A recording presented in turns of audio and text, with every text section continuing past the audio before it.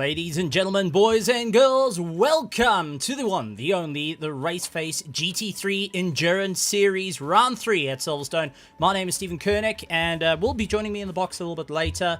After a busy days of work is going to be Jan Price, but we are getting ready to have a bit of fun here at Silverstone for Round 3 of our GT3 Endurance Series, brought to you by RaceFace. So let's actually go and take a look as our cars are all lined up online. To everyone out there, a big welcome, a big shout out to you guys. A lot of people from in the teams coming and joining in with the chat. And it's good to see the guys ready to have a bit of fun out there over in the grandstands and also out on the stands. Jeez, I'm forgetting how to talk at the moment. In any case, we're in for a bit of 6 hours action, and let's take a look through the field as we got Ryan Ottens is going to be starting out for his team. In first place, followed by Luke Addison, Nicholas Manuel, Christian Fenter, Dierveld Nell. They are going to be having a great battle. Giovanni Porzio, Kevin Duplessis, Ruin Cilliers, AJ de Kock, Johan Kleinans, Daniel de Villiers, Savasov, along with Mahaith Musa, Jacco Kutzer, Jean-Ray Buertha, Ruin de Roost, Hannes van der Sat, Gareth Hawkins, Heinrich de Vet, Ramona Jonker, Kurt Glashagen, Hansi Myberg, Reginald Matani, Gavin Scruton, Bernard van der Merwe, William Wentworth, Hilton Nixon, Marius Guman, Melrose Sabata, and Ludwig Zittmann. Going and rounding out our field for the start of the race. They will be handing over to drivers. We have got drivers that are up to 3 in a car. Some going and choosing to be a bit solo out on it as well. So we'll see how it all works out for them. Out in the front though, Genesis Esports are leading out the field. And with the likes of Hybrid Academy right behind them. Taking a look over into the chat though, we do have quite a few people. We've got Grant Sebastian jumping in, Josh Herbs, Donny, along with Robert Wentworth, Mahath Musa, Robert McCall, Hansi Myberg, Alan Patterson, all jumping in. It's good to see you guys, good to hear from you guys. I know many of you are racing in this very race around Silverstone, and it's going to be a proper one. 6 hours of action though is going to make it rather interesting for all our battles out there, as they not only have to try and figure out how to get one up on one another, they also going to have to figure out how they can keep it all together for 6 hours of pure racing. We're starting at 6 o'clock here in South Africa, and game time it's 3 past 2 in the afternoon, but 6 o'clock here in South Africa. We're going to be running all the way till 12 o'clock at night, so the guys hopefully got some bed rest before they jumped into the race. Couple of interesting liveries, much like the PWSR car, going for the signature Union Jack, having the British flag all over their car as a big welcome to Silverstone. Good to see it out there. Couple of more cars that we familiar with is the Hybrid Academy and Genesis. They got more of a standard liveries. And also Savasov, we don't get to see him racing too much with the pros, but we see him racing in the Pro-Ams and also in the Am division, so good to see him out there for the ZRC Lambo. A little bit further down, Jacco Kutzer are the Team Triad Daredevils. Mahath Musa, he's going to be having a bit of fun, along with Ruan de Roost, trying to get the jump on the likes of Team Kerygma Racing. Now keep an eye out on them as well. Been a solid contender for the championship. Now we've got multiple different championships running. We've got our pro class, which as you'll see by the white number board on the side of the screen, white means that they are pro. You'll have a silver, which is Pro-Am, and that's 8th place. AJ de Kock is going to be running in that Pro-Am. And then we have our Am class, which is lying in 13th of Jacco Kutzer, and they are with the red number boards next to the screen. So keep an eye out on that.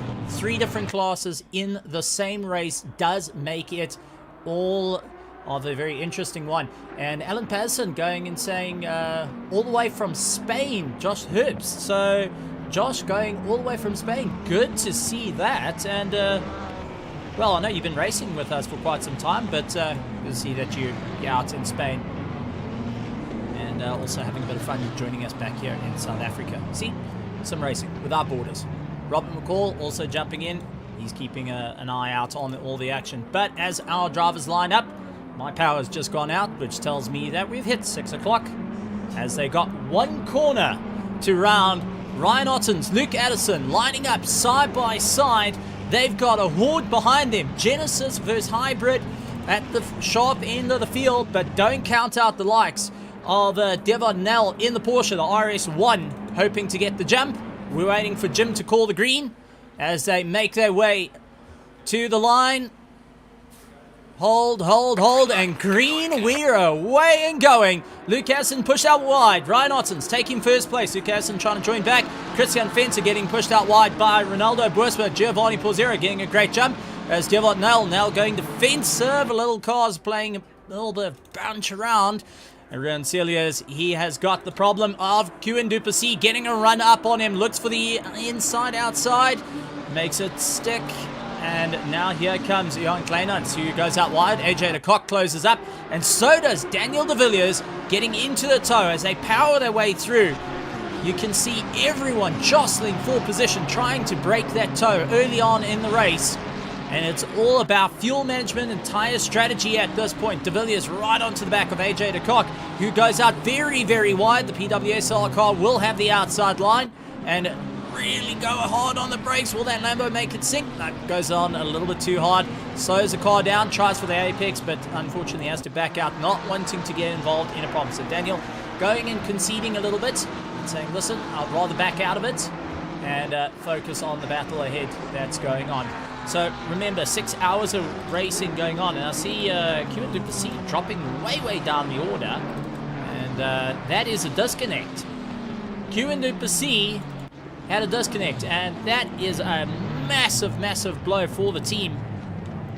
And then we've also got contact a little bit further down. It looks like Heinrich de Vet. Oh, more contact right over the nose of Sava. And that's a little bit of a hard one. Let's actually take a look. This is from the perspective of Heinrich de Vet in the BMW. He is really chasing down now, trying to get a little bit closer to all the action. And I think he arrived on the scene of the accident. Hard onto the brakes. And just missing out. Oh, you could see Savasav just parked in the middle of the circuit, trying to figure out how to go. And, well, that Lamborghini getting a bit crunched. And I'm not surprised at more of the taxi colors going and driving into the back and just putting a slight ding into the back of the car. So interesting there. Josh Herbst, good to see that all the way from Spain, and a big welcome. Saying, yes, indeed, love watching these races. Hopefully one day won't be watching, but taking part. Well, I've seen your name pop up here, there, and everywhere. So hopefully you do get to come and have a bit of fun. I thought you did race with us, though, at least once. I could be wrong.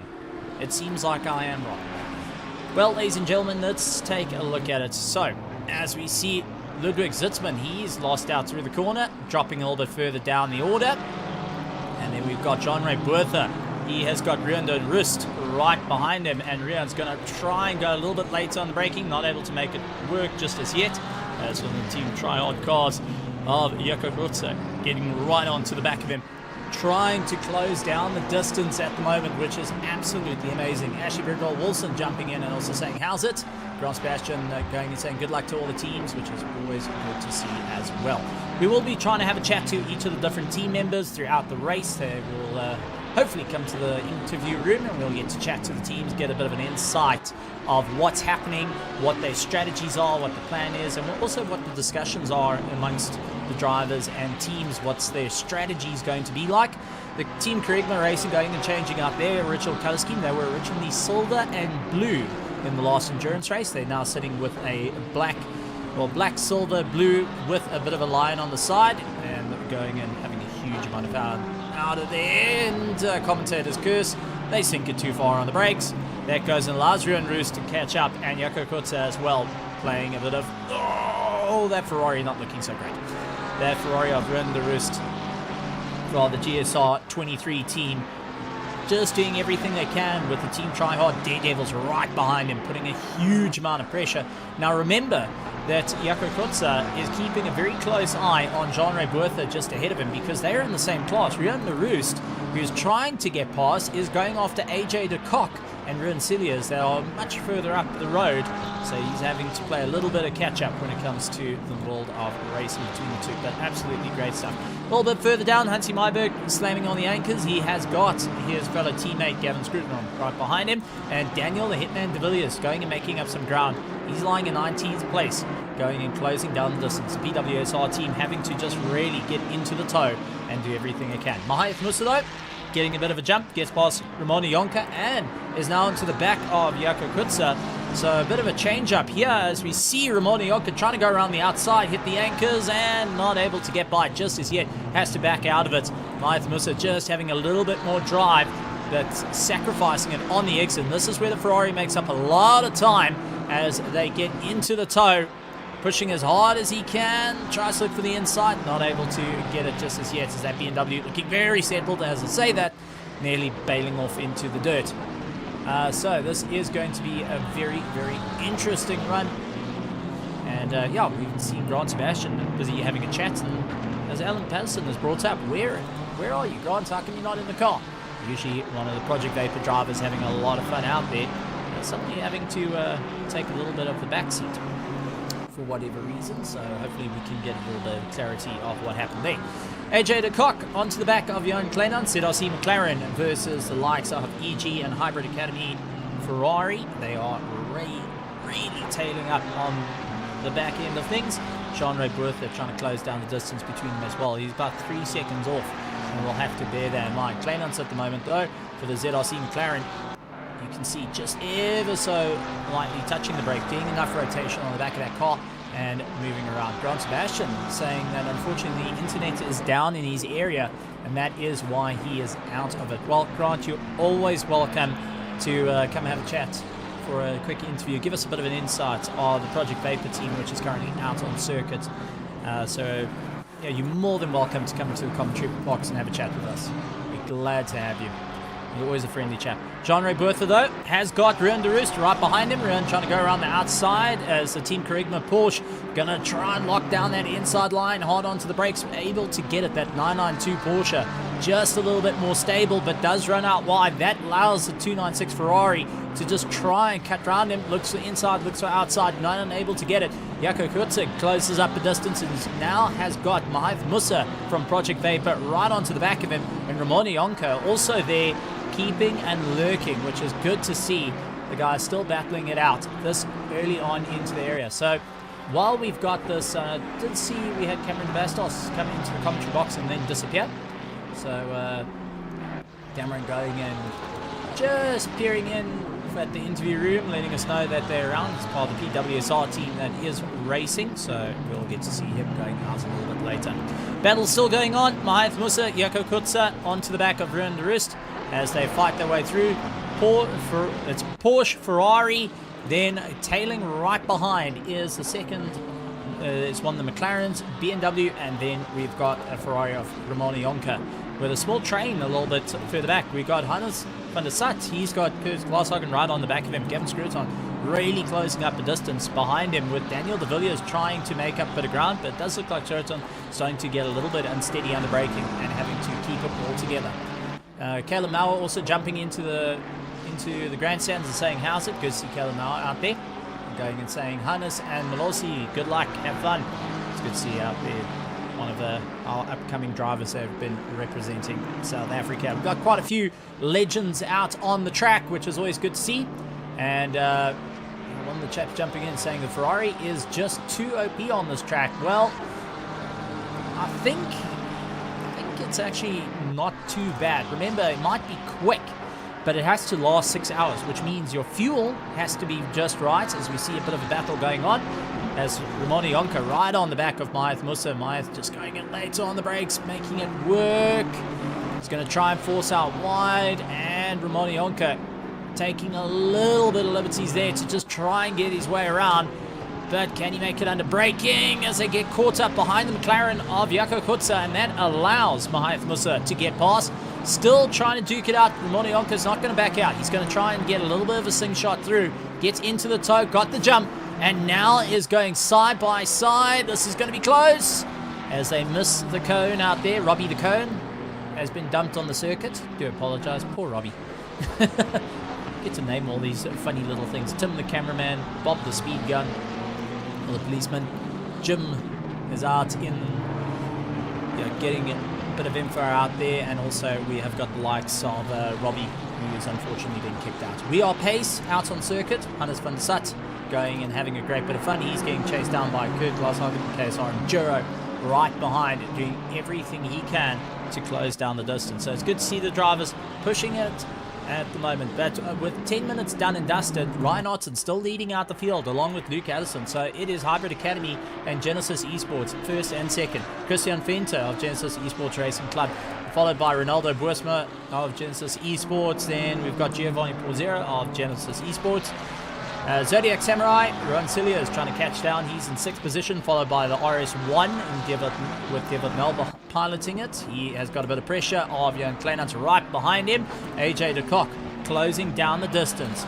Jean-Ray Boerther lying in 10th place. Jan van der Rust is in 11th place at the moment. Timing board saying 12, but he's actually in 11th. Jaco Kutza right behind Mahath Musa, going and closing up distance. He's in 13th position. Romani Yonka. It does look like Daniel de Villiers, though. No. It does look like Daniel de Villiers has had a problem.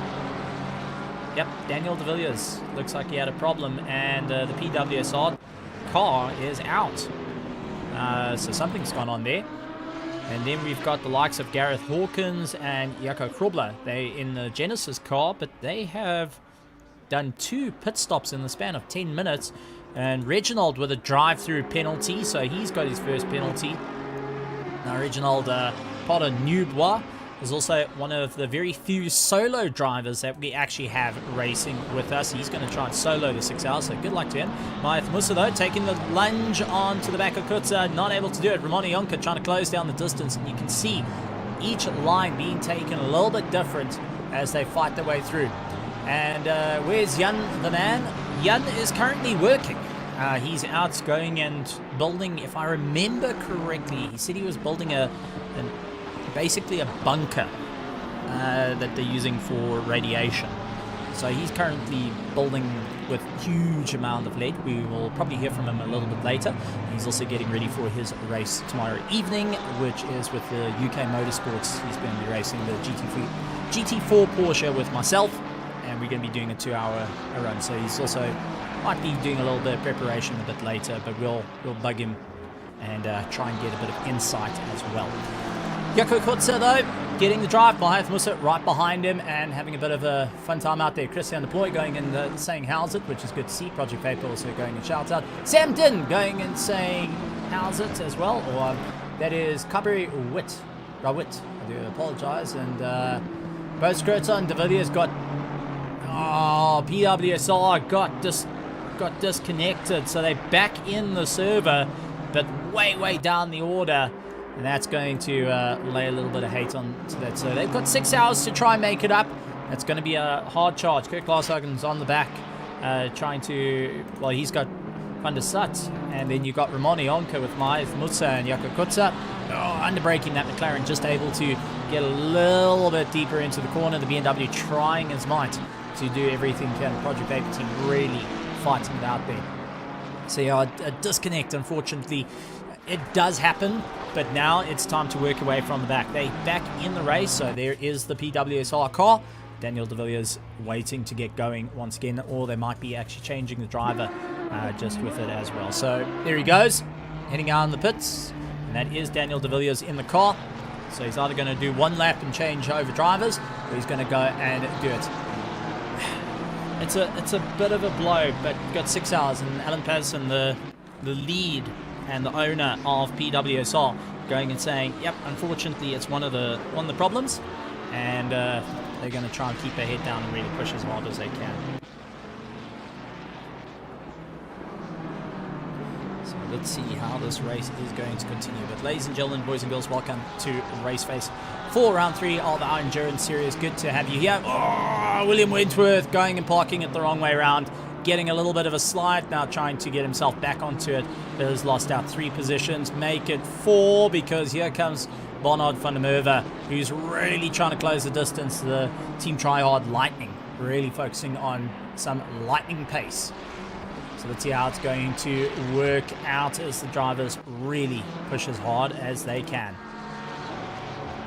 Hannes van der Sat, he's on the back of Kurt Glashagen doing everything he can to make up a distance. So Ryan Otten's currently leading out Pro. So this is the Hybrid Academy 5 kVA, which is what I'm running on now.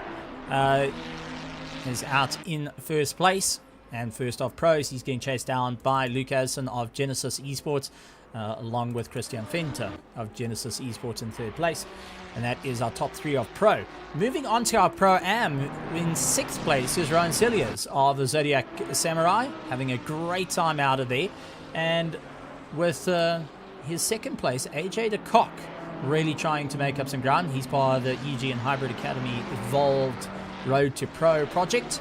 So they're in 8th at the moment. And, oh, never mind. He goes out wide. And I think this is going to give Ruan van der Roost that 2nd place. He's going to have just as much fun getting past. But he is stuck behind the Kerygma Racing of Jean-Ray Bertha, who is first of the Pro-Am. So Ruan van der Roost managing to get past. And AJ de Kock falling down the order after that spin. So our timing board will update it. Jaco Kutzer, part of the TTHR Daredevils, Team Tryhard Daredevils. They are currently 2nd in the Pro-Am. They have got Mahath Musa all over the back of him, part of the pros.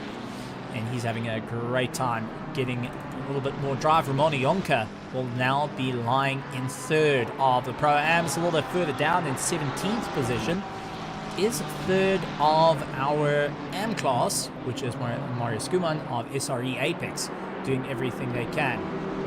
So good to see the guys having a bit of fun out there and really battling it out.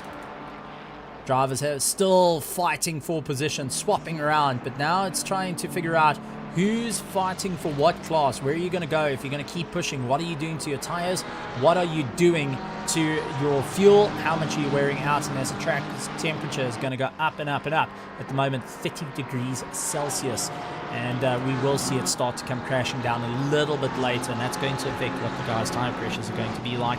Lots of work done in these cars, so the guys are going to have to really think out of the box of how to set up their car, because remember, the drivers have to go and set up the fuel and tires unless they've done so prior. Mahath Musab taking the pass finally around the McLaren. Ramon Yonko going and putting his nose right into it, tries to get past, and Jaco Kutzer just managing to get the drive on him. He's going to try though. He's going to go out wide. He's going to try and slingshot back, getting back into the toe. Jaco Kutzer, after losing out one position, is not going to back out. Ramon Yonka is going to have to work hard here.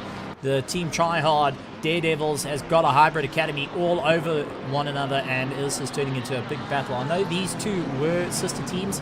I think they still are sister teams at the moment, except one's taken more of a forward approach to esports, other one keeping more open for general drivers and casuals to go and have a bit of fun. But Mahath Musa, on the other hand, that big burly BMW, is not going to back out of any fights. He's going to see this through. A little bit further back, Kurt Glashagen, he's in the KSR Enduro BMW and has now got AJ de Kock looking up on the inside, not able to get past. Tried his luck, but not able to get the drive. He tries everything he can, and has got Hannes van der Sat all over the back of him. Hannes is going to push that Aston Martin as hard as he can. Now, we know the Aston Martin, the 2019 car that is still being raced. The guys are really having a bit of fun out there. Celia has actually lost a position to Kleinans, and was also a little bit slow, so I wonder if he backed out of that. Mahath Musa, though, going around the outside. Ruan van der Roost having to take evasive maneuvers there, because Mahath Musa was not going to back down. Ramon Yonka gets past, but it does look like Jaco Kutzer had a bit of contact with Ruan van der Roost. So let's see if we can try and go back about 30 seconds and see what happened, because I think he just kind of arrived on this Constantina effect and had a bit of a run-in with the purple McLaren of Ruan van der Roost as they fight their way through. And Ruan tried going side by side, and yeah, unfortunately a little bit of coming out wide for the Team Tryhard Daredevils and having contact, and Ruan was lucky not to get turned around in that sort of battle. And at least he is now up and going, but now is right onto the back trying to chase down Hannes van der Sat, who's got the likes of AJ de Kock just ahead of him. So we've got some interesting battles going on up and down through the field. Once again, guys, it's all open for anyone that wishes to come have a chat with us. Yeah, in the commentary box. It's good to have the different teams go and give us a bit of insight of the racing, what their plans are. Also just to come and say how's it. We also kindly invite over at our RaceFace Discord. You just head over to the interview room. So let's see how it's all going to work. Midfield going, and Project Vapor actually jumping in and saying midfield is very, very tight. Well, that is completely correct, because you've got Kurt Glasshog and AJ the Cock. They are right on top of each other, but from 10th all the way to 15th, they are within 2 seconds of one another. 10th to 12th are within 2 seconds of one another. So they're fighting it out tooth and nail at this point. But as time goes on, we've got the likes of 6 hours of racing for the drivers, for the teams, all to figure out what are they going to do, how they're going to be able to close the distance, and what's going to be the plan in this whole fight. So this mashup is very, very far from gone for everyone. And we'll have to see how it all goes. I did get a special request from the drivers, though. They would like to thank their significant others for allowing them to race. Apparently there was a lot of begging, pleading, kissing feet. So from all the drivers and teams that are racing, they'd like to send a shout out to their significant others for allowing them to race. Maeth Musa, though, going around the inside of the likes of Ramon Ionka. Ramon trying to battle his way out side by side between the two. They're going to take it down to the wire. Hard on the brakes, and Maeth Musa's going to have to back out of it, maybe do a bit of a cutback as he fights his way around. But Ramon Ionka going and sinking it through just fine, getting the power down and allowing that horse to start galloping a little bit more to break away from the BMW just behind him. So very, very close as they fight their way through. Some very, very interesting racing. The guys going and blocking up, but we got Rian for the Roost going and traveling right behind, and he is he's having a great bit of fun. The GSR-23 car going and having a bit of a charge out there. He's catching right onto the back of the little battle just ahead of him. Field is starting to open up a little bit more. Our closest battle is Maeth Musa, Ramon Ionka, along with AJ the Cock and Kurt Glashagen. They are the closest of the battles at the moment, and having a great bit of fun out there. We have got a couple of retirements, though, that have been happening on, and that has allowed a couple of guys to drop out. Ramon Ionka, though, now into the weeds, and I think got turned around. He went a bit deep, and unfortunately, I think the Ferrari had a little bit too much rotation, and that dropped him down the order. So he has the likes of the Kerygma racing machine ahead of him, Jean-Ray Buertha, and he's got Maeth Musa behind him. But let's see what this Ferrari is going to do. And too much curb. That's okay. He's keeping it together. Braking mid-corner. Slow slide. And there we go. That snap. That terrible, terrible snap. As the traction controls holding, and then lets go right at the last. And you're having to play a bit of catch-up. So the drivers really having to work around that as they fight their way through. So it's going to be a bit of an interesting one there. Alan Patterson saying internet's terrible today. That's 4 or 5 disconnects already. Yep, that's definitely it. But I do want to point out that you guys are currently in 25th position. So various teams all having disconnects, but the PWSR car moving up from 28th or 27th to 25th so at the moment, and are on the charge. So they are still keeping the fight up, but quite a few cars, unfortunately, having some difficulties, and the guys having to disconnect and reconnect in the order that they came in. Basically, they've got their first driver, which is their first selected driver that's been nominated to go into the server first, then second and third can join afterwards. And that's where it gets a little bit tricky. So the guys are going to have to keep an eye on it. So Sam Din saying history. So a bit of history on what would you like to hear? I can give you history on how mac and cheese was made. Started with some mac, then added cheese and cooked, and there you go. You got mac and cheese. Bit of history. The more you know.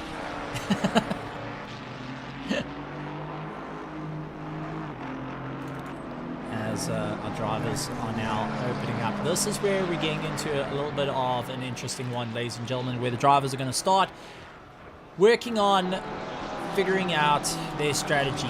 getting into that half an hour mark, well, 5 hours and 35 minutes to go, they will be getting into the 1 hour mark, and the drivers will have to be thinking about, okay, what's our strategy at the start? How much fuel are we burning up? How many fuel stops are we looking at? I do go and check out one, two guys, as we see the likes of Giovanni Pozzero getting past one of our Aston Martins.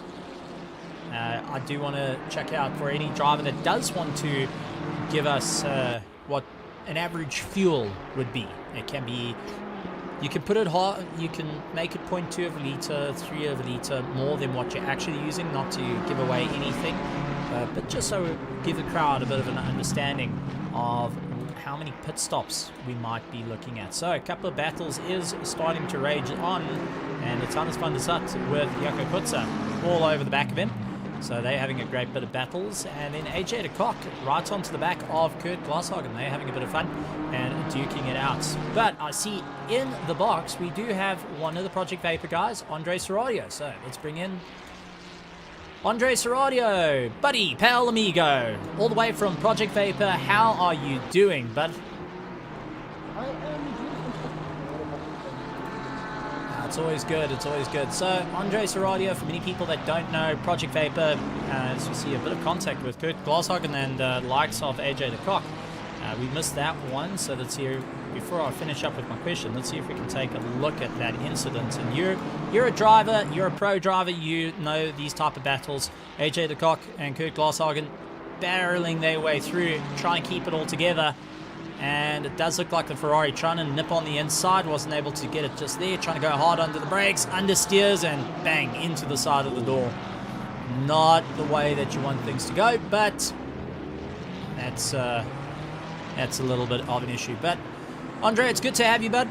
It's good to hear how's things going, and give us a bit of history on the likes of your Project Vapor team. For many people that don't know the history of how this team came to be, I know we've spoken about it before of, you know, is this part of a vaping team? Is it all about blowing smoke? Or, you know, give us a bit of history of Project Vapor and the drivers that are currently in the car. We've got Mahayth Musa currently on screen. Yes, so it was unfortunately not about vaping. It was no nicotine was involved, but it was more of like a parody of an already existing team, and then we just decided to put the project in front of it, and there we go, Project Vapor. And in the endurance, we have a bit of other history where we have some oaks from ZRC, so it's a bit of a joint collaboration. So we have Ruan and Johannes, and they are joining us for this race. Oh, it's good to see that the guys are starting to get involved. It's good to see some good collaborations. Generally, you guys are battling it out against one another, and now you're getting to work with it. Now, I've got to point out, this car is currently in Pro, so the whole team is currently in Pro class. You're lying a little bit down further the field, but Mahayth Musa is on this constant charge. Is it part of the plan to get the aggressiveness out at the start, try and get those positions so you can get a little bit more settled in, or what's the sort of strategies here, especially at Silverstone? So I don't know about Musa, but for us it was more about like trying to make up as many spots as possible. Ruan does genuinely like starting, so we allowed him to start, and it paid off because we got 2 positions off the get-go and some pretty ballsy moves as well. And also just noticing Musa here and there, he has been slowly making that charge, especially taking advantage of the mistakes that other people around him are making. So it's 2 very different strategies from these 2 different teams. Now, I want to talk about the track. We've got the likes of Silverstone being an incredibly hard track on the tires. It really does take a lot out of the driver as well, especially Maggots and Beckett's, because you make one mistake into one corner and it's into 3 corners, you've got an issue. What's the sort of planning going forward into this of, okay, how are we going to focus on tire preservation, fuel preservation, and also managing the drivers throughout this time, because they're going to get pretty exhausted. I mean, we're at 28 minutes past 6 here at night in South Africa. The drivers have been awake most of the day, I can believe, unless I'm very, very wrong. As you see, likes of Ramon Yonka up against Ruan van der Rust doing everything he can. But what's the plan in terms of management for the drivers and the teams? So I think it's also just knowing when, or not knowing, but predicting, having a sense of idea of when the tires drop off. Because a lot of the times you'll just keep pushing and keep pushing and keep pushing, and you don't take into account how the tires will start falling off.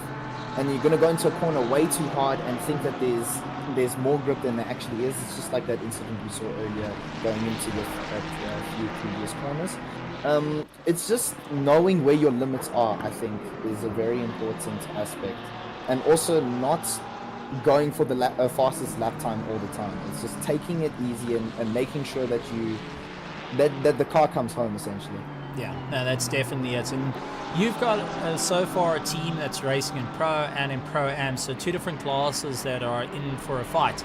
And what is that? How does that affect your strategy? Is basically the drivers just told race whatever's in front of you and try and get past, or is there a little bit of, okay, they're not in our class, let's mind out the way for them and try and focus on the next charge, or what's the sort of plan there? So I was talking to some of the guys, and I was just saying, hey, if we come across each other, we can fight respectfully and cleanly.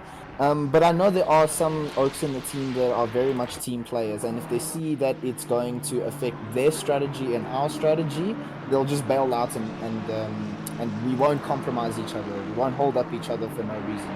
So it honestly depends on the scenario and the type of person you're going up against. Okay, and that leads me on to the type of vehicles. We got a variety of vehicles racing: BMWs, Porsches, Ferraris, Lamborghinis. Not too much we don't see Mercedes around. What was the decision to take the cars for the Project Vapor team? What was the going of, look, we want to take these cars and do, that's what we want to do for the endurance? Is it because of more comfortable usages? What was the choice for the Project Vapor cars? Sorry, I'm just watching this overtake at the moment, but no, so it really depends. So for my team, it was based on drivability, because the Ferrari is a very well-balanced car, and it's very easy to pick up off the get-go.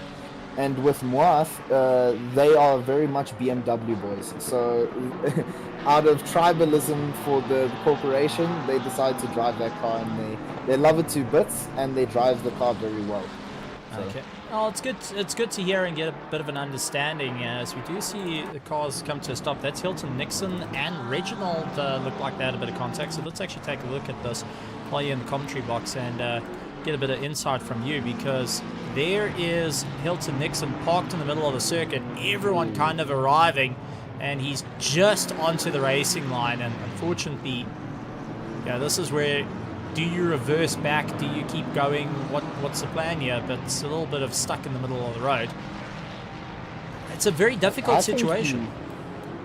I think he did the right choice, actually, because we see a lot of the times that people panic and they don't want to stay in the middle of the road. And sometimes just being predictable is the best course of action. So I think what he did to avoid a bigger carnage was very responsible.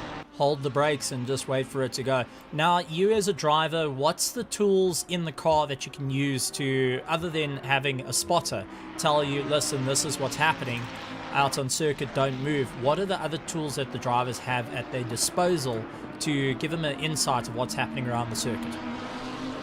So for us, we have some other drivers that while they're waiting for their stints, they just spectating. So what I tend to do when I'm spectating is I just press F7 and I use it as a helicopter camera just to see the surroundings. And then you act as like an extra spotter, being like, oh, there's someone coming, there's this delta coming. Just be careful, because someone is coming at high speed. So it's as much as the drivers who aren't driving don't really have much to do, they still have a pretty big role in terms of assisting wherever they can, whether it be strategy, whether it be criticisms in this corner, you may be taking it too quickly, brake a little bit earlier, or use this gear rather than this gear.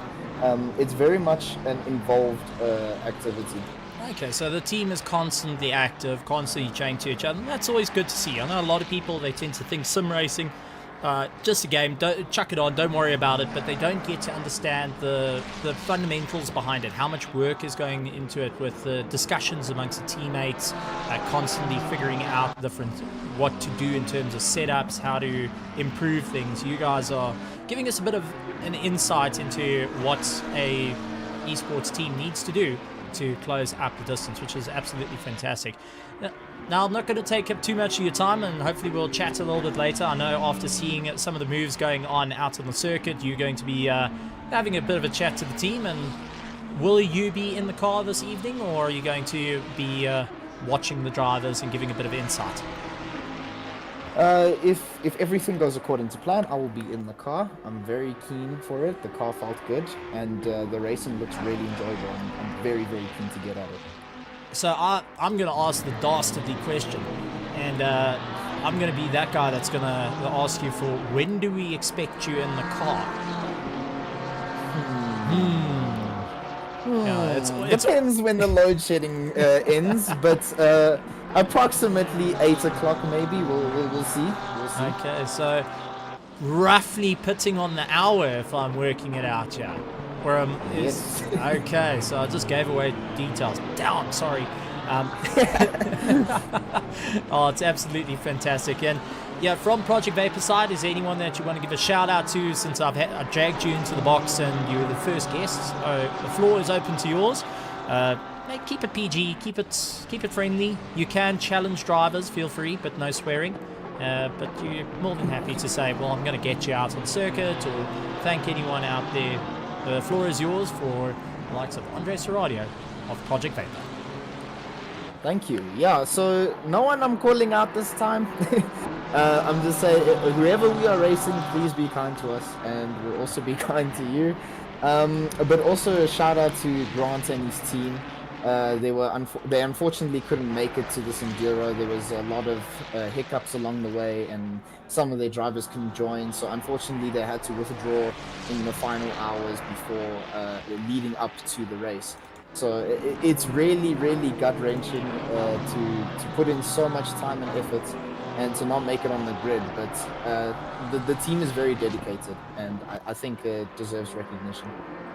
That's absolutely fantastic to hear, and good to hear the good sportsmanship. Well, you've got a bit of work on your hands. Rian van der Rooster is currently in 12th place. Mahath Musa jumping up and going side by side with Nell and locking down that 8th place. So Mahath Musa jumping into 8th.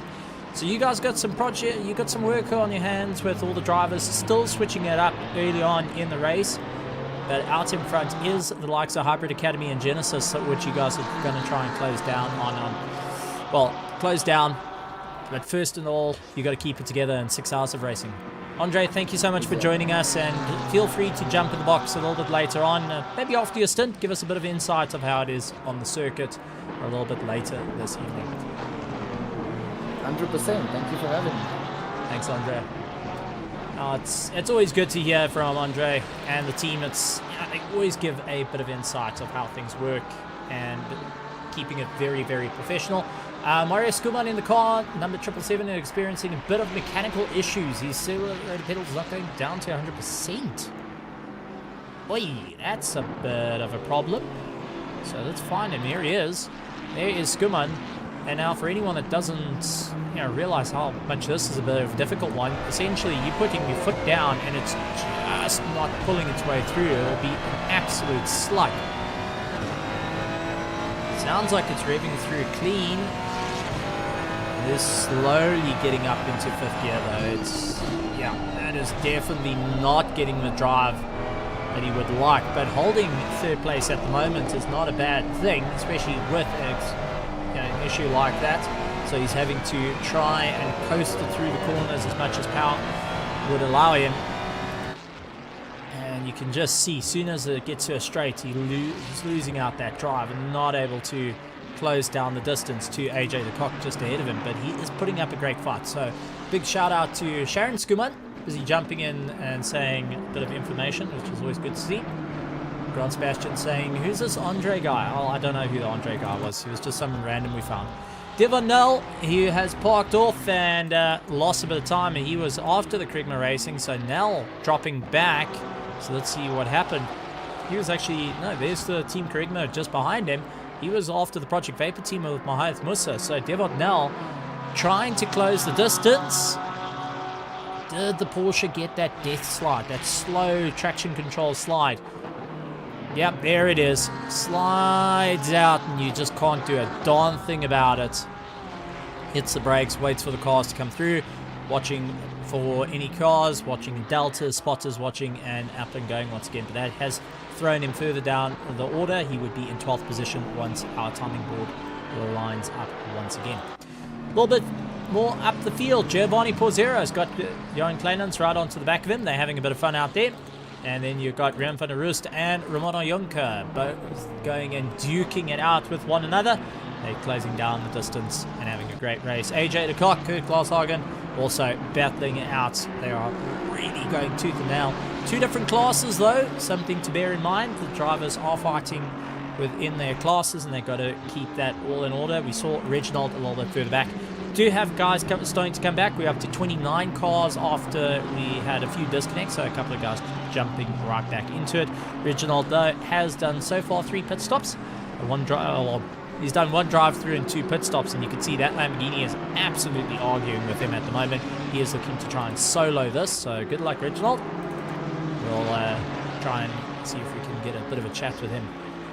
Maybe we'll try and patch into his stream and bring you live from his own stream. Wouldn't that be interesting? The thought process. Might not like me handing out any strategy that's going on as well, so something we've got to bear in mind. As our race continues, not even an hour done yet, but the drivers are starting to feel it now. The longest racing they've done all week is an hour and 20 minutes race. That was the Grid Championship, brought to you by Middle State RaceFace and powered by MTN. They raced for an hour and 20 minutes, so we're now getting into that little bit of a sweet spot where the driver's going to have to figure out what they're going to do. AJ de Kock right onto the back of Kurt Glashagen, who is onto the back of Hannes van der Sat in the Aston Martin of We Are Pace. So Pace Motorsports keeping it all together, but soaking up a huge amount of pressure from behind. Then we've got Johan Kleinans. He looks up on the inside of Giovanni, trying to do everything he can. The McLaren getting a little bit more rotation, and I know Giovanni is watching his mirrors intently at the moment, as Kleinans is not one to be trifled with. Both these drivers very experienced with one another. They know the driving styles. They know how aggressive they need to be to go for a pass. Also needing to know what they can do to try and make up a position, especially in this field. Kleinans and Giovanni Porzero both fighting out in the pro class, and they're hoping to get a little bit more of a run into the toe. That McLaren just trying to close down the distance. Giovanni though busy hitting the brakes, and you can see how the BMW goes and slugs forward onto its front tires, which tells me it's got very, very soft suspension on the front, and that might be just to try and induce a little bit of understeer, a little bit more rear rotation, or maybe the setup starting to come into play as fuel starts emptying out. They would have been running with a full tank, 120 litres, and now the drivers are starting to feel that weight shift around underneath them as Kleinans goes out wide. He's really pushing as hard as he can. Giovanni though, keeping it all together, is able to open up the distance. So good to see the guys having a good run out there. Reginald though, oh Reginald, buddy, pal, amigo, that's not quite where the track goes. And he going and losing out. Something tells me that Lamborghini just got too much rotation. Now there's the snap, goes for the drift. Is able to bring it back. I think you need to go up on the traction control. TC2 needs to go up, which is our slip. Understeers onto the grass. There's the spin. There's the tires. And you could see he was hoping not to stand on the anchors, not to hurt the tires while it was drifting around. Didn't want to lock it up, didn't want to hurt those tires, and that's obviously going to bear in mind for his race. Going to push up those tire pressures through the roof, and he's going to have to take about a lap to cool them down. AJ de Kock, he's onto the back of Kurt Glashagen, doing everything he can to keep up the pace. As we saw Giovanni and Johan Kleinans, they were fighting it out, but Kurt Glashagen having a great run with AJ the Cock all over the back of him, trying to get into that toe, gets into the slipstream. Now the BMW's got a bit of a problem as we see the Ferrari utilizing all its power, trying to look for the inside line, but just couldn't get into the corner, was just behind the C-pillar and had to back out. Anton Lummers going and saying good luck to all teams. Good to see Anton Lummers going and joining in the grandstand. Good to have is the guys having a little fun out here. So, as we power our way through, taking a look at some fantastic racing.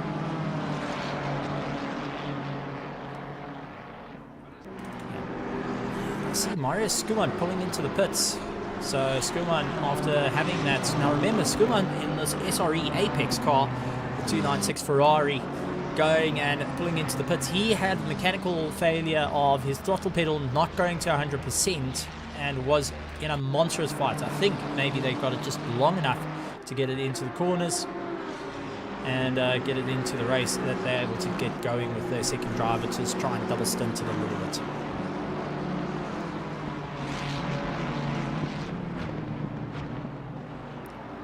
So we keep an eye on AJ de Kock and Kurt Glashagen in a fantastic run. But while we're doing this, let's actually take a look to the front and do a lap of the track as we jump to the helmet cam of Ryan Ottens. He will give us a bit of an insight of the circuit. Putting the power down, hoping to get a little bit more of a drive. Now through Megaton Beckett. Really having to fight his way through, not having an easy time at the moment, trying to keep it all together. There is it through Chapel Curve. Nice, we forgot corner names. Hanger straight. Now it's all about getting the drive. He has got a back marker ahead of him, and he's going to keep that in mind as he makes his way through into the hairpin, into Stowe. Turn 7, a very difficult corner. We've seen it go and catch a few drivers out by going too wide. He's able to keep it all together now into Vale. Braking into Club, left-hander, right-hander in turn 10. He's got the Hawkins machine just ahead of him. Turn 11, keeping the power on. And onto the Hamilton Straight, newly named Hamilton Straight, after Sir Lewis Hamilton. And there is through Abbey. Through Farm Curve. Now standing on the anchors into Village. Really closing down the distance.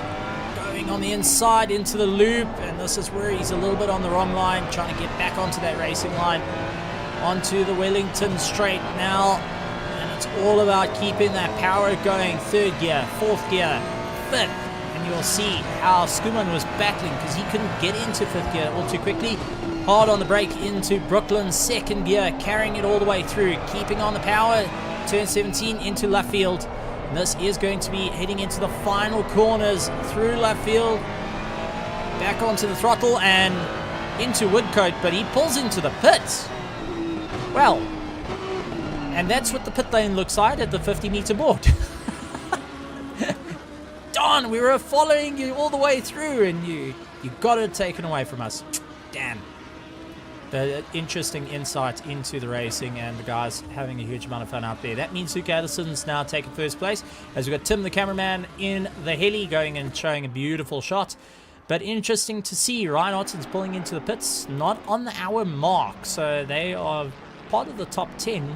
It's kind of done a bit of a strange pit stop, so we'll have to keep an eye out on it as well. Gerard Pretorius, he is in the SRE Apex. He went and took over from Skuman. I'd actually love to have a chat with Skuman and get a bit of an insight. So let's take a look. AJ de Kock, Kurt Glashagen, battle for 15th and 16th. They are duking it out. And a little bit further back, we've got Devot Nell. Ramona Yonka is back into the pits. Rian van der Rus coming by.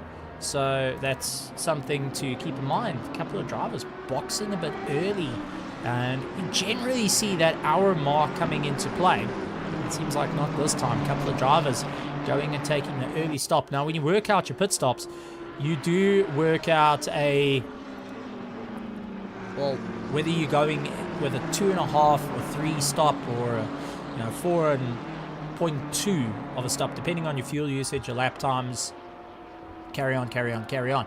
You can work out. That's why it's always interesting to know what the drivers are doing, how much they've actually fueled the cars for the start, but also at the same time you do run into the situations where drivers are using a little bit more than planned considering the track conditions at the moment. It's 24 degrees out on circuit, 31 degrees track temperature. The drivers have been running for 49 minutes so far. They've got 5 hours and 10 minutes to go. Caleb now said there was a battle for 13th. I'm sorry I missed it. It's a bit unfortunate. Slap on the wrist for that one. There we go. And that's pretty much that. So I think I would get a clout over the head for not going and keeping an eye on that. Room for the Roost and Jean-Ray Bertha, they battling it out for position, and also Van der Roost right up against the back of Jean-Ray Bertha, who is heading the AM class. A little bit further down, we've got AJ de Kock and Kurt Glasshagen. They are also in a monstrous battle. So, currently as it stands, Luke Addison leading out the pros, with Christian Venter in second place, Ronaldo Boersma in third. That is our pro. Genesis first, second, and third for our pro class. A little bit further down, sixth place is first of our pro-ams, Roncilias of the Zodiac Samurai. They're having a great time out there. Further, a little bit down from that, in eighth place is first of our AM class. And that's Jean-Ray Bertha with second place of the pro-am class, Rian van der Roost, who's gone out very, very wide, getting caught out through the corner. He's able to keep it all together. He's second of the Pro-Am, chasing down first of the AMs. Down in 12th place, second of our AMs, which is Jaco Kotze, who has got the likes of Hannes van der Sat, who is third of our Pro-Ams, right behind him. That Aston Martin really focusing on the charge. Jaco Kotze doing everything he can, and I think my timing is currently having a seizure. I can confirm it's smelling burnt toast. Very. So, bit of an interesting one there. Lots of people are asking what happened to the likes of Ryan. Well, we did see Ryan actually pull into the pits for an early stop. He's actually changed over with Justin Lotus. They're lying in 10th position at the moment. So the Hybrid Academy 5 kVA not stopping on the hour, but stopping just before that. Something to bear in mind. Car 100 in the weeds, and that is Daniel de Villiers. And out. What on earth happened to Daniel de Villiers? No. So let's see how that's going to go. And Sharon Schumann saying Marius is waiting in the briefing room. Let's see if I can bring him up into... Find him. And I am going to move him. Move to... There we go. Marius Kuman, welcome to the commentary box. And believe it's been a bit of an interesting race for you with your throttle pedal not being able to go to the floor. Yes, I think we started off fine, but during the first few laps, all of a sudden I realized that my top speed was dropping. And the guys were catching us, so Gerard had a look, and where I only did 238 kilometers an hour on the back straight, the competition were all doing about 259, so lost out a bit of speed there, but yeah, we should be fine now. I pitted a bit early, out of sync, not part of our initial plan, so hopefully it still works out. It's honestly a good thing for a change of drivers, but you were putting up a mighty fight, having to actually change your driving style to better your cornering, try and carry more corner momentum to keep the speed up. How did that look on your tires with having to alter in such a drastic fashion? The left rear definitely picked up a bit of temperature due to that. I had to short shift through the corners, which gave me a bit more pace. So initially it worked out well, but everywhere, if you go to the final drive or final gear, then you would see that it hurt us because the guys were catching up again. So we would win a bit in the corners and then lose it out on the straights again. But yeah, tire temp definitely on the left, you could feel it on the left rear. Now you guys are into a proper fight and having to keep an eye out on the field. How are you feeling out there? What's the atmosphere in the team, especially with all the drivers being out there? We've got Pro-Am, and Am out there. You guys are putting up a huge fight in the Pro-Am class. how's the feeling of the race? Is it that, okay, we got this, guys, let's keep pushing? Or is there a little bit of, right, let's try and keep a cool head in the situation and focus on what we need to do? I think we're trying to go for it and see how far up the ladder we can get. Obviously, we're in the gold division because we didn't do the qualifying sessions. It was a bit of a late notice and decision to enter. But I think in general, it's actually giving us a bit of motivation to try and see how far up we can get. So we're just trying to keep it clean and go to the optimal strategy. But yeah, we're managing it. So hopefully we can see how far up we can get. Now, I've got but it's still early, so yeah. Yeah, no, very, very early in a 6-hour race. Now, I've got a question, as we keep an eye on the battle of Kurt Glashagen, Hannes van der Sat, and AJ de Kock. They're all in a bit of a monstrous battle at the moment. Jaco Gutsa in 14th position, trying to play a little bit of catch-up. I've got a bit of a question of, how did the team come together, especially for this race? What was the decision of, guys, let's go for a 6-hour race here? Alright, initially we 3 guys that registered for the previous endurance races. We kind of earlier this week decided that we might not enter this one because we're currently suffering a lot of unplanned electricity failures and so on. So it's still a bit of a risk. We hope to finish the race and not suffer on that. We worked out a schedule based on the load shedding schedule around here. But yeah, we're trying to manage that as well. So, but we just see it as part of the game. It's part of the mission. If it happens, then we see it as a mechanical failure that we just have to deal with as best as possible. Now replace the clutch, get out going again, drive it on 3 gears if you have to, the whole work. Now for people that don't know where you're based, where are you based in South Africa? Gerard and myself is based in Porkville. It's Gauteng, just a little, we can say it's between Carltonville and Potchefstroom. So it's a very small town, and we're, like I say, we're suffering quite a bit on the infrastructure. Not supplying enough electricity to all the residents, so they use a lot of load reduction, which is obviously unscheduled, and then you also have your load shedding to deal with.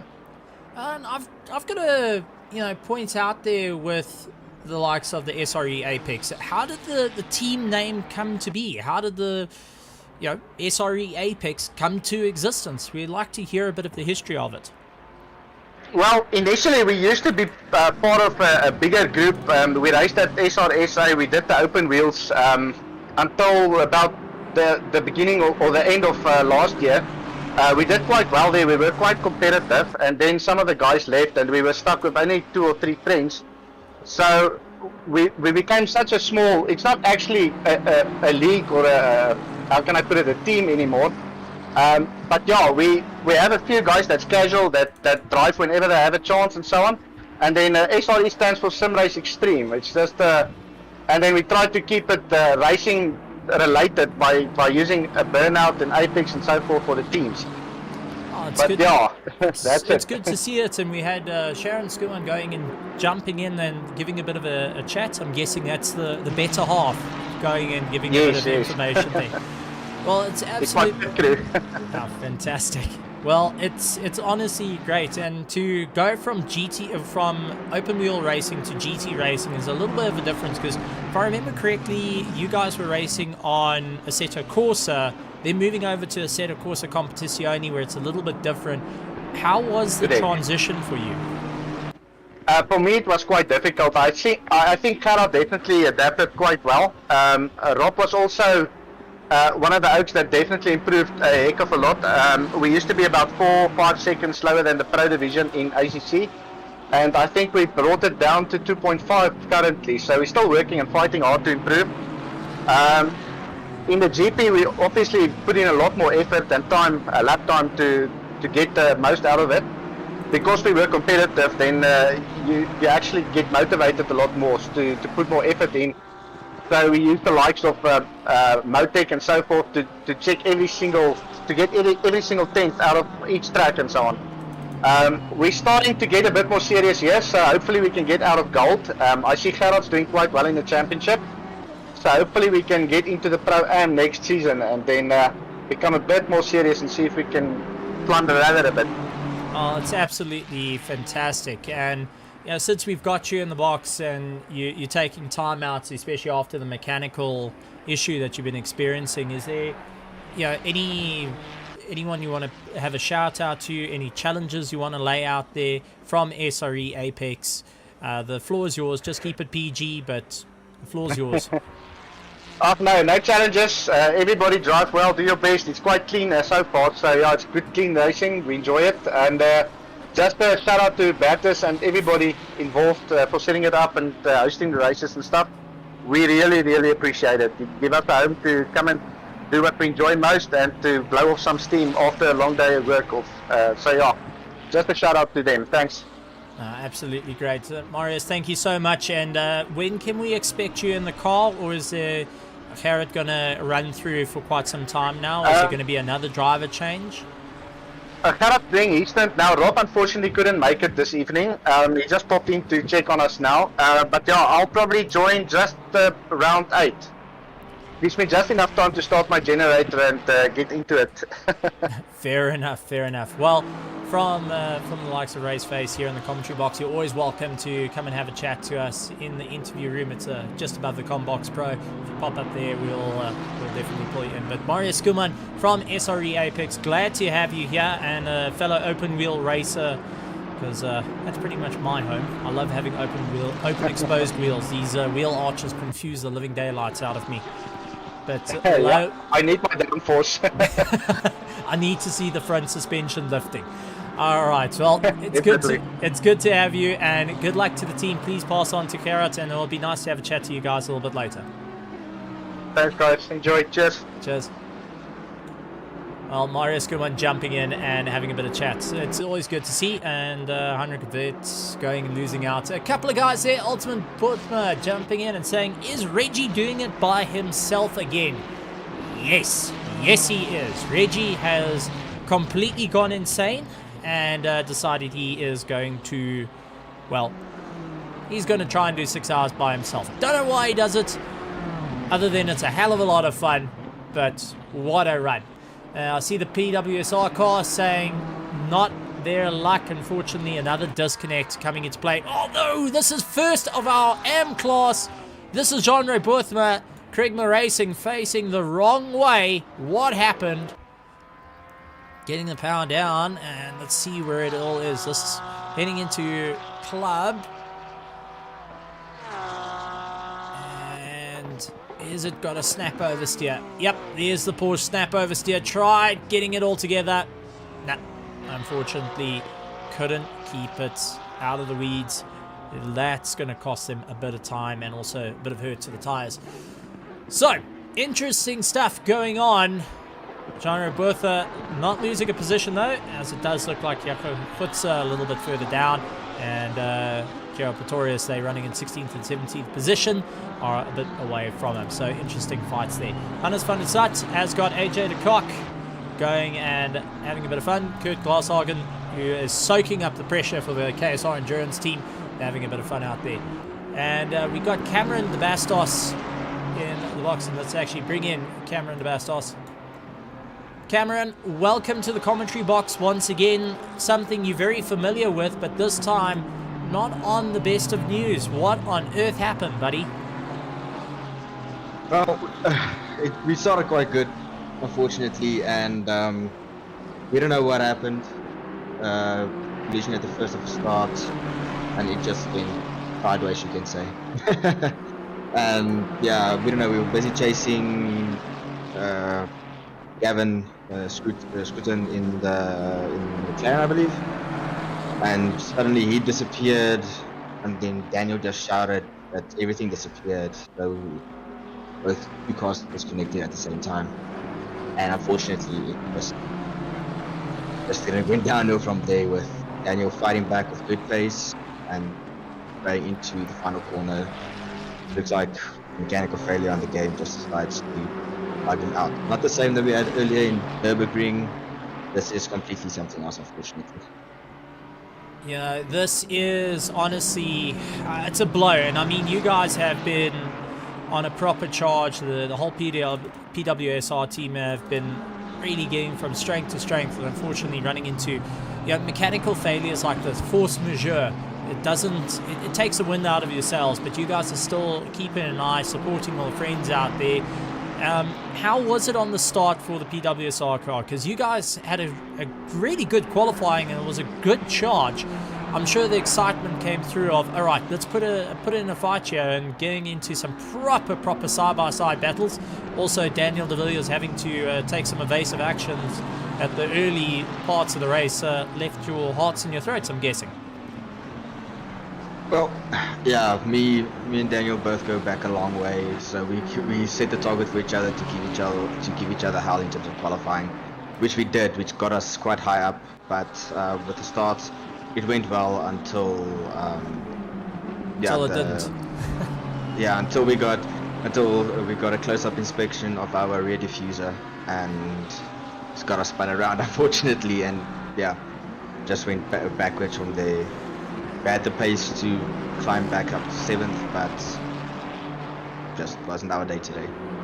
So, is it safe to say the PWSR car unfortunately retiring at the moment? At the moment, we are completely out. It's just, yeah, it's demotivated. I joined the team late this year, but we had to call it quits. Just 3 races, bad luck for us. But we'll see what happens at the next race.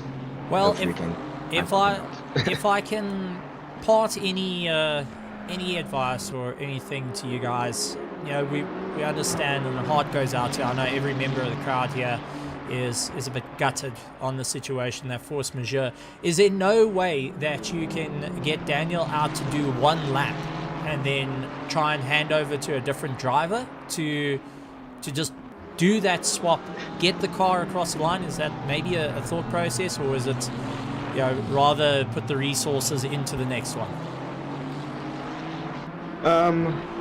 We tried to, but it's kind of funny. He literally requested me to take over because we sorted our strat out, put on the hour, put me in the car, go from there, and we were almost on the way in, and he just decided no, and it just demotivated everybody.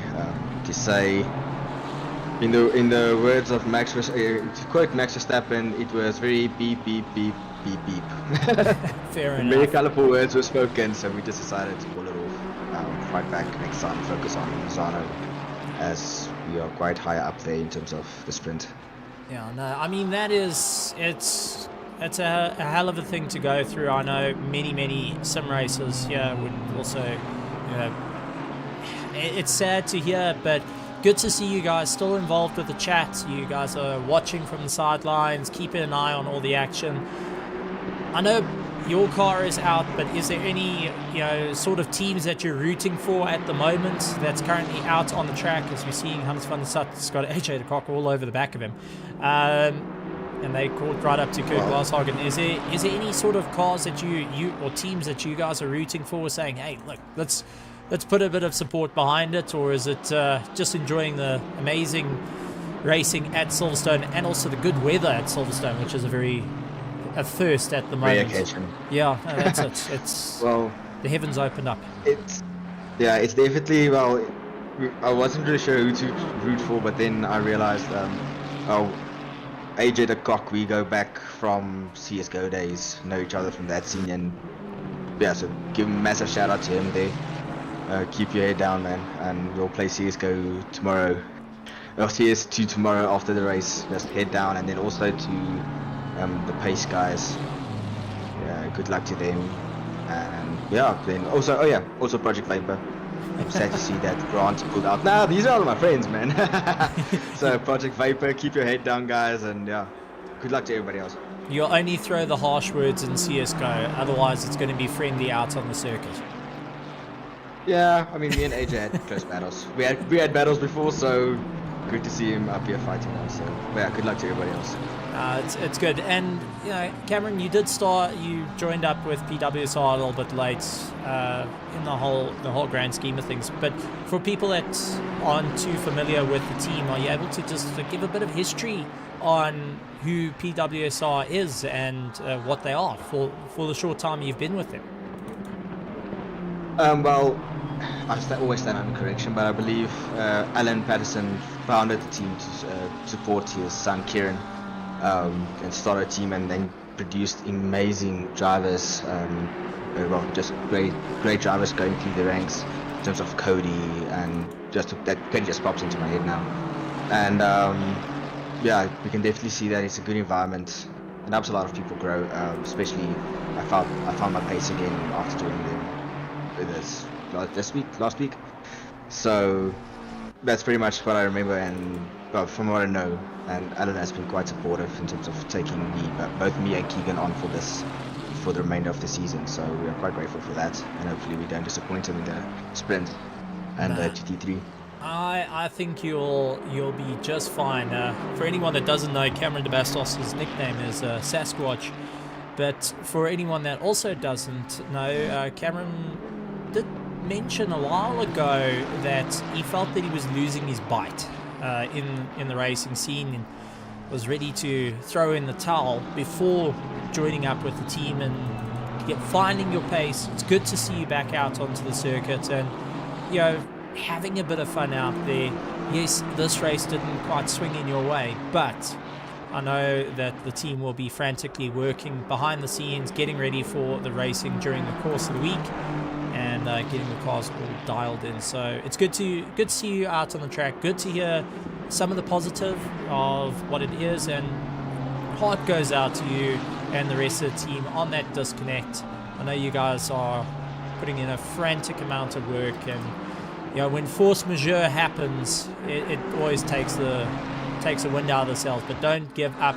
Look, you know, if I can put any shout out to it, if you guys are able to see that checkered flag, get it back in for the final hour, or just get a driver in, do it.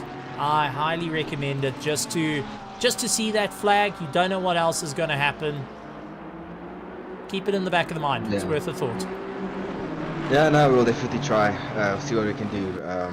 The car's already back in pits. I believe the team, well, if you speak about that, team is already ripping apart the computer to see what's going on there.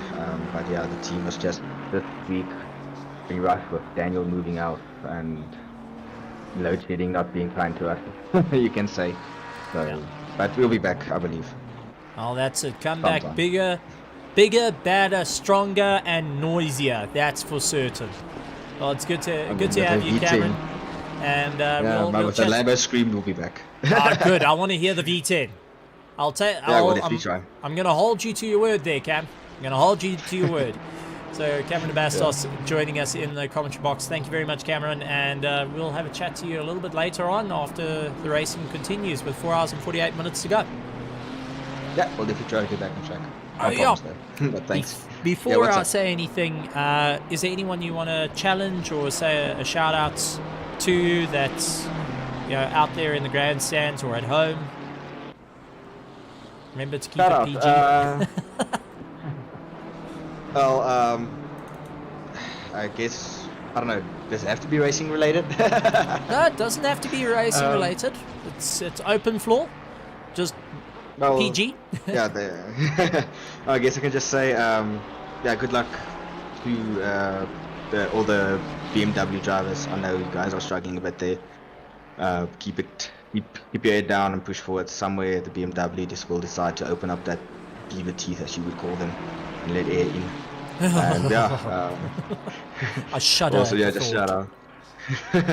Just shout out to everybody from my work in the grandstands. I know they have been watching some time now, and also to my parents are watching somewhere. I know my mom was heartbroken when I told her we're out, as they are busy packing some stuff up my dad's packing stuff to go for training. But yeah, just shout out to them. Thanks to my parents for supporting me. It wasn't always the easiest of routes in terms of this.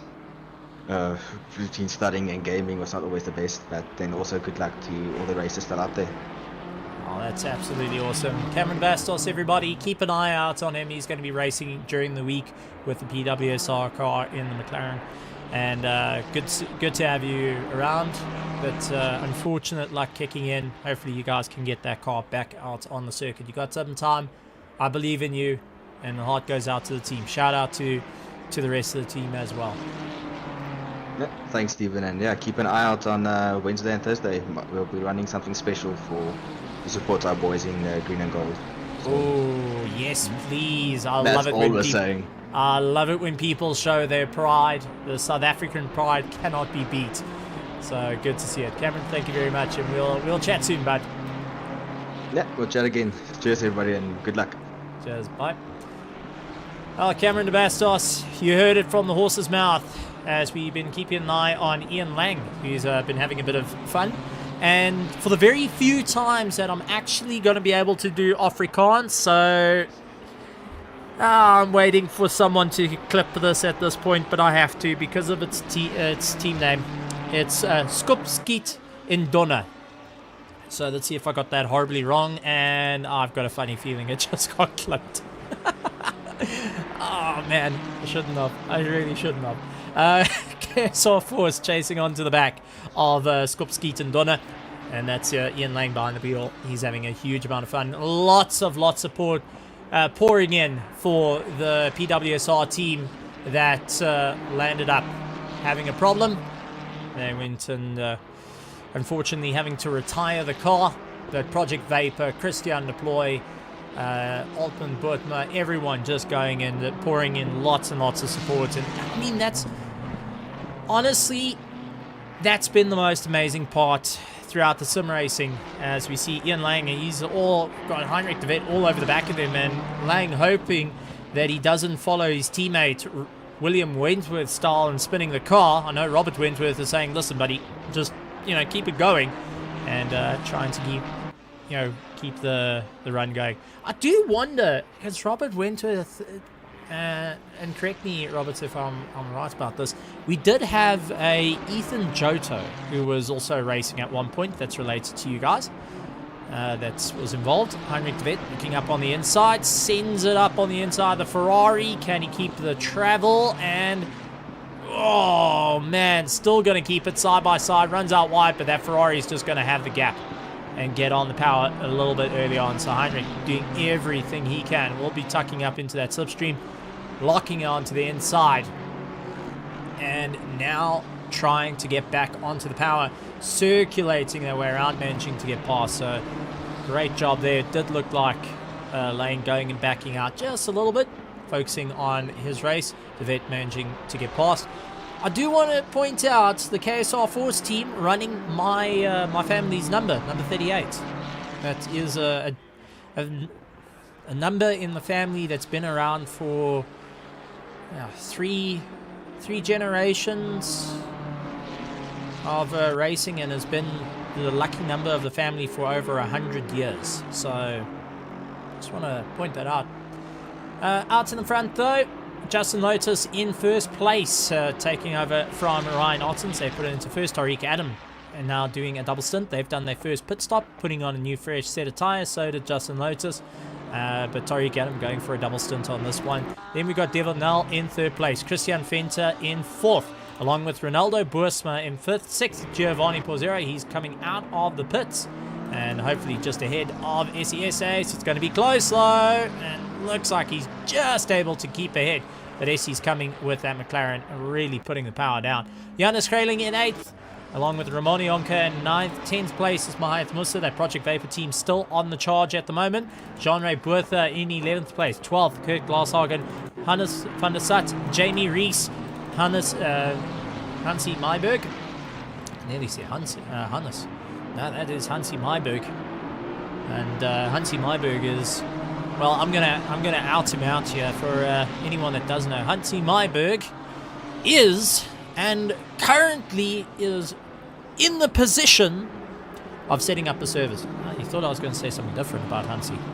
So did he. Gerard Pretorius is closing up the distance right behind him. He's making his way around. Vessel Wanda also making his way around. You can see a couple of damaged cars out there. The guys have got a few scrapes and bangs across it. Heinrich de Wet in 18th. 19th is Ian Lang. Savasav, Freddy Besta, along with Melosi Sabata, Ludwig Zittman. Mario Sinikal is out there. New name I don't get to see too often. And welcome, Mario. Jaco Krobler, Hilton Nixon, Gavin Skirton, and Reginald is still on the charge.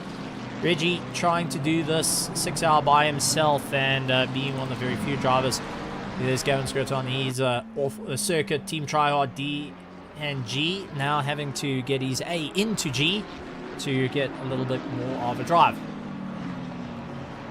And lots and lots of chats going on in the YouTube, which is good to see. Over in the grandstands, Cameron de Bastos going in saying, how's it, Grand Sebastian? Altman Butma saying PWSR, one of those names I feel has always been in RaceFace, at least since I joined. Altman, I echo that one. That team has been around for a very, very long time, and even Alan Patterson, for many people that didn't know, was... it was originally George G. Max that was commentating, and then I joined up with George G. Max for a little bit, and then it changed to Alan Patterson, and I helped out for a little bit during Alan Patterson's time. So PWSR also helped bring all the live action and all the amazing commentary. You can actually go back and hear all of it and see all the amazing action that was brought forward prior to Janeman and I joining into the whole fun. And here's a bit of a battle going for first place though while I was talking about it. And this is Tariq Adam and Justin Lotus closing right up onto one another. They're going to battle it out, which is good to see. Lots of support going for Jamie Reese. Good luck to the PWSR Lambo. Best looking livery in the race. Out with 2 DCs in the first hour. Such luck. So just going and echoing there. That's a bit of luck there. Ottoman Burton saying, yeah, just lucky to be a part of an amazing team. Hansi is driving solo. Hang on, so Hansi, Myberg, and Reginald are solo for 6 hours. Wait, what? I mean, sure, okay. That's a heck of a go. I won't lie. To go and solo it out like that is not going to be an easy thing, especially with these incredible drivers out there, and to keep the pace up for all the time. So it's something to keep an eye out for, and we'll have to keep the battle.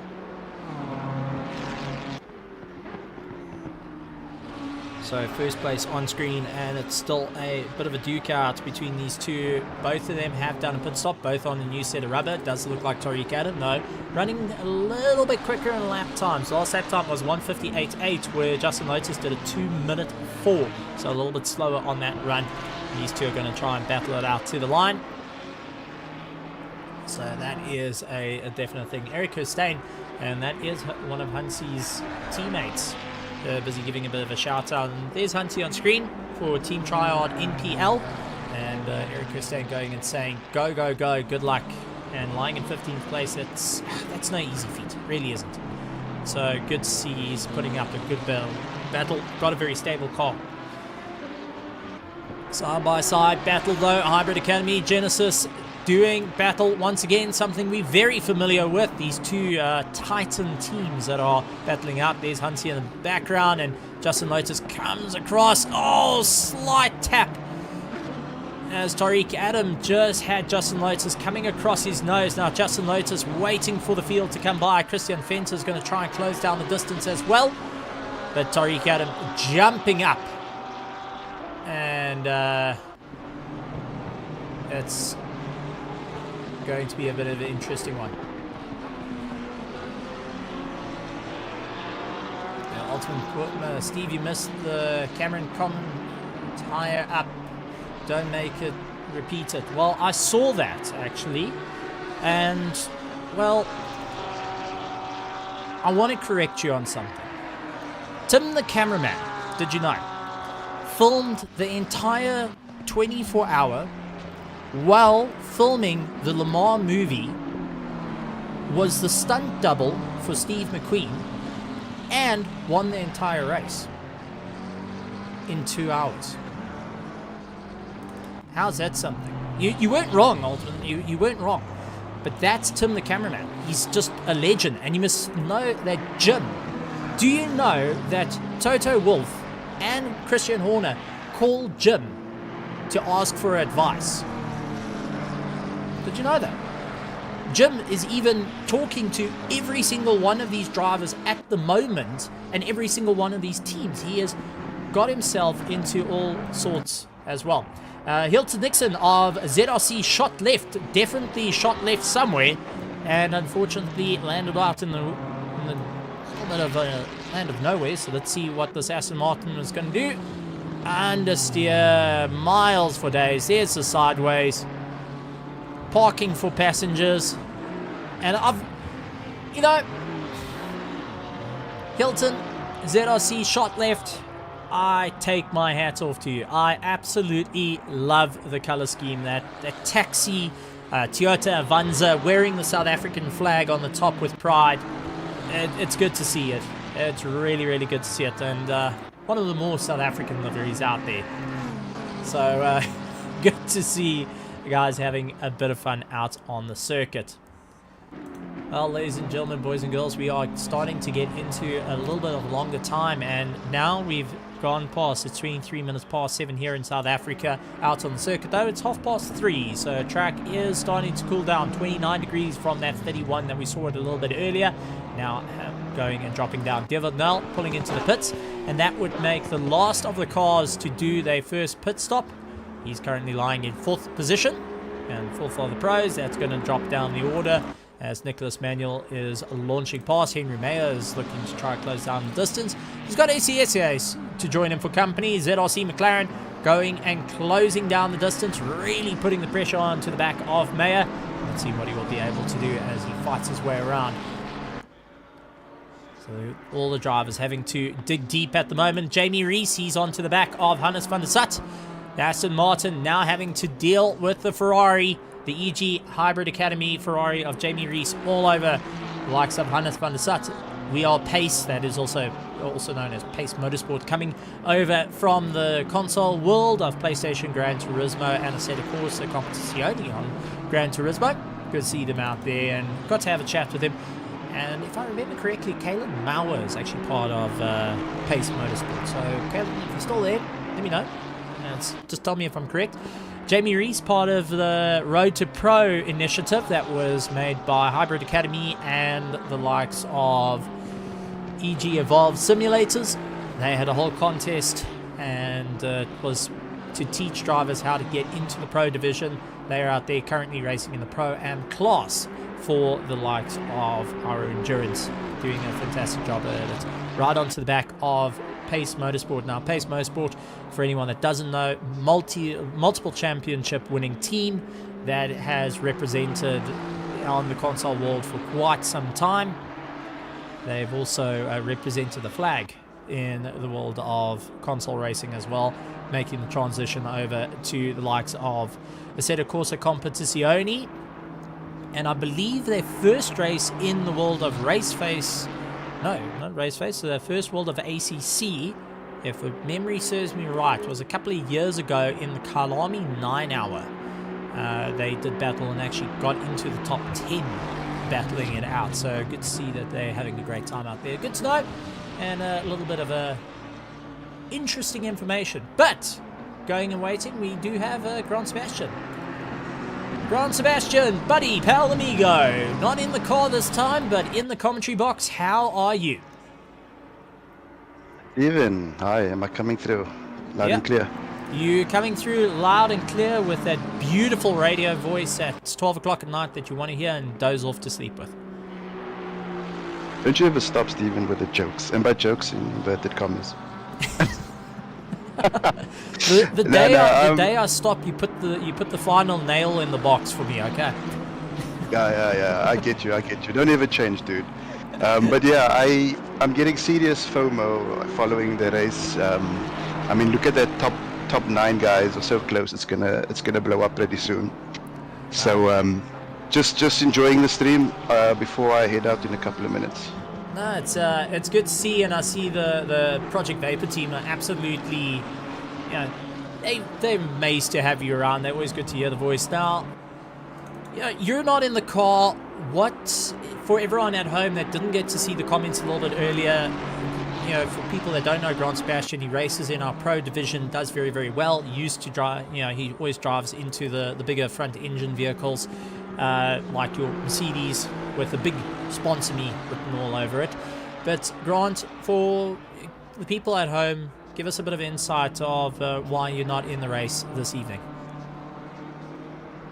It all kicked off early this afternoon. We prepped all week, set up strategy, pit stops, target lap times. We really put a lot of effort into it, and then I had load shedding around 12, and that's where my internet just died. And I thought, okay, I'll give it some time. But my ISP unfortunately don't work weekends, so I couldn't get hold of them, and I just prayed that it might come back, but unfortunately it didn't. It was an area-wide issue that I've had. Our second driver, it was his birthday in the week, so he was going to celebrate tonight, but he devoted 2 hours to do a double stint before he heads out. And so we were just going to be 2 drivers, and it wouldn't have been fair to inconvenience them when, you know, they could have enjoyed themselves doing other things. So we thought it's best to withdraw and then come back for the next one. Come back fighting better, stronger, faster, the whole works to it. It's unfortunate not to see you guys out there and understanding the situation that's going on, but it's good to see that you're going and supporting out the teams out there. Well, looking at the battles going on, we see Henry Mayer and SES as they are super close to one another, but is there any team in particular that you are supporting? I know you're going to say Project Vapor, but is there any other teams that you guys are keeping a close eye on the situations at hand? Oh yes, for sure, man. We love PWSR. They've built a strong group, and I really learned to appreciate Alan's leadership and learn from it. So PWSR, Genesis are just legit amazing. I love the way they go racing, the approach they have with their drivers. They're always clean, they're always fair, and they're always just bloody quick, right? So love those guys. And obviously within Project Vapor, we've cultivated a bunch of guys who love racing together. That's the main thing, irrespective of pace, you know. So got a shout out to them. I mean, you spoke to Andre earlier. What an amazing interview.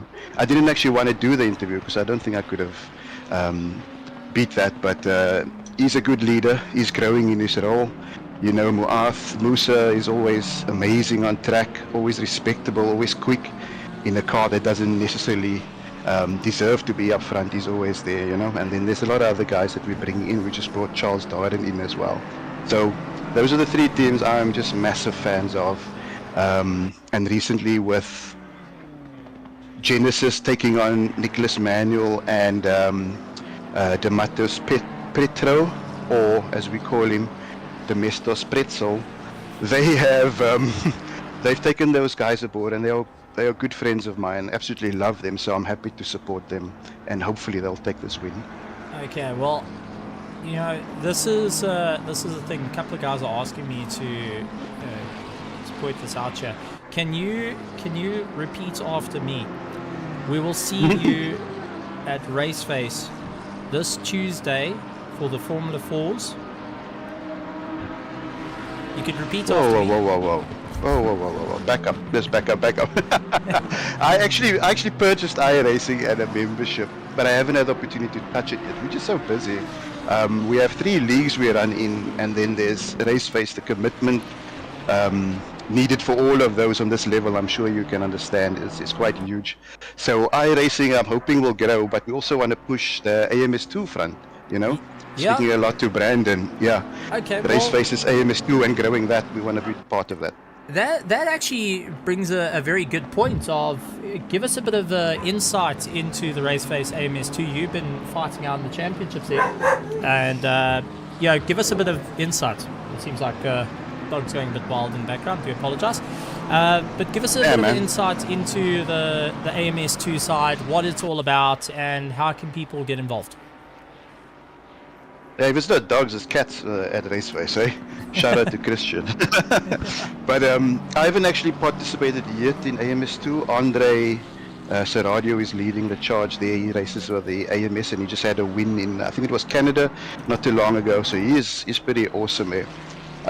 But chatting to Brandon how we're going to grow it, and just recently talking about opening it up to other cars, you know, maybe a bit of more slower formula, open wheel cars that a lot of people feel comfortable in participating. But he promised he'll run a poll and get a consensus on what interest is out there, and that's how we're going to grow it, or he's going to grow it.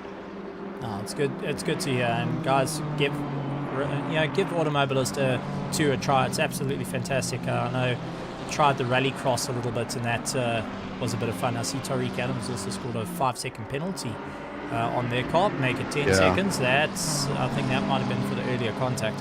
Yeah, that was the Lotus. Yeah. So that's going to impact their race. So, Grant, absolutely fantastic to have you around. A couple of guys saying we need you to commentate on a race. I think I echo that one because you've got the radio voice. It's much better than mine. Mine sounds like a 12-year-old that's been kicked in the crotch a little bit too hard. Compared to like your voice, where it's a little bit more matured. But it would be fun to have you back in the box. I know that you are going to be having a bit of fun. And in the world of iRacing, I'm looking forward to hooking wheels with you again, because it's been a while since you and I have actually been on the same circuit with one another. I think that's my fault, but I do... Yeah. It's do want to say it'd be fun. definitely your fault, because I was in front, you were somewhere at the back. So we were on the same circuit, but not necessarily the same tarmac. Okay. Boom. I thought I was so slow. I was on the previous circuit. You guys were on the current one. You always start a lap down, basically. Yeah, no, that's it. But we'll see. You go race a GT3. I'll take a LDMH. It's fair play. Well, I'm just really enjoying the expansion that's happening. Besides with the sponsorship, all the different series opening up and giving people opportunities to race their favorite sim, and everyone obviously wants to race the one they best at, so there's that chance for them. But love what you guys do. I'll think about the commentating thing if you allow me a few whiskeys before. Otherwise, keep up with the stream. I'll be heading out, but I'm going to keep tabs on it, and thank you for everything you do, Stephen. The door is open, buddy. The door is open. You let me know. And I think everyone here would love to hear your voice, so when you have time, the door's open. We'd love to hear Grant Sebastian go and dethrone Yaneman in terms of the smoothest voice here at RaceFace. Oh man, it's always a pleasure speaking to you, Stephen. Enjoy the rest of the evening. Will do. We'll have a chat to you a little bit later, and shout out to the team as well.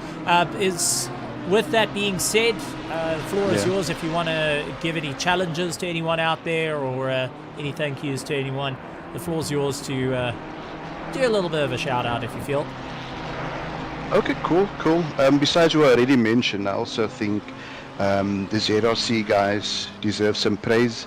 Essie's been up there in the last couple of races. If you've taken note, he's been in the top 10. He's recently got a new set of pedals, and I think that's elevated him, I guess, into that good position. So ZRC and PWSR, as I mentioned before, great guys. Did you ever find a sponsor? That's my question, because you did race a car that said sponsor me. Did you ever find the sponsor?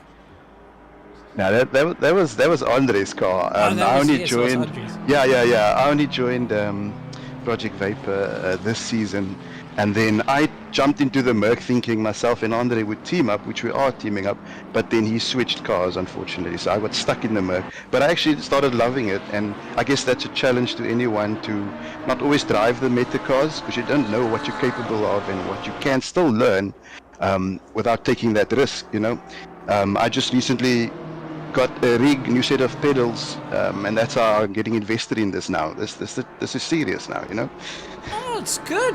It's good. You heard it here first. Grant Sebastian getting serious. He was just playing with kid gloves earlier while lapping me 6 times in a 3-lap race. Thanks. I feel great about myself. Bye. You can go now. Bye. Grant Sebastian of Project Vapor, thank you very much for joining us. It's good to have you, and we'll chat to you guys later. Absolute pleasure. Keep well, man. Take care. Cheers. Bye. Well, about my self-confidence, that's completely taken out right now. We just heard from Grant Sebastian. Guys saying that they want to hear him talk, they want to hear the voice. Well, we're going to make it happen. We're going to make it happen. We're going to start opening the doors and just getting the new blood, the new talent coming into the world of commentary, because that's what's needed, not only in the sim racing world, but out in the real world as well. There's lots of openings for commentators, and we'd like to see guys jump again. Currently on battle, though, we got SESA, Sir Henry Mayer. They're fighting it out. BMW versus McLaren once again. couple of penalties have been handed out. Tariq Adam with 10 seconds. Ramona Yonka has got 5 seconds on him as well. So that's something to try and find out and get to the bottom of. So I'm going to try and pull up what's going on my screen while we keep an eye on this battle of SES and Henry Mayer. So lots of things going on in the world of the commentary box, and I know Tim the cameraman is frantically trying to keep up, and it's good. Big shout out to Tim. It's always going and being a part of it, and a lot of people don't actually know that he's around. Then you got Giannis Trailing. He's onto the back of SESA. So this is turned into a 3-horse race. The guys all battling it out, which is turning into a proper run to the wire. Let's see how it's all going to turn out for our drivers. Making their way through. Giannis Trailing, SESA's really putting down the power. Trailing able to close down the distance. And the ZRC McLaren now has a problem with the Zodiac Samurai right underneath him. So let's see how this is going to work, and I can't get into the outcomes. Let's see, incident logs. Let's see if I can try and get into the world of finding out where the penalties are coming from. So Justin Lotus, Tariq Adam, contact into the second last corner. That is why the penalty was issued. Avoidable contact. And then we have got a little further back, guys having a 5-second penalty. Mahath Musa and car 303 also with a bit of contact. And that was, keep an eye on that. It wasn't Ramona Yonka though. Ramona Yonka a little bit further down. Yeah, that's 303. Yeah, that is. So they had a 5-second penalty due to avoidable contact. And that was the reasoning for it. Going to be a bit of a change up though, because I know lots of people are going to be trying to figure out what's going to work for them side by side with the SESAs and Henry Mayer. Genesis and ZRC battling it out. Giannis Grayling of the Zodiac Samurai though is very, very close, right behind, gearing down, turning in, trying to do everything he can. We also see a 15-second penalty for 20th position. Savasov going and landing up with a penalty, and that is also one of the Zodiac teams getting involved in a bit of an issue, and we'll keep an eye on that. We'll actually see if we can have a chat to the likes of our stewards a little bit later and just get a bit of an insight of how their world works, because here at RaceFace it is multifaceted, and for you guys, anyone that wants to be a part of the RaceFace team, you're more than welcome. Not only in the world of commentary where you get to have your voice and you've got a face for radio, but you get to join into the background of stewarding. Guys are, big shout out to our stewards for all the hard work that they do. They take a serious amount of flack. They take time out of their racing. I see Jamie Reese scoring a 15-second penalty, so that's also going to impact him as well. That's the 848 car. Having to deal with it. Henry Mayer slamming on the anchors as Scott Giannis Grayling trying to tail right onto the back of him. And this battle getting into a bit of an interesting one. Yeah, but here at RaceFace, if you guys are interested in the world of commentary, if you're in the world of stewarding, any other type of stuff, there's always room for more as we're growing bigger and bigger. So just go and let Bertus Hugo know what you would like, where you would like to put your focus into, or even just drop a DM out to the admins like Hansi Myberg, also the likes of myself and Yanaman will pass and direct you into the right ways to chat if you can't get hold of Bertus Hugo directly. So it's always good to see. And if you know anyone that wants to come and sponsor the series here, especially for the endurance, because I do feel the endurance needs to get a little bit of love, because what's better than a 6-hour? Come on, other than a 24-hour. Put out there. I do see a couple of guys going. Devin Ellis, the driver that's moved from ACC to the world of iRacing, saying, Stephen, when are we going to have an endurance race for iRacing? I don't know, bud, but hopefully soon, because you and I have got unfinished business from a 24-hour earlier this year. And you and your little Ferrari will get a thumping from me. I can promise that you're gonna have a problem. Heinrich de Wet on to the back of Vessel Wunder. They're having a great run out there. The GSR 23 keeping up an amazing battle so far. 4 hours and 16 minutes left of the race, ladies and gentlemen. Whew, what a race it has been so far. 1 hour and 43 minutes done and dusted. So we well over what our grid championship time limit is. And the driver's now starting to work it out as we see this battle going on. Kraling sends it up on the inside. That Zodiac Samurai trying everything he can to go on the inside of Henry Mayer. And it's going to be a proper run up on the inside once again. Oh, it's absolute sword play there. Like the rose petals that fall, we will see the cars do battle. And that is what's happening.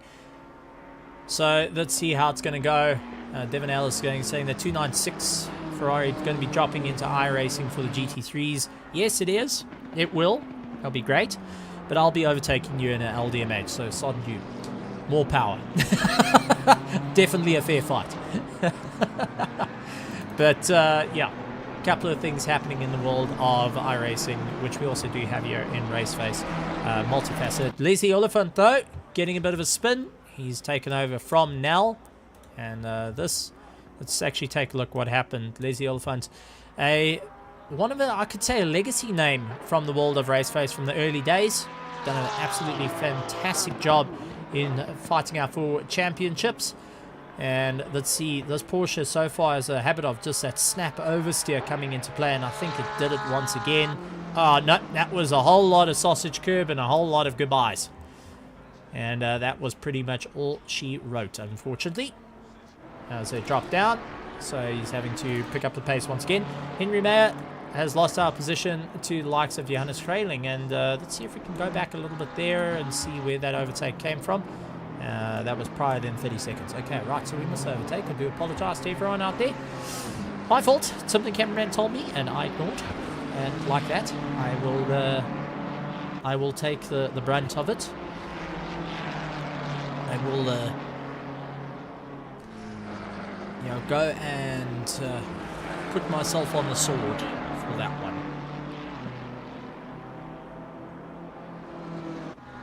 So we're seeing the battles all happening here for the RaceFace Endurance. Heinrich de Wet, he's going on to the back of Vessel Wunder, who's taken over the car. So the GSR 23 now got a new driver, having to deal with the big BMW of the KSR Force right behind. I do want to point out, and I'm going to nerd out here a little bit, on the side of the car of Heinrich de Wet's car, the KSR Force, it's got a character, an anime character, and many people might not know who the character's from. But if you actually look up Fate Stay Night, or it's Fate, yeah, it was Fate Stay Night, or it was Fate Stay Apocalypse, and that's where the character is from. So for anyone that doesn't know, or wants a little bit of a nerd out session, there we go. Fate Stay, part of that whole series. It was a very interesting character, lasted for all of a couple of minutes before it got unalived in the world of anime. So just a little bit of a jump out there for the guys to do it. And Ron Sebastian also, just going and letting us know that he had a bit of a time for an interview before he went out, which is good to see. Kurt Glashagen, he has got Jamie Rees on to the back of him. They're battling it out. Vessel Wunder has got Heinrich de Wet looking up on the inside. Ferrari versus BMW as they put the power on, and now looks like Heinrich managed to make it stick. Vessel's going to try and battle it out, but backs out of it. That 296 Ferrari just saying, nope, I'm going to back out of this one. That allows Ian Lang to get onto the back of it. Skeet and Donna, hopefully not going to be following up with that name, and it's going to be pass, go, and disappear would be the main thing for them as they fight their way on to the race.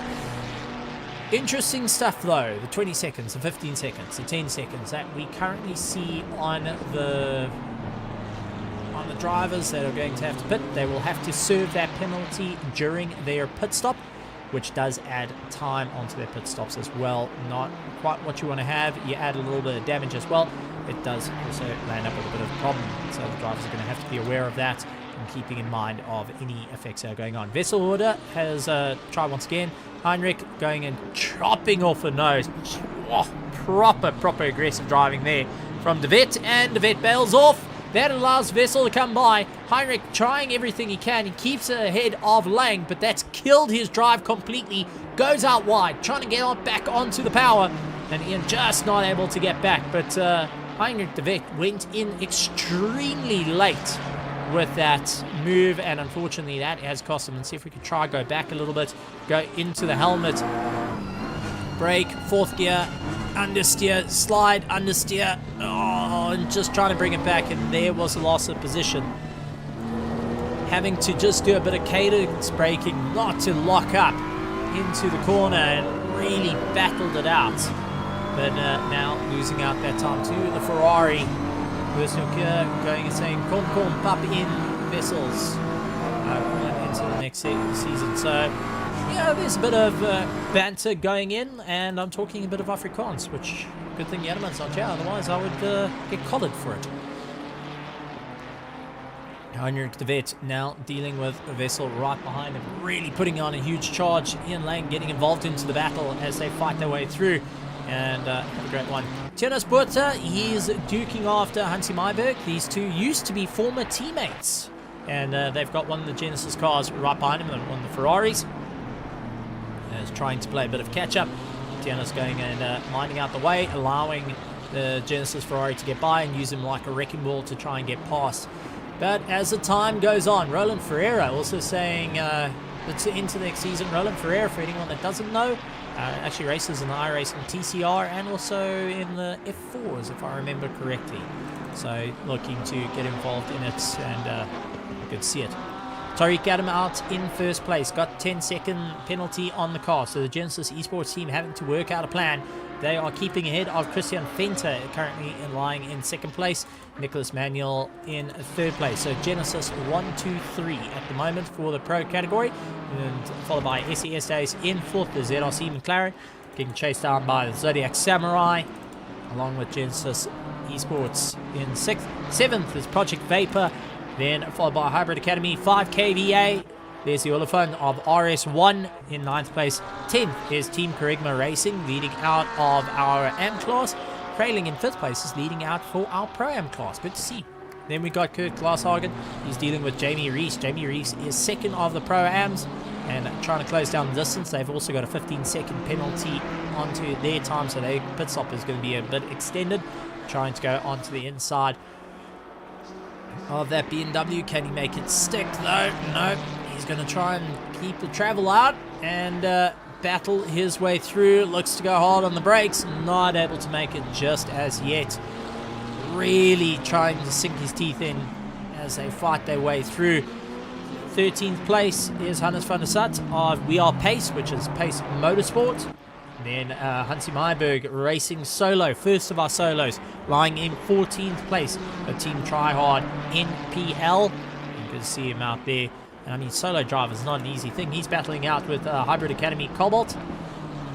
They're having a good charge, lying in 15th place. And former teammates now crossing swords on the racetrack as they make their way through. Down in 16th is SRE Apex, and that's Gerald Pretorius taking over from Skuman a little bit earlier. That had a problem with his throttle. He wasn't able to go foot flat. And now Gerald having to run a stint a little bit longer than planned.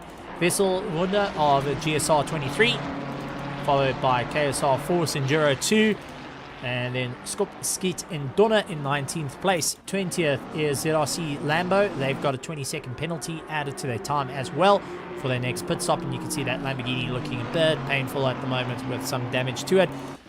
Ferdy Bester, though, of Team Tryhard Lightning, a name that I don't actually recognize. So Ferdy out there on the track, good to see. And welcome to the world. He is in the Pro-Am, third in the Pro-Am for Team Tryhard Lightning. They are having a good time out there, maintaining their position. And it's always great to see some new names jumping in to the world of RaceFace. Followed by Ludwig Zitzman of EBB and Flow. He's getting chased down by Molo Sabata. That is Pace Motorsport. That's the second of their car. of Pace Motorsport. So we are Pacers a little bit further up ahead. Carlos Sabata going in, battling it out, also coming around from the console scene and closing down onto the likes of Ludwig Zittmann. These two crossing swords for second place of the Pro-Ams, now having to work their way as they battle their way through. Always very interesting, as you can see Ludwig going and missing the apex a little bit. That allowed Sabata to close down the distance, gonna try and go around the long way around, and they do have one of the cars back marks ahead of them. Zitzman allowing Sabata to go by. And Marius and the car of Team Triad Daredevils, he's in the pits getting this sorted out. Gabriel Melnid, and he's out for ZRC shot left. And a big shout out to Gabriel. For anyone that doesn't know, when you start seeing the replays on our recaps, Gabriel's part of the guys that sends the Pro-Am replays, and he's been rather on the nose about it. He's been really great with it. So Gabriel, big shout out from my side, and also RaceFace. Thank you for all the hard work in sending us those replays to highlight the Pro-Ams that are racing on Wednesdays and Thursdays. It's good to see it.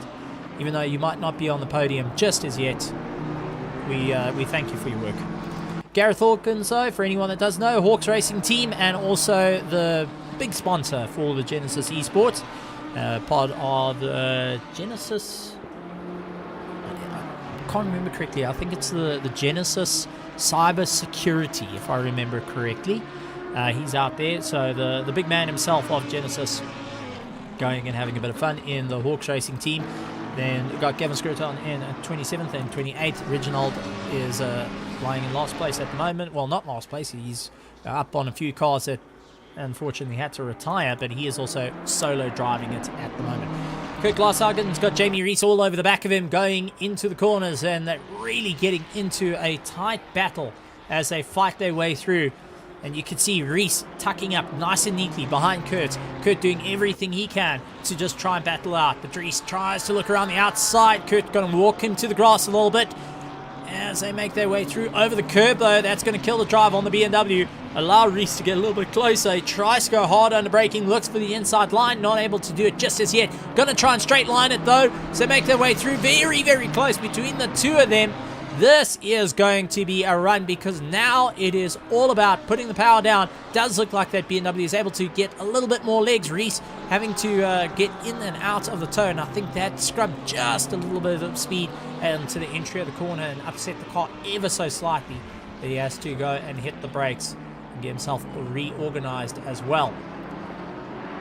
And four guys to know out there, we do have the likes of Pitwall available to you guys in the description, so feel free to use it. That will give you a live timing, and it's good to see live timing for you guys at home to take a look. I see a couple of guys saying auto update off on a couple of the steering wheels. I know Christian Deploy had that on Thursday. He had the whole steering auto update. His Logitech go and update mid-race while he was leading, and unfortunately landed up in a big smack. And well, not a big smack, he actually just parked off to the side. Pedals were working, steering wasn't, and that was about that the end of that race for him. And a bit of a gut punch, definitely got to say. But you know, good to see he's out there. Oh, Jamie Rees tried going around the outside, and Kurt just going and ensuring that wasn't going to happen by saying, nope, you're not going to pass me on the outside, you're not going to pass me over the curb, you're going to have to fight it out. These two are in a monstrous battle. Both have done their pit stops. Do want to point out, Jamie Rees, though, they've done a tyre stop and fuel, and Kurt has done a tyre stop and fuel. 30 seconds would have been to the time, so I think that would be a fuel and tyres done onto it. Jamie Rees might have also put in a little bit of getting the car started, or might have been repairing some work to that Ferrari before heading out. So they're both on a reasonably fresh set of tyres as they make their way around the circuit. But ladies and gentlemen, while talking about that, let's go into the fun part. And well, before we see this, onto the brakes, and that BMW just swiping across the nose of the Ferrari. These two are having a ding-dong battle. Actually, you know what? Not gonna go away from that just as yet. Tim, I know you want to say who's gained, who's lost through it all. These two are having a great battle. I see that Jared Pretorius ended up off circuit. The yellow flags for him. So he had to try and get himself back and going. But Kurt Glashagen is just soaking up the pressure right now. Jamie Rees and him are in a proper fight all the way through. And we're nearly to 2 hours completed of this race. And that's going to really switch things up, as the drivers are going to have to refocus and try and think of what they're going to do. It's also 2 minutes to 8, which means that a lot of people, like myself, will be getting power back. So we may see drivers starting to jump in behind the wheel. We do know of a couple of drivers that will be jumping back behind the wheel around about 8-ish. We never got told the exact time because, well, no one wants to leak out all their information, so we'll have to see. And also looking out in the Discord for the guys busy chatting, we have got the likes of my Ramonionka saying sorry to my Musa and the team for a little bit of a contact between them. So a little bit of friendly chats between the two of them, which is always good to see. Interesting to see though, as Jamie Rees and Kurt Glashagen are battling it out, the likes of the Hawks Motorsport are right onto the tail. So it really does tell you getting slowed up a little bit, and that's starting to hurt and impact the race little by little. So the drivers are having to really dig deep on this one and figure out what's going to be the most ideal situation for them as they put the power back on and get the race going. So these two are battling out. Do see a yellow flag though, and that is Reginald. Oh man, Reggie! Going and falling off a circuit again. That Lamborghini just not playing nice with him.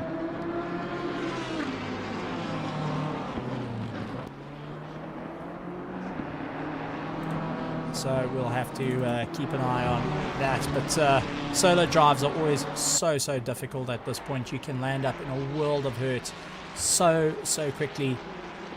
The guys are going to have to figure out what's going to work, as we see Jamie Rees still on that charge with Kurt Glashagen just ahead of him.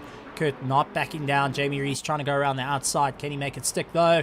Nope, backing out of it. He's having to play a little bit of follow the leader at this situation, not wanting to get too involved in the battle just as yet. So we'll have to keep an eye on this. But what is being done to those tires? That's what my question is going. How's the fuel looking? What are the tires looking like? And as they fight their way through, it's going to get harder and harder. These two properly taking the fight. And now you've got the likes of Genesis right onto the back of them, pushing it incredibly hard as well to see how it all goes. As they power their way through, and there it goes. Jamie Rees outbraking himself, losing out ground. That's allowed Gareth to get by. He hooks a bit of a sideways motion to get past. So that pretty much sums up that little defense battle going on. Out in front though, Tariq Adam in first place, Christian Fenter in second, and third place Nicholas Manuel. All three Genesis cars leading out Pro. Then in fifth place is first of our Pro-Ams, and Jonas Kraling of Zodiac Samurai doing a fantastic job out there. Fifth place overall, first in class, going and giving it everything he's got. A little bit further down, John Ray Buertha is first of the AM class. He is into the top 10 as well. So they are into a proper fight. A little bit further down, second of our Pro-Ams is Jamie Rees with Hannes van der Sat trying to close it down on it. And then second and third of our AM class is Mario Skuman. So they got that throttle pedal up and going once again. He's keeping ahead of Bester, who's pulling into the pits. And that is of our Pro-Am class here this evening for the RaceFace Endurance Series Round 3 here at Silverstone. Good to see it. We have now gone over the 2 hour mark. 2 hours and 2 minutes done and dusted of the racing. 3 hours and 57 minutes and 15 seconds to go if we want to get all technical. So hopefully you guys are having a bit of fun out there. Remember to keep hydrated and grab a few snacks. This is going to be a fun one. We're going to be running until 12 o'clock at night. Oh, Ian Lang though. See yellow flags popped up for him. So let's try and take a look at what happened to Mr. Lang. Tim, I don't want to watch anywhere else. I want to see what happened to this little car here. Looks like it got twisted around, and this is when he got going once again. Off track. Yeah, that might have been the yellow flag. That slight off track coming into play. And that has cost him a position as Hansi Myberg getting a jump on him, both of them in the pits currently. But on the replay, you can see Lang just fighting that car a little bit harder every time. And there's an in-car view, you can see feathering the throttle as he was making his way around. So a couple of drivers having to just try everything they can to get the jump. 28 cars still out on the circuit at the moment, having a phenomenal run. Hansi Myberg coming out of the pits, first of our solo drivers that is having a bit of fun out there. Yeah, hats off to anyone doing endurance race. 6 hours solo is no easy feat. Here is the likes of Tianus Buerta. He's having a great run. He's chasing after Hannes van der Sat. That's having a bit of a close run. Back up to a little bit of battle going on. Jamie Rees, Kurt Glashogen, they caught up to one another once again. And it's going to be Ferrari versus BMW. And with that being said, ladies and gentlemen, the power has just returned here in the world of Ramberg. So, I've got a bit of support and a big shout out to my family that's actually doing it. Aiden Hampson going and turning off the generator, allowing the commentary to continue. So, shout out to everyone in the background here, family giving a bit of support. Something we don't get to talk about too much. But the power has come back on at 4 minutes past 8 at night, which means we're going to see some proper driver changeovers coming in.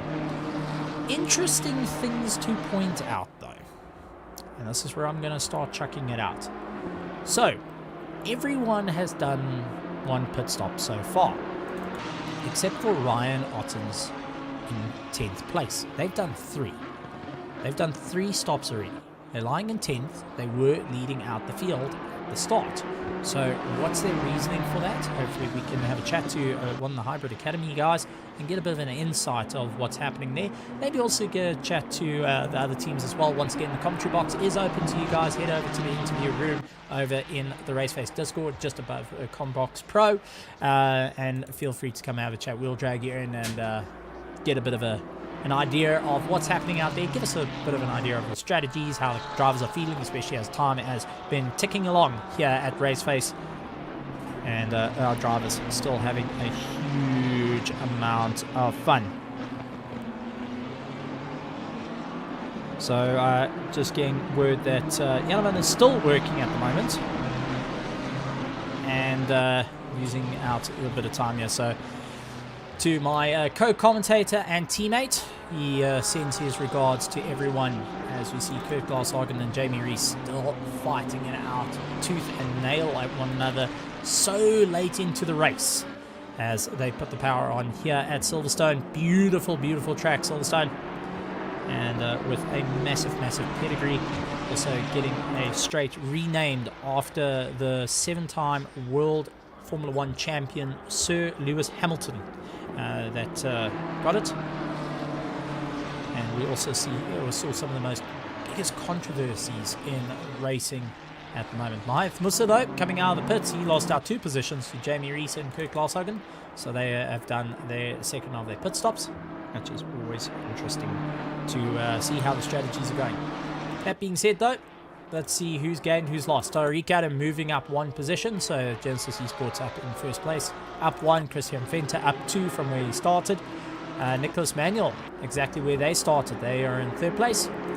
SES Days up 6 positions where they started. Johannes Skreling up 3 positions. Henry Meyer, exactly where they started. Leslie Oliphant down 2 positions. Ronray Buerta up 7 positions from where they started. Ryan Ottens down 8 positions. Kurt Glashagen up 11 positions, so that is the highest so far. Jamie Rees down 2 positions. Mahath Musa up 1. Hannes van der Sat up 4. Tianus Buerta up 6. Hansi Myberg up 7. Martin Rotenbach up 3. Mario Skuman up 11, so tying out on the max positions gained. William Wentworth up 8 positions. Kerry Duplessis down 3 positions. Ruan Kleinans is down 8 positions. Bernard van der Merwe up 4 positions. Malosi Sabata up 7 positions. Ludwig Zittmann up 7 positions. Jaco Krutzer down 10 positions. Gareth Hawkins down 7 positions. Gabriel Melmond up 1 position. Gavin Scruton down 3 positions. And Reginald Opnari is down 5 positions. So Reginald, that is one of the drivers driving solo at the moment. Mario Schumann, though, on to the back of the likes of Martin Rotenbach. They're battling it out. Rotenbach taking over from De Wet and having a bit of an interesting battle out there. So, that being said, folks, let's take a look at the pit stops of what's happening. So, from 1st to 8th, they've done 1 pit stop. 9th place, Ryan Ottens of the Hybrid Academy 5K V8. They've done 3 stops so far. Mahath Musa down in 12th has done 2 stops. Tianas Bertha has done 2 stops. Further down, though, in 24th position, Jaco Hutza of the Daredevils. They've done 4 pit stops. Gareth Hawkins has done 4 pit stops. Gabriel Malman done 3 pit stops. And Reginald has done 4 pit stops. So, bit of an interesting one there. Bit of a change up to the usual drives. As Jamie Rees and Kirk Glasshagen on to the back of one another. But Jean-Ray Bertha and Ryan Ottens. Now, it is Pro-Am, well, Am versus Pro as they battle it out. And I'm sure that the Krigma Racing team are going to give a little bit of space. Yes, they do, to allow the pros through. It's something that I have noticed with the Krigma Racing team. They kind of pick out who they're racing in class, and that depends on where the fight's going to be. A couple of drivers actually do that. So far, though, we do have drivers like Jamie Rees and Tariq Adams still with a penalty, and Gareth Hawkins having to slam on the anchors as he catches up to the back of this battle. He's having to really get his way around. He's got to try and figure out what's going to be working here, and he has got one of the Genesis cars. I think that may be Tariq Nadam. No, that's not. Is it Christian Fenter? Yes, it's Christian Fenter, 2nd place. Closing down the distance, so 2nd is going to have to try and work out a way around this little battle.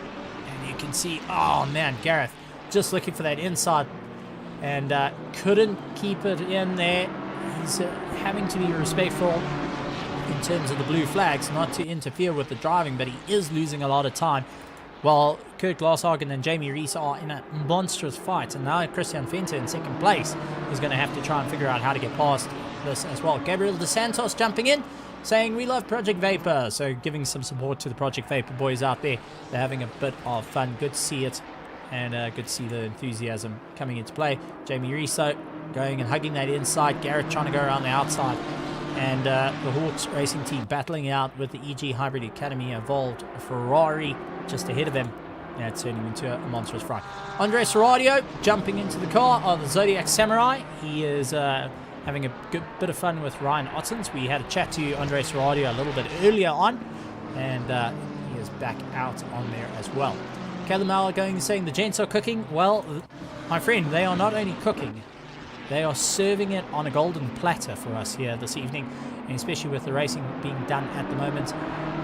Like all endurance racing, unfortunately, we had a few people having to retire due to force majeure, but are still joining in to the chat and watching the racing on hand, which is always good to see. And you guys can keep up with all the live timing as well over in the description. And for everyone out there, if you're just joining us, welcome to RaceFace. This is the Endurance Series 2023, Round 3 at Silverstone. More than lovely to have you guys here. Also, feel free to hit the subscribe button along with the bell notification icon. Leave us a like as well. It's good for the algorithm. I'm glad to have it. And share the link with the family and friends as well. Go and put it out on Facebook, Twitter, wherever. Share it out with everyone, because we're nearly onto that world of 1,000 subscribers. I mean, we're so close. 960. Oh man, I'm waiting for the day. I am waiting for the day. My Christmas wish. That's what I call it. My Christmas wish for RaceFace to hit that 1,000 subscriber mark, because it would be a massive, massive milestone to hit it, because we hit 500 subscribers this year, and to hit 1,000 subscribers this year would be 2 massive milestones for the channel that actually started way back in the early 2000s, spanning way back into just little videos being filmed off by likes of Bertus Hugo, Paul Herber. They were doing just as a hobby for fun, and that's how the channel grew, how the actual league ended up growing. So a big shout out to them as well. The OGs, you know who you are, of RaceFace, that made it to what it is. And also for the broadcasting side, we've had some amazing talents coming through the world of broadcasting, such as people would know George D. Max, who was a caster for a very, very long time.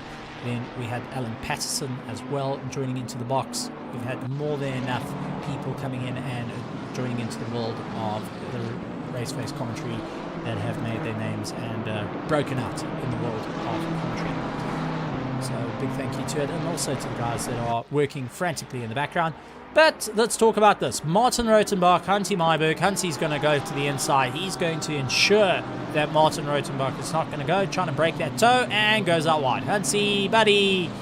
Corner goes that way. And it allows Martin Rotenbach, who says, thank you very much. I'm going to keep going. The KSR Force Enduro now putting the power down and breaking away.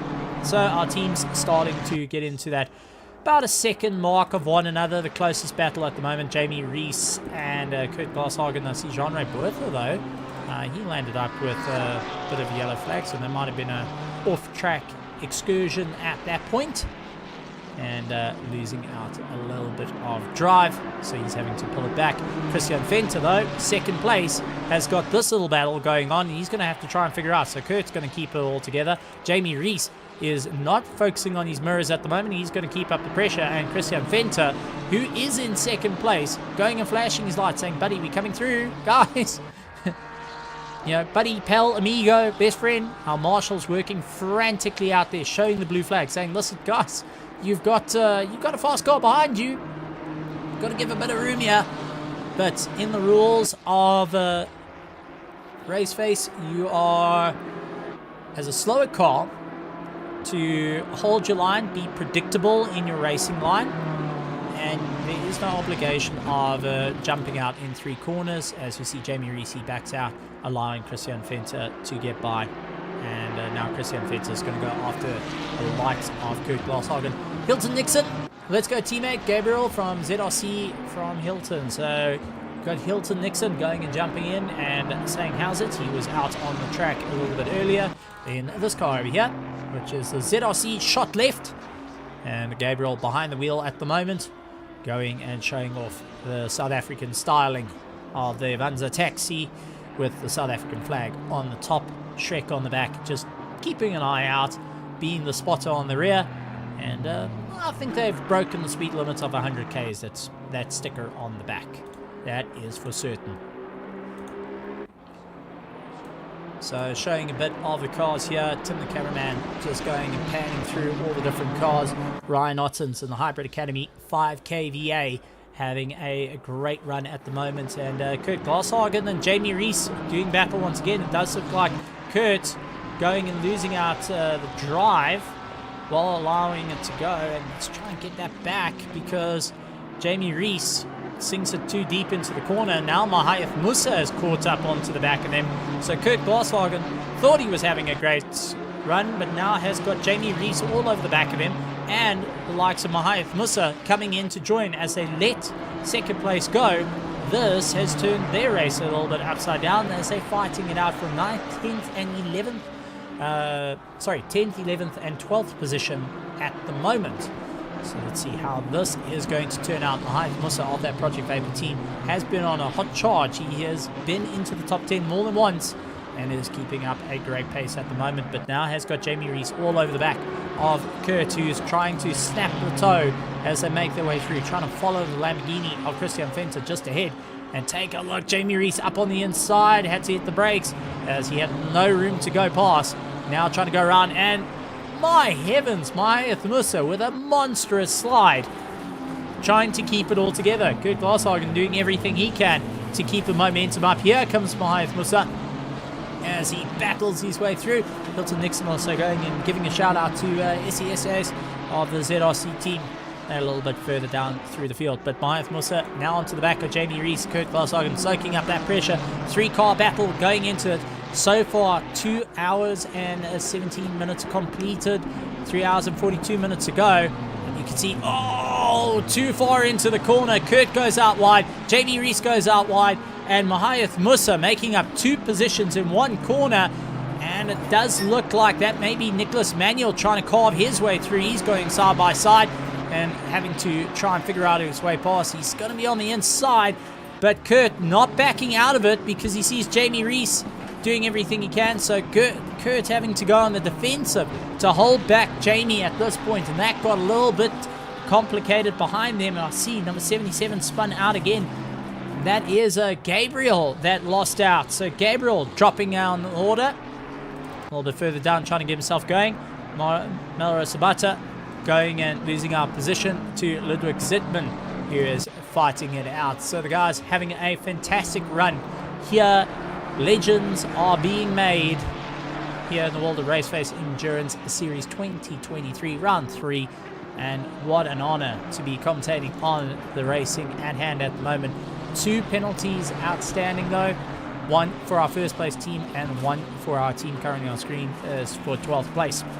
So the guys are having to try and figure out what they can do. Kurt Glasshagen and Jamie Reese absolutely fighting it out tooth and nail between one another and really battling to keep it all going. And getting a notification from my brother who's actually in the UK saying the weather that's currently out on the track is not the same weather that they're experiencing over in the UK. So we have got the best of the best weather now racing here, and our drivers having a huge amount of fun. Jamie Reese trying to go around the outside of Kurt Glasshagen, not able to do it just as yet, but trying his luck at the moment. It's going to be a proper run to the line between the two. Kurt doing everything he can, holding down that inside line. And we'll have to see how it's going to go, but that BMW definitely taking a bit of flack from the Ferrari behind, not having the rotation as he makes his way around. And comes down to the straight. Here comes Jamie Reese up on the inside. Mahaith Musa getting a bit of yellow flags. I think he landed up going off circuit side by side, but Kurt Glasshagen getting Jamie Reese at bay. So still some good racing between the two of them, good hard racing, and it's run all the way through the field. The guys are all now starting to get in their stride and figure out what they can do here around Silverstone. And a bit of history on Silverstone while we got it here. Silverstone actually opened in 1948. So 1948 is when this track first opened up and became available for guys to race around it. It was also part of an old Air Force base back in the early areas of the World Wars. So the guys used the straights as runways to get going. It was part of the runways, so was Goodwood. That was led up as a base as well in World War II over in the UK. So lots of history was made around this circuit, not only with Formula 1s but with GT racing. Also annually holds the Britcar 24-hour endurance series, where it's prototypes along with GT3s, GT4s, TCRs, TCXR cars, everyone going and having a bit of fun out there, which is it's fantastic to see how long the circuit has been at bay. But we're still keeping an eye on this battle due to it is the closest. And the guys are really hanging it together, fighting their way through the field. Silverstone 75 years old since it was made and has gone through various changes throughout the time. But let's take a look at what's going on. Tariq Adam out in first place, first overall and first in class, along with Christian Fenter. Third, Nicholas Manuel. SESA's Henry Mayer. Leslie Oliphant is down in sixth. Seventh is Ryan Ottens, Andre Serradio, Jean-Ray Bertha, Mahaith Musa, along with Kurt Glasshagen, Jamie Reese going and battling out in 12th. Hannes van der Sat, Tennis Bertha, Marius Skuman back out on the circuit. He got his throttle pedal up and working. Martin Rotenbach, Hansi Myberg, Harry Duplessis joining onto the track, which is good to see. William Wentworth, Ruben Kleinans, Bernard van der Merwe, Ludwig Zittmann, Molo Sabata, Diaco Kotza, Gareth Hawkins in 25th, 26th is Gabriel Melman, Gavin Skirton and Reginald in 28th position, and having a bit of a fun time out there. So that is our current running order as it stands here. nice battle though, getting a little bit more and more serious. And I see Gareth Hawkins though. Oi! That Lambo looking a little bit second hand. Going and taking a bit of a smack. So let's see what happened. He was on a bit of a chase and did that snap oversteer of a Lamborghini that's very well known of it. It's got a very, very, how can I say, subtle way of doing it. Over the sausage curb, turns it in. Oh man, just came round and monster impact. That's going to hurt. Trying to turn the car around. And let's see, in car. Yeah, it doesn't look like it. If he's got a bit of damage on the inside, it's not turning the way he wants it to be. Understeering to, oh having gone, now that's got some severe damage and slight steering damage as well.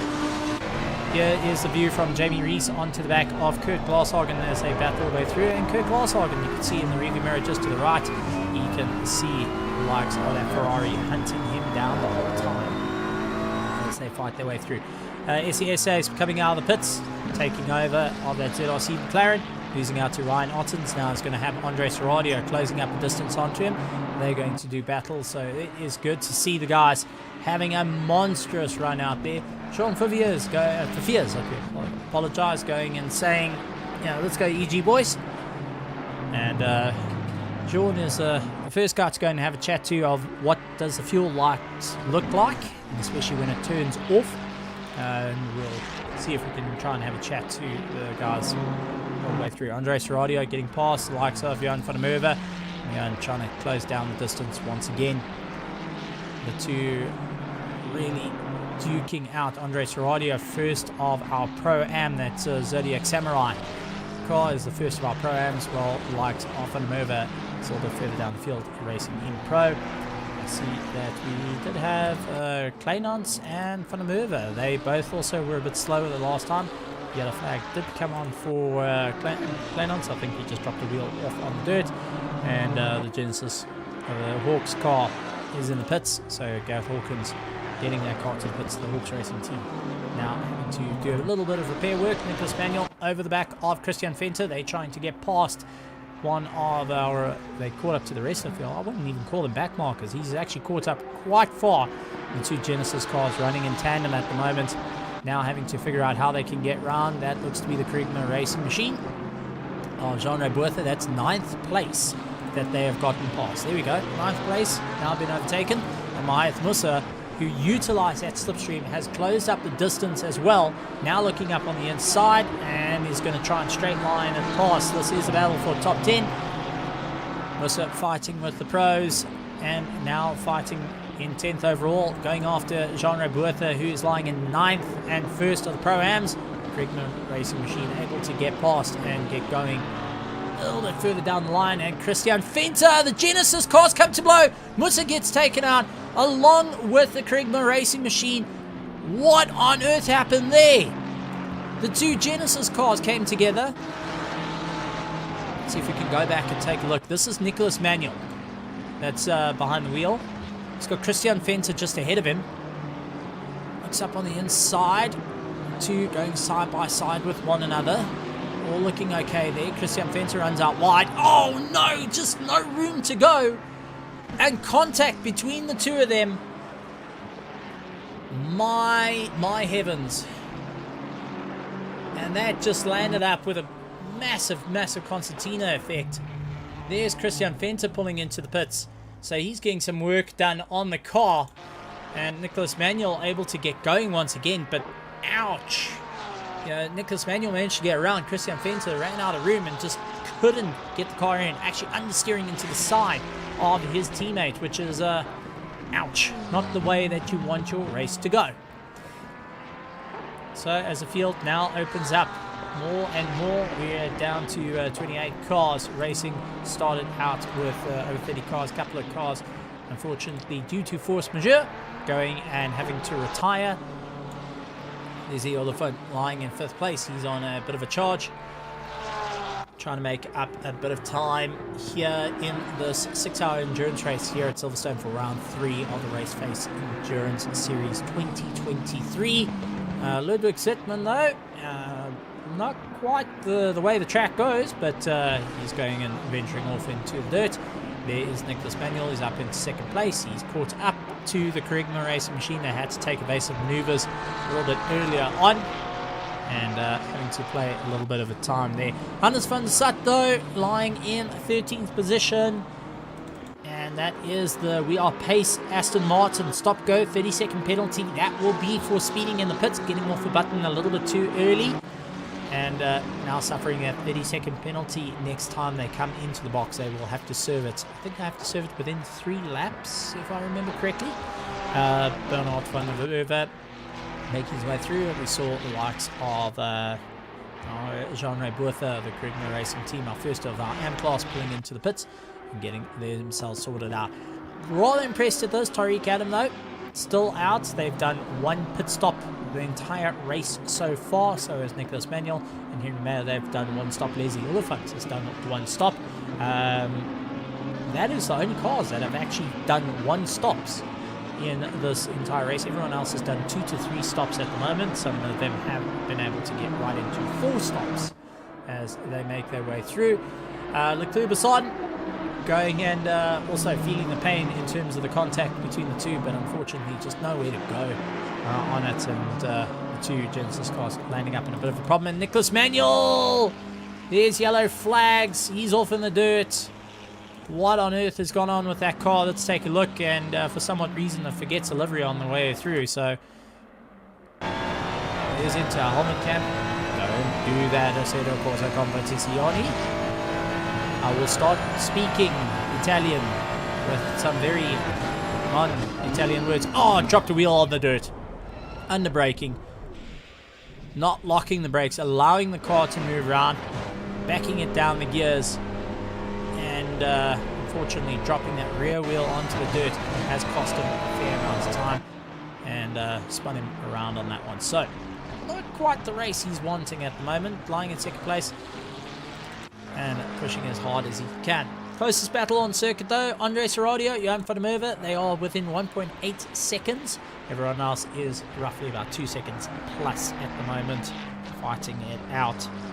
So that is a bit of an interesting run for all the drivers. So this is our closest battle out on circuit, ladies and gentlemen. Lots of guys doing their pit stops now, getting them over and done with.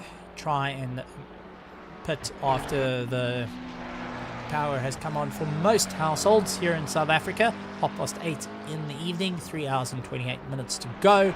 We're not into the halfway mark just as yet, but we are getting close. I do want to point out that this car over here is lying in 6th place, has done the fastest lap time of the race, a 1:58.4, and then you've got our front runners that did a 1:58.8 as their quickest lap time, and trying to keep the momentum up. So early on in the race, Gavin though, a little bit down in 27th position, got a little bit of rotation. Now let's actually take a look what happened to him as he fights his way through. The McLaren going out a little bit wide. Let's see what happens to it. Under braking through Maggots and Beckett's and understeers, has to hit the brakes, slowing down, and proper understeer coming into play. He was able to slow the car down, stopping on the apex. He's able to get it out the way as the Pace Motorsports Aston Martin comes by. The We Are Pace gets by, but Gavin having a little bit of a tough time out there. So he's having to play a little bit of catch up. Brandon Kruger, he's caught up to the back of Graham Mole, 1.8 seconds, and here comes, I think, our first place man. That's no, it's not even Tariq Adam. That's it's caught up, going out a little bit wide. Is that him there? No, Daniel DeMartos Petro? Yes, that is Daniel DeMartos Petro. That's right behind him, and trying to get past Brandon Kruger, who's going after Graham Mole, who's taking over the wheel from Jean-Ray Boertha. So the AM class Porsche of the Team Krigman Racing now going and having their second driver jumping into the car. Andre Serradio leading out of the Pro-Ams, and Tariq Adam leading out of the Pros here for round number 3 of the RaceFace Endurance Series 6 hour here at Silverstone. And what a race it has been so far. Some thrills, some spills, some off tracks, and all the drivers having to just try and figure out what's going to work out for them as they fight their way around the circuit. Daniel needing to figure out Nicholas Manuel now coming into the pits. He's getting himself sorted out. That does also look like Gavin also pulling into the pits of Team Tryhard D and G. Now getting his A into G into the pits. Brandon Kruger lying the likes of our 4th place car to get past. So now he's going to try and utilize the slipstream to close down the distance between himself and Graham Mole. So Jaden Reese also had a bit of a slow lap, and Brandon Kruger drifting, absolutely stunning drift. But the tyres will not be liking that drift on the BMW, as he had to make his way around. Interesting time. So Luke Addison jumping into the car. He's taken over from Tariq Adam. Pit stop time 42.1. But I do want to point out pit entrance to exit was 27 seconds. One of our quickest entrance into exits. I say that, Daniel DiMartro Petro in this car, Genesis Esports Racing Club, and they did an entrance to exit in 26.6 seconds, so a lot quicker. Nicholas Manuel actually was 26.5 looking through the list here, so a couple of guys managing to get away with it.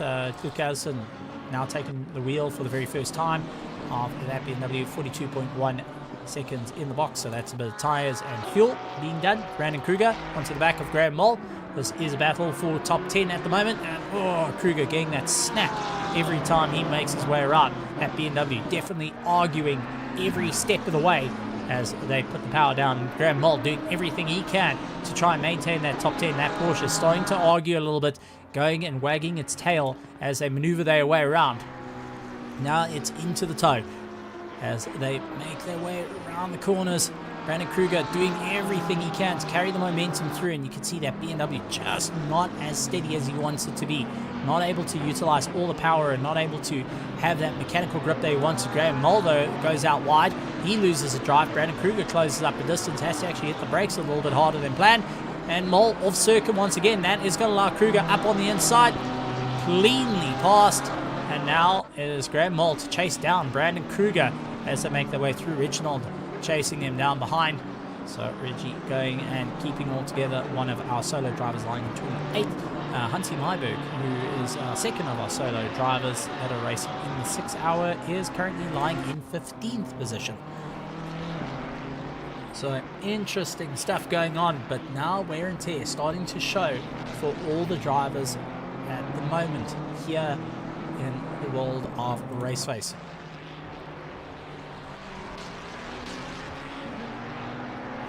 As we keep an eye on all the action here at Silverstone.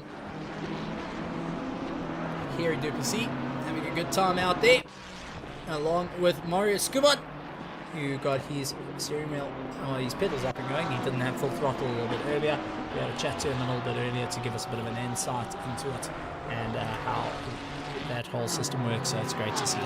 I do see the likes of Curtis Hugo and the rest of our stewards also going and having a bit of a chat, which is good to see. Nice to see the stewards working fairly hard out there and not having the easiest time off. I'll have to take a look, but looking at the list, I don't see too much going on. Not many people have got complaints, which is good to see. Very, very good to see. Daniel DiMartro Petro is caught up to the back of, I think it's Ludwig Zittmann. And I stand to be corrected for anyone that's there, the EBB and Flo. Is Ludwig Zittmann doing a race by himself, or are they planning to go to the halfway mark and then change drivers?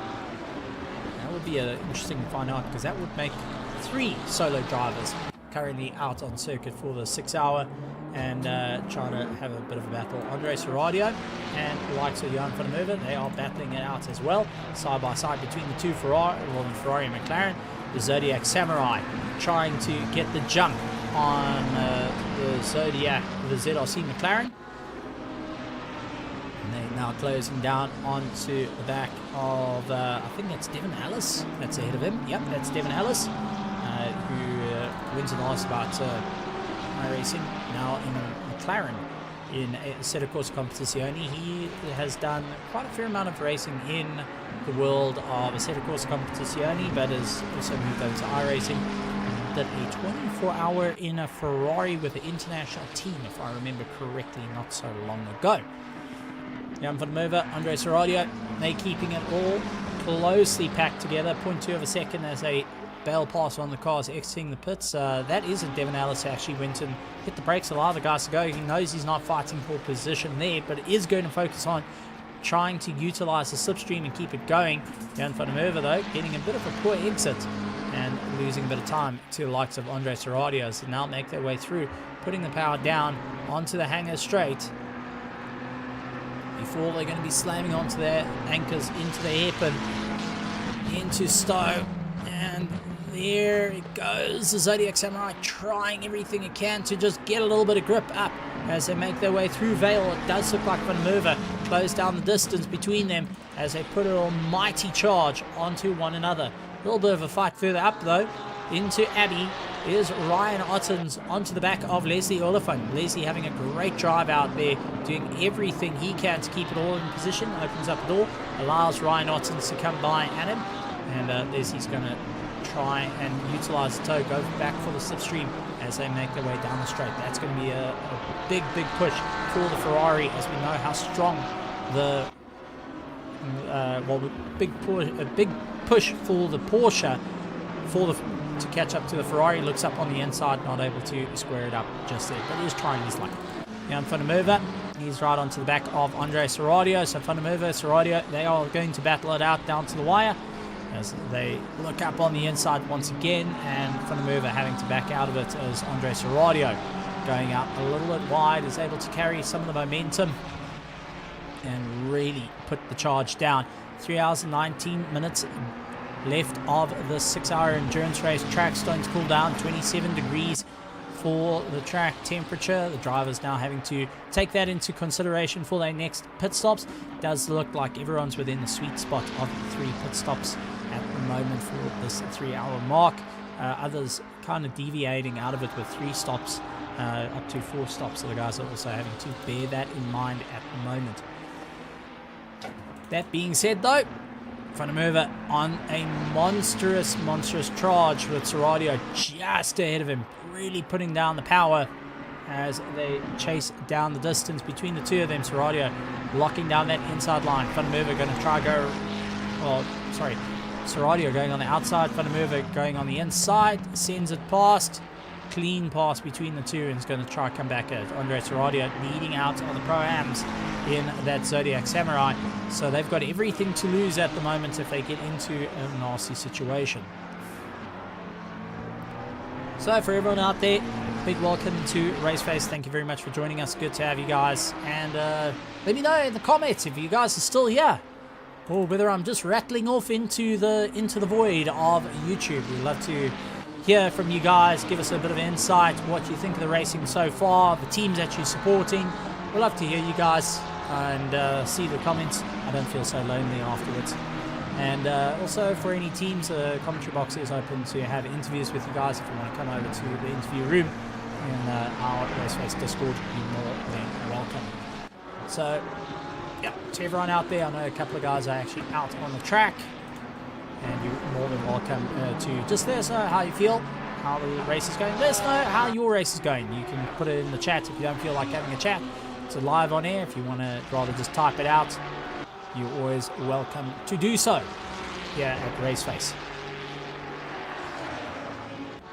As we now heading into that 1/4 Sure, the night is going very quickly at the moment, which is always an exciting time. It's because the racing has been absolutely tremendous here at RaceFace for the Endurance Series. Lots of things going on. We have got lots of different new series jumping into play and having a bit of fun. And let's see if I can actually try and pull up who's where in the results. Soul Silver, yo, gents, BOP on ACC is developed during the game. Of whose line is it anyway, where everything is made up and the points don't matter? Yep, that's pretty much it. That's it. Yeah, it would be one of those ones of scenes from a hat. would be my closest, or Props would be another one. For anyone that doesn't know whose lines anyway, go take a look at it. It's very fun. Lots of good giggles out there, and all of it is ad-libbed. So there's no written scripts for the guys. They have to just come up with it on the spot, and they get some very interesting things. I know one of the ones that was a little bit too close to, well, didn't age very well. It was a joke that came out roughly about 9 years ago. It said things you don't want to hear while in a submarine. And that was from Scenes in the Hat. That did not age very well. That's all I can say for it. But Sol Silver going and talking, Mr. Fencer saying double stinting, not fun. Yeah, perfectly agree with that one. Very, very difficult to double stint. You feel like you've just run a marathon.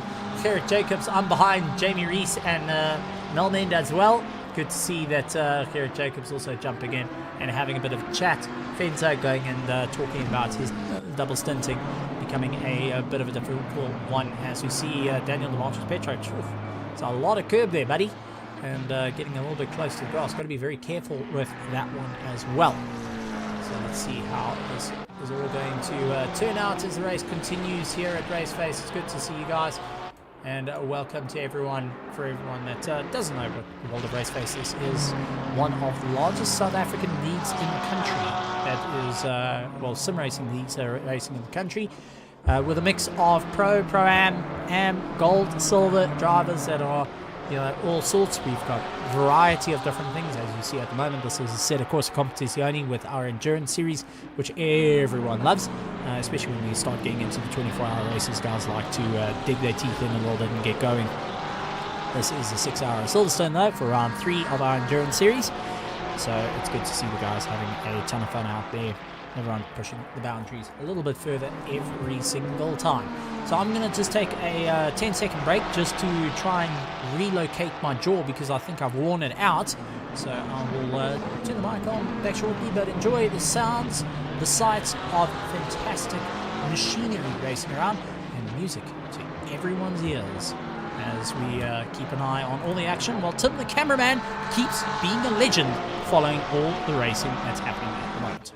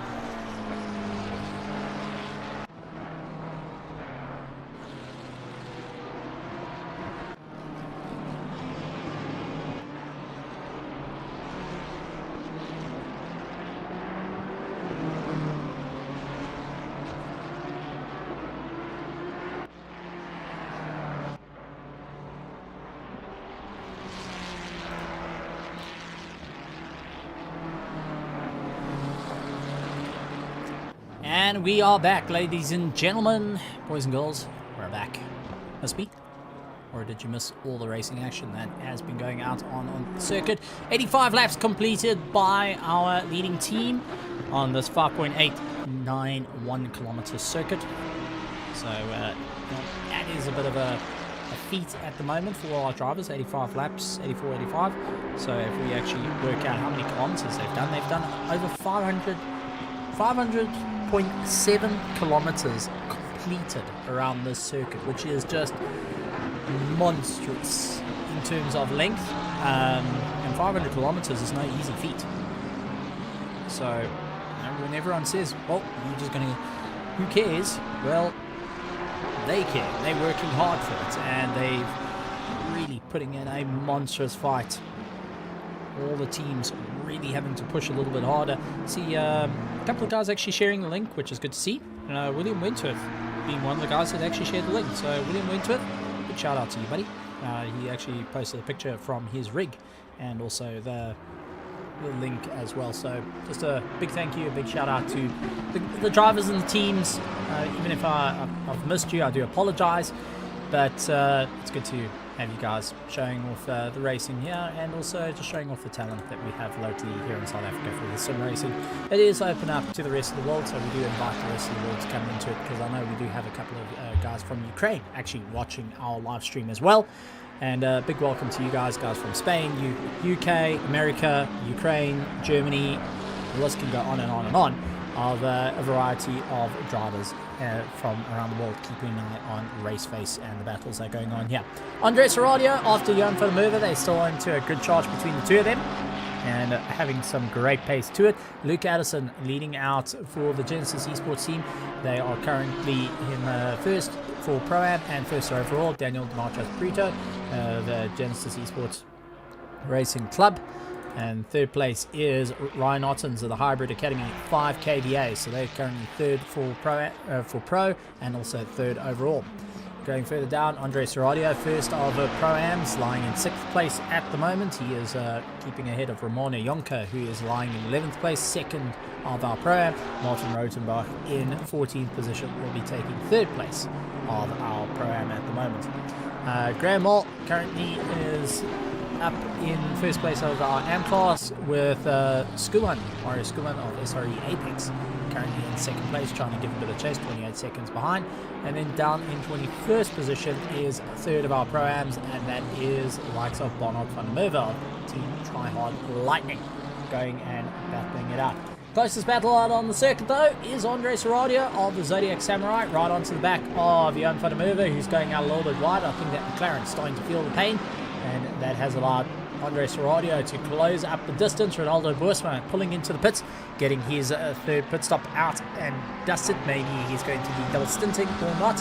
See, there is yellow flags for this car over here, and that's Ruan Kleinans in 20th position. He was actually keeping up with them, and it looks like he had a bit too much rotation onto that rear, and it hurts him.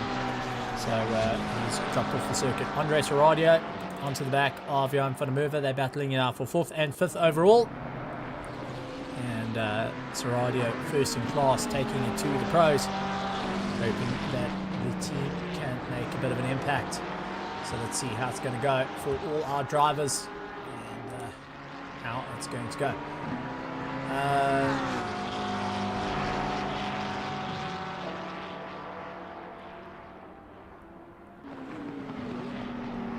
So let's see how this is all going to work as they make their way through, and I do believe that we've got a bit of an issue with pitwall, so I'll take a look and see. This cannot reconnect, so we should have pitwall up and going once again. Keep an eye on that. So if anyone can give me a bit of feedback on pitwall, which is out in the description, see if it's working. If not, just let me know. Drivers asking to take a look at it and see if we can try and figure out what's going on. But disconnected, reconnected, let me know if it is up and going for you guys out there in the grandstands to see how it's all running. It is pitwall light, so it won't show you everything because because we've got to keep some secrets. But it's always good for the guys to see some of the information going on at the moment. Taking a look at my setup though, I do see there is some changes. It is updating a little bit, so it should all be returning back to normal as it stands. So there we go. It looks like it is starting to pull through a little bit better and give us a bit of a show as well. Did disconnect, reconnect just to try and get it up and running once again. It would be good to get a little bit of feedback onto it. Hunters Fun Sut has got Jamie Reese in front of him. Jamie Reese now dealing with We Are Pace, which is from Pace Motorsport, closing down the distance onto the back of them and giving a bit of a chase as well, which is always good to see. A couple of guys going and letting their thoughts known and chatting to the world of our stewards. Our stewards have been working. They've been working really hard, and big shout out to our stewards that have been keeping a close eye on the racing. It's always good to see, and a very thankless job actually out there for our stewarding panel. They're the first to get blamed and the last to be thanked, if I can put it that way. And I'm at fault of doing that one. I remember doing an endurance race, and I actually went to it was for the 24-hour here at RaceFace. And I actually went to the stewards at 4 o'clock in the morning, went in there, Bert's Hugo had his cup of coffee. There was I think it was, I forgot the guy's name. Do apologise. There was a couple of guys there. I went into the stewards and I said, you know what guys, I'm highly disappointed as we see Ronnie Honker trying to go around Brandon Kruger. But said I'm highly disappointed. The windscreen wiper on the Aston Martin is flopping. And that has to be a server issue because that floppy windscreen wiper is irritating and becoming a little bit. So I see a couple of guys saying game audio is a little bit loud. So let's drop that down a little bit. There we go. Hopefully that's a little bit better. Horsebox Streams going and letting us know. So hopefully Horsebox Streams is that a little bit better. Dropping the game audio down a little bit slightly. Would be nice to get a bit of an insight to that of what's going on. For anyone that doesn't know Horsebox Streams, they actually did a live stream for one of the endurance races early on in the year, and a shout out to them.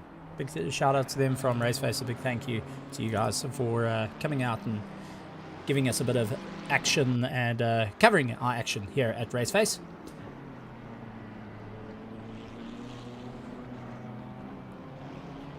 Brandon Kruger keeping ahead of Ramoni Onka at the moment as they put the power down. Each of the drivers trying to go through and trying to get a little bit more of a run up on one another. It's good to see everyone having a bit of fun out here as we've now into that halfway mark.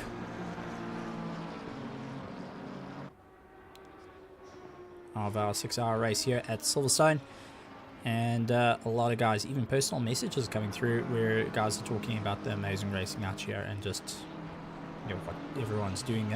Super impressed with how it's going. Heinrich Loeb saying sounds good now. Now I do apologize once again if the audio was out a little bit. I know every time I close this Road Unify it tends to reset and make things kind of all on the same platform. So I do apologize for if my voice was getting muffled by the racing, but let's be honest, the cars sound better than me. So it's always good to put a bit of support out there to the racing that we're currently seeing. Ramoni Onka is caught onto the back of the likes of Brandon Kruger as they fight their way through. Brandon Kruger now trying to keep it all up and going. Car 77 though, that is Gabriel, who looks like he got himself turned around, trying to get himself back in order and get going once again.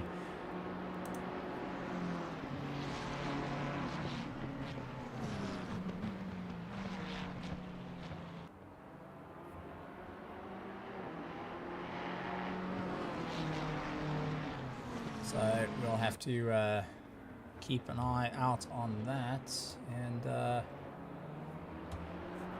see how it's all going.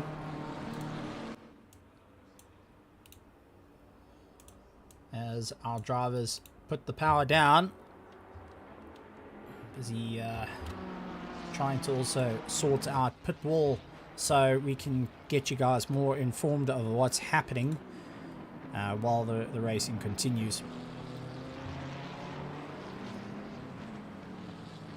And just gotta search for a specific document which is in the pit wall thing. Ramon Yonka looking up on the inside of Brandon Kruger. He's able to get by. They're going to drag it down to the wire, though. That is going to be a close run as they really stand on the throttle of Brandon Kruger, though. Going to take it down to the wire. The two of them battling out, and you can see the ZRC McLaren right on the back of them. Is that the McLaren? Yes, it is the ZRC McLaren trying to get past these two that are getting blue flagged at the moment. Ramon Yonka not backing down. He's going after Brandon Kruger. They are fighting for position, so he has to try and keep it all going at the moment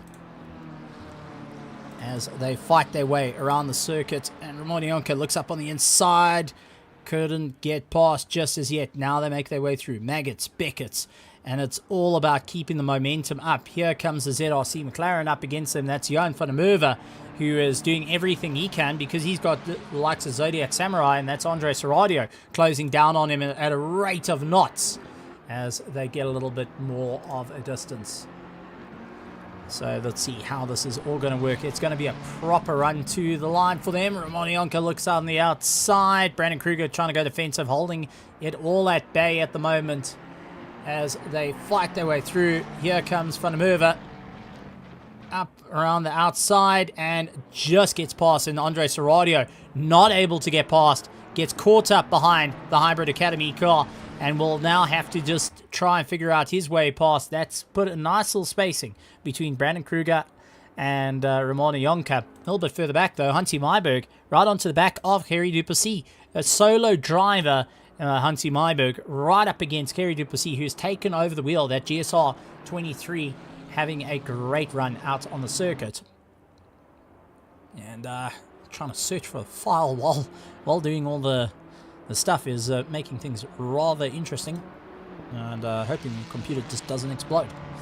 My hamster on the wheel needs to keep on running. And keep running on that little hamster wheel.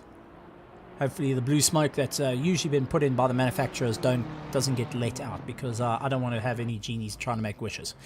Not during all the action that we've seen here. And with 2 hours and 55 minutes ago of this endurance race, it has turned into a monstrous race as the guys battle all the way through. Ramon Yonka right up against Brandon Kruger.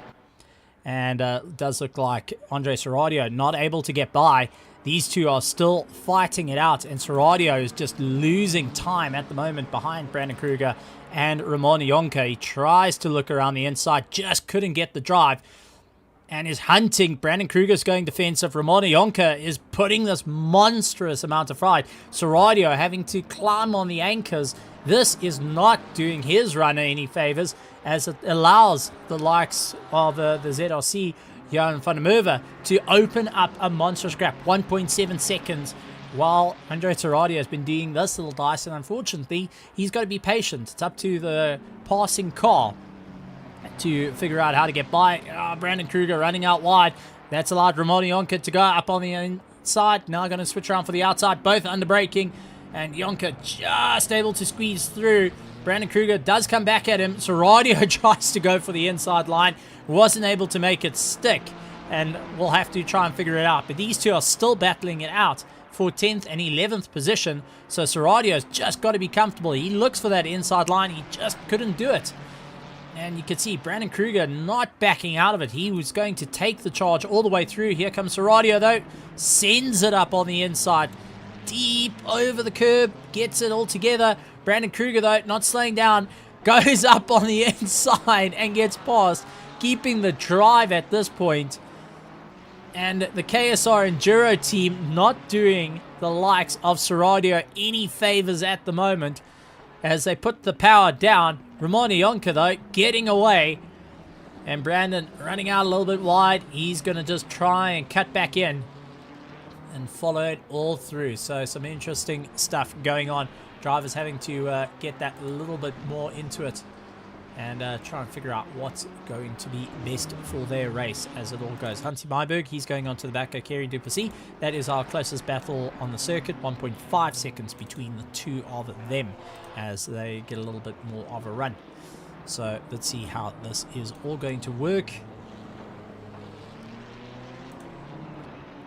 as our drivers focus on what's in hand at the moment. Let's see if I can try and see what's going on with this pit wall. I've been notified that it is a bit problematic at the moment, so the guys are wanting to take a look at the pit wall team, going and saying, look, they'll take a look into the stuff as well. So I'm gonna just send it out to them so they can take a look at what it may be. And yep, not quite sure what the story is. So we'll take a look. That's Hunty Myberg pulling into the pits to get his pit stop done and dusted as Tim the cameraman takes us through the entire race, bits and pieces of what guys are doing.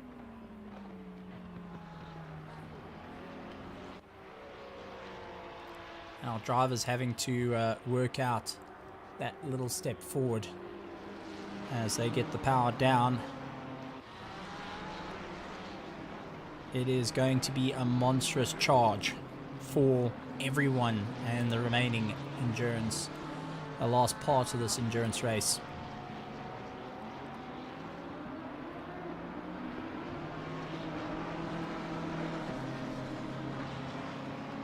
Once again, the invitation is open for everyone that would like to come have a chat. The teams are more than welcome to come have a chat and give us a bit of insight of what's happening out in the world of their cars that we're currently seeing out on circuit,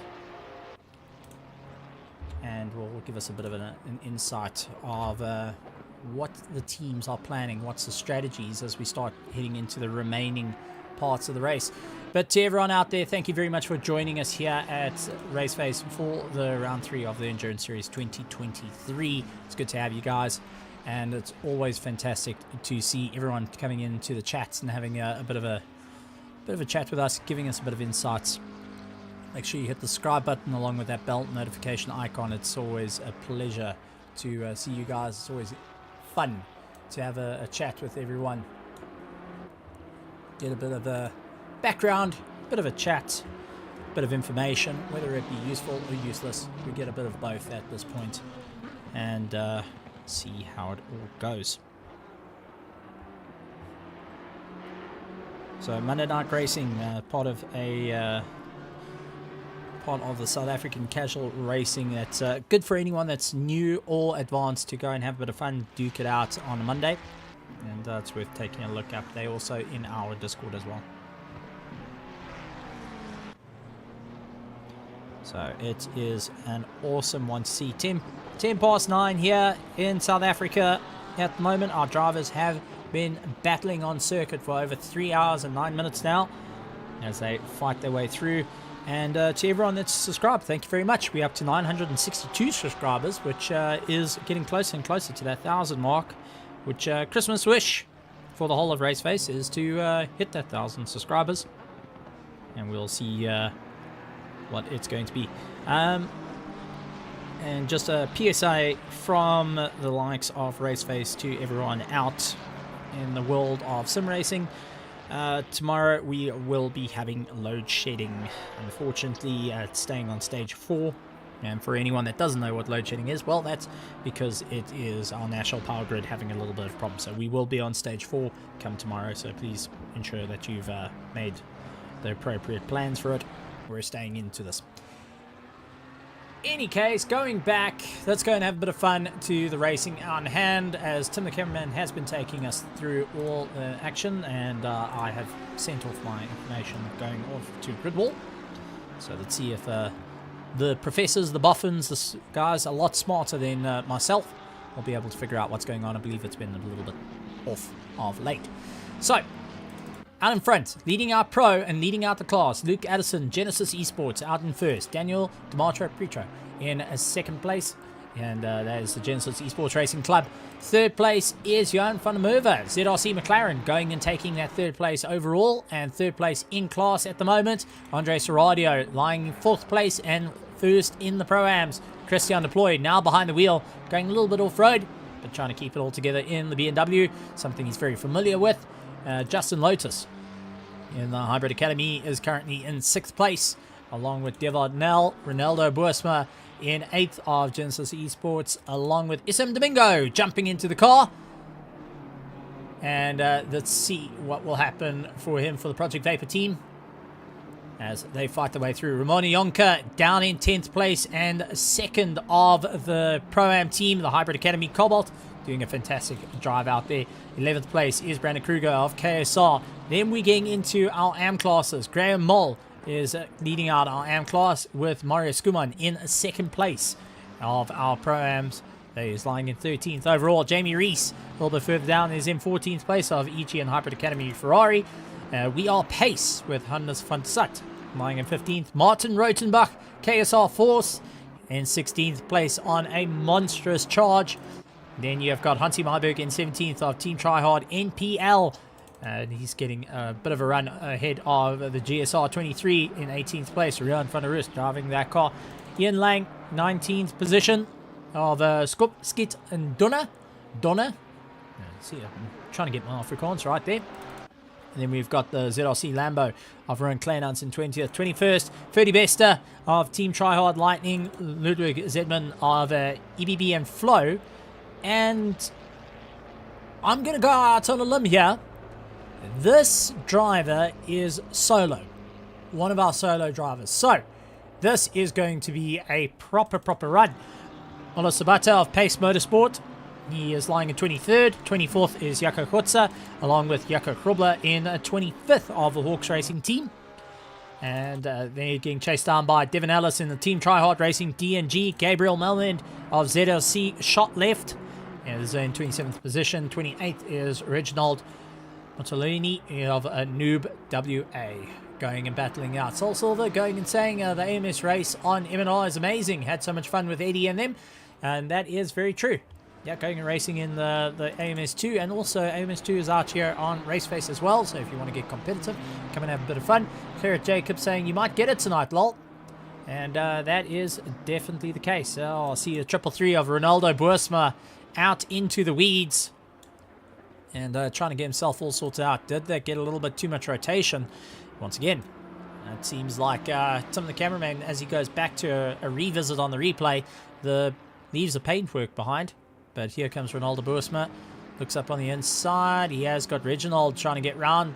Reginald trying to get round one of the BMWs. And, oi, hell of a snap as that Ferrari goes for a little bit of a turnaround. That's going to drop him down the order. But that rear stepping out from underneath him. Talking about that, let's bring in a interview for a ZRC team that is having a bit of fun out. And let's have a chat to Kleinans. Mr. Kleinans, welcome to the commentary box. Part of the ZRC team that has been having a lot of fun out on the circuit. Has been a bit of a yo-yo session, but take us through what's been happening. No, we've actually just had a nice ski nice, and thanks for getting me in here. Hello, firstly. We can hear you loud and clear. It's all good. No, it's been a good day so far for us, so I have nothing to complain about. So that's always a good sign. Now, you were part of the start of all the craziness, having over 30 cars getting ready for the 6-hour endurance race, and take us through the build-up, the hype, the mental process of your race is going to be 6 hours long. You have committed your time from 6 o'clock this evening all the way through to 12 here in South Africa at 12 a.m., which will be, you're heading into the morning. You're going to have a cup of coffee by the time you say goodbye to your mates. Take us through the mental process of that, and how was the start? Firstly, I think personally, I just try and keep calm. For me, it's, all the prep has to be done a few hours in advance. I don't want to be worrying about setup or what's going to happen. And it's just about getting that sort of clean, getting into the rhythm and getting going. And that's sort of where we are now. So happy so far, all good. Funny enough, the start for me was actually quite tame in comparison to some of our other races. But no, it's been fun so far. No, it's absolutely great. And just for a bit of information to everyone out in the world of RaceFace that's sitting out there in the grandstands, Mr. Claynance has got this interesting habit, and I'm going to out you here because you actually listen to the streams and able to write while you're racing. And we've seen that on more than one occasion that you've gone and typed up a message while you're in the pits, going and giving us a bit of insight. Also going and listening to the information that's being given out on the streams, because a lot of people tend to forget that it's only delayed by half a second or so you're able to get that information on what's happening. And so if anyone ever sees Claynance is typing, well, that's it. He's one of these drivers that honestly I think the keyboard's attached to his hip. To be fair, I haven't done that in a while. It's been the season has been crazy in terms of pace, so not much leeway. But if the opportunity is there, if you go and have a bit of fun. But I mean, out there on the circuit at the moment, we've got 3 different classes. You've got Pro, Pro-Am, and Am all racing. You guys are having a great bit of fun. As the ZRC team, you guys are battling right the way through the order. What was the ideas or the plans going into it? What was the strategies that you guys were thinking of? Okay, this is what it needs to be. This is what our plan's going to be. Who are we fighting? Working out who you're fighting. Honestly speaking, we just go in and we do what we can. We don't go and draw up a little spreadsheet of who's doing what pace. It's just we're lucky in the sense that myself and Essie and Johan, our pace is almost always crazily similar. So we end up having a really well balanced team. For the rest of the guys, they just try to do our best. Now, in comparison to the hybrids and PWSR and Genesis, those guys really go all out, and I'm sure they prepare so much. It sounds bad to say, but we just do what we can. Well, I mean, you're part of the teams that just put whatever's in front of you. Green flag, go.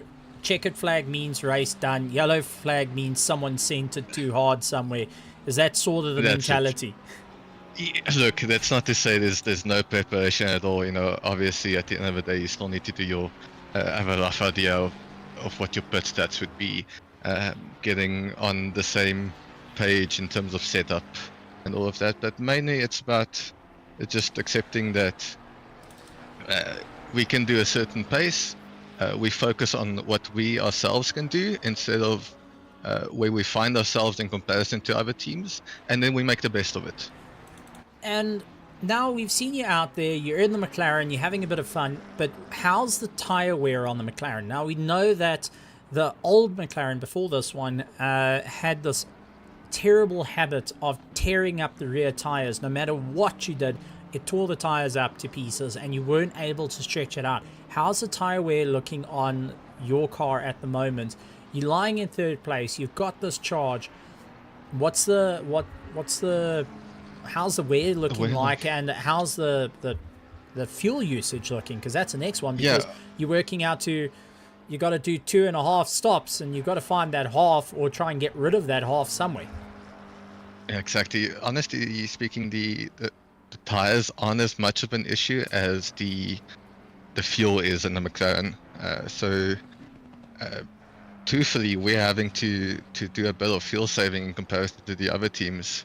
You'll see the likes of the BMs and the Lambos do like 3-4 laps extra on the stint, which that's tough to make up. But tires have been good. There are some tracks. and I'd say Silverstone is one of the worst ones in terms of wear, especially on the rear left. It just takes such a beating that you do need to be careful out of the chicanes mostly. You know, all these little slow speeds where you can really just lose the rear if you're not careful. Those tires just take a beating if you just send it. So no, managing well, the McLaren feels good. Well, you brought up a thing about fuel saving. Now, many people would know, different ways to fuel save. Put it into the higher gear, keep your revs low. Others would be, as we see Andre Serradio scoring a drive-through penalty, that's going to be through track limits. So the Zodiac team, the Zodiac Samurai, lying in 7th place and first of the Pro-Ams, still scored himself a drive-through penalty. That's not going to be a good one. That pretty much changes your strategy in a flash.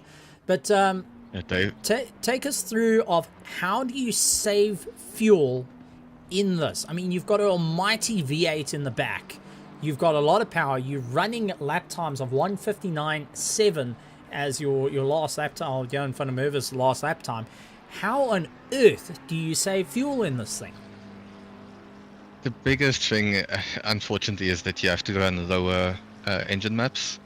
That saves you the most. You can also lift in just a little bit before you brake in the States, which saves you a bit, just coast a little bit more.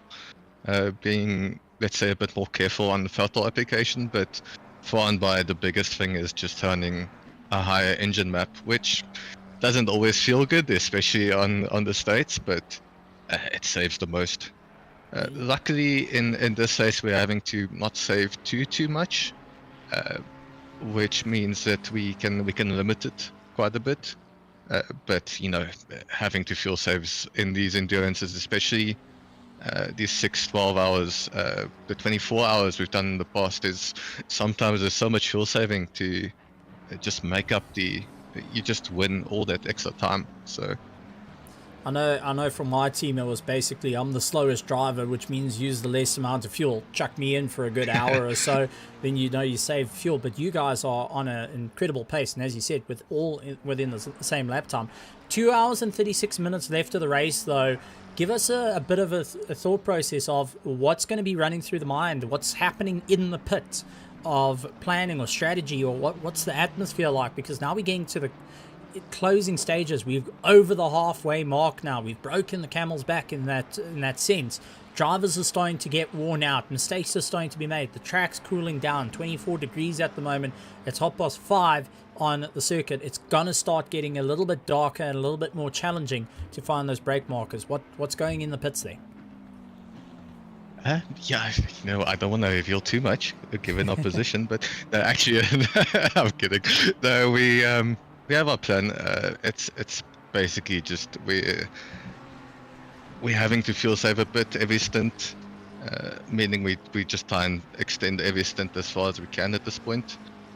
There'll probably be another, I can't recall if I think it's only 1 or 2 stops left. 1 stop left. Let's call it 1.5. Just so if there's anyone listening from the other teams, which we know there is, we know there's guys listening into the chat. I mean, everyone does it. Let's be honest. But 1.5, 2 stops. It looks into it because majority of the field is running in that 2-3 stops at the moment. A couple of guys have got into the 4-stop range. But not many are getting into that 4 stops, so we may see that. McLaren, as you said, the fuel being the biggest issue. How is it going through the back markers? You catching up to your Pro-Am drivers and your Am drivers. You also catching up where they fighting for position, and you trying not to lose time. Take us through that sort of understanding, because we saw it a little bit earlier with the likes of Christian Venter. He was in behind the wheel and he was battling to get past 2 of the cars. He was hunting left and right and just eventually had to take the deep breath, take a deep send, and hope that they saw him. Others are more mindful. They're minding out the way. They're giving you the room. I mean, as a driver, take us through that sort of aspect. Yeah, I must admit most people have been really mindful. where it becomes difficult is when you catch up to people who are in a battle themselves. Because understandably, they're trying to overtake or get their position, but at the end of the day, we still need to find our way past. Johan had a bit of a moment earlier, I think, behind, I can't recall if it was Cougar or there was this little mix-up, and that loses you quite a bit of time. But at the end of the day, it happens to everyone. It's part of the endurance racing. It's part of, you have to deal with it, right? But for the most part, these people have been, or everyone has been considered, so can't complain too much. All right, and are you going to be hopping back into the car, or is it going to be all settled down? Because I'm gonna try and wrap this up a bit quickly, because not to put you like a cat on a hot tin roof, but you do have Christian deploy about 17 seconds behind you. But are you going to be jumping back into the car, or is the strategy going to be we're going to have to find out? No, at this point, I believe SC is going to do the last bit. Johan's finishing up. But I might jump in. I'm pretty sure it's just going to be SC at this point. All right, I still have to do. Luckily, I still have to do part of the steering as well. But so far, everyone's been suit. Nobody, no trouble so far. They haven't complained about a floppy windscreen wiper on an Aston Martin yet. Don't get me started on the BMW as a windscreen marker. There was a time I used to race the BM, and I really stopped because of that windscreen wiper. The same with the Ferrari. I can't drive the Ferrari because it just bothers me. It just moves around. You want to feel like you want to snap it off and just deal without exactly. Well, it's absolutely great. And you know what? Thank you very much for coming and joining in the box. I was getting lonely. I was wondering if anyone was still out there in the world of the land of the land of the living. But I know that you're in a bit of a race at the moment. And 17.9 seconds. You guys are in a bit of a hot challenge at the moment. So for anyone that wants to know, this is Johan Kleinans, and absolutely fantastic chap. Go and see him racing on Wednesdays and Thursdays as well, and do a bit of battle. But before you go, give us if you have any shout outs that you want to go and shout outs about, or just give us a bit of history on ZRC. The floor is open. Just make sure it's all PG. But the floor's yours. 100%. You can talk a bit of history, or give shout outs, or a challenge. Let me actually just say this. So ZRC in general, we've obviously at this point got people racing in all the divisions, and more than a team, we try and just educate everyone. Especially for new people coming in, it's really daunting.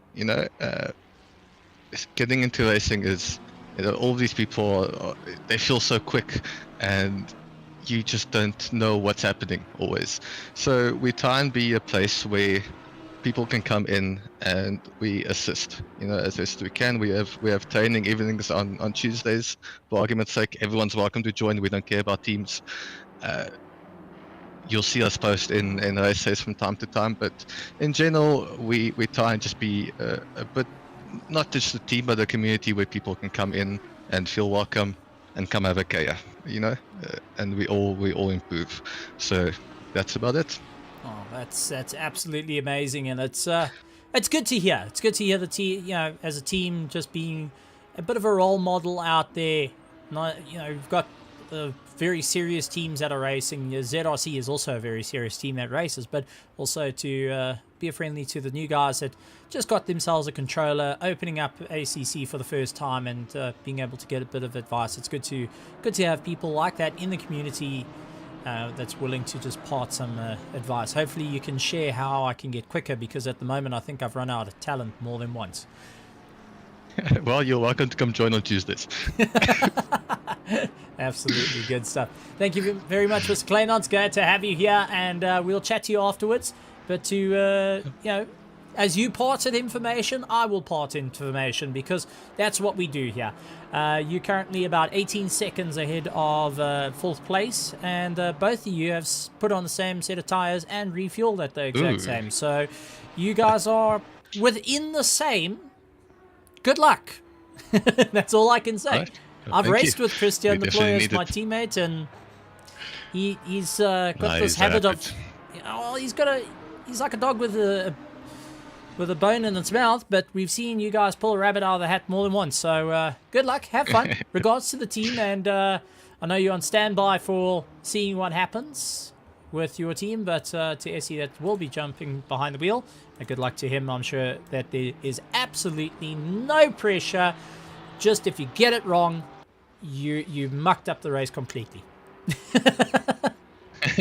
No. All right. Oh, thank you. Absolutely great. ZRC, Johan Kleinon's jumping in, and absolutely incredible stuff to have a chat to him. Nice to do this, and couple of guys in the chat. So Mr. Kleinons, can we get a link for the ZRC Discord? So we'll try and get that out to you guys as well, because I know that guys are wanting to get a chat. Otherwise, head over to the RaceFace Discord in the link.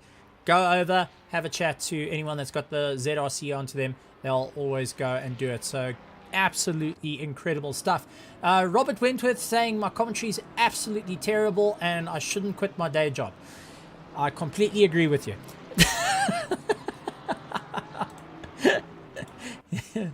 Oh gosh, I actually got to meet Robert and William Wentworth, and also I think it was William's kid, a little girl, that this past weekend, at the Kyle Army Motorsport Festival. We got to meet up with a couple of the drivers like Ramani Yonka, Ryan Ottens, so many different faces. I even ran into Gerald. He had a bit of a chat as well at Cheetah. So it was Gabriel Malmend. We had a chat at Cheetah, not Gerald.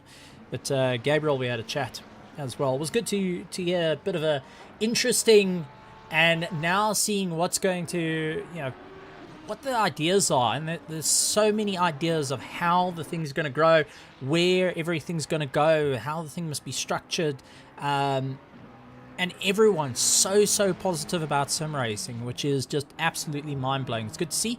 I see Kalen Mauer, who was in the comments. He's in the We Are the Pace car. Kalen Mauer actually won the chaps that went and represented South Africa for Gran Turismo not so long ago. Yeah, I mean, it's always been a very interesting thing to see, and coming from the real world of racing, I've got to say it was a proper eye-opener to come into the sim racing community. And I started about 2020, got involved, and RaceFace, it was first Monday Night Racing, then raced in the 80K Pro Series, and started racing in the likes of RaceFace. And gotta say, between Monday Night Racing and with all the sim races, because they raced pretty much everywhere, I got into RaceFace. And the one thing that struck me the most is how friendly the community's been, how welcoming the community's been, how everyone wants to really put the effort in and making something better, stronger, and more open for everyone. For it doesn't matter what your ages are, your disabilities, your anything, it's open. And that's so while I've got a bit of time, and no one else is very close to one another except for Ruin de Rust and Martin Rotenbach, which are over here.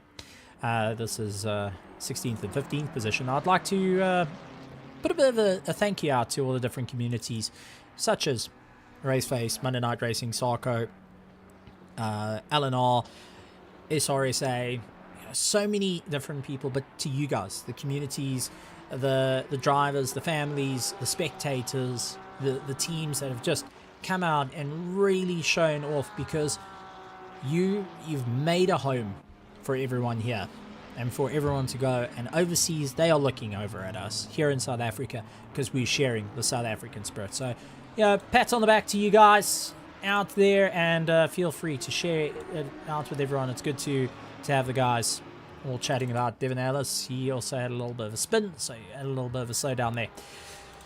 But yeah, to you guys, thank you very much from my side, and thank you for welcoming with open arms. It was it's been truly an honor being on the mic with you guys, despite it all. And I look forward to the new talent coming through. As we heard, Grant Sebastian is going to come on air and is going to be do a commentary with us. So Grant Sebastian, your voice, it's ours. We're going to hear it. It's going to happen. So I want to see it, and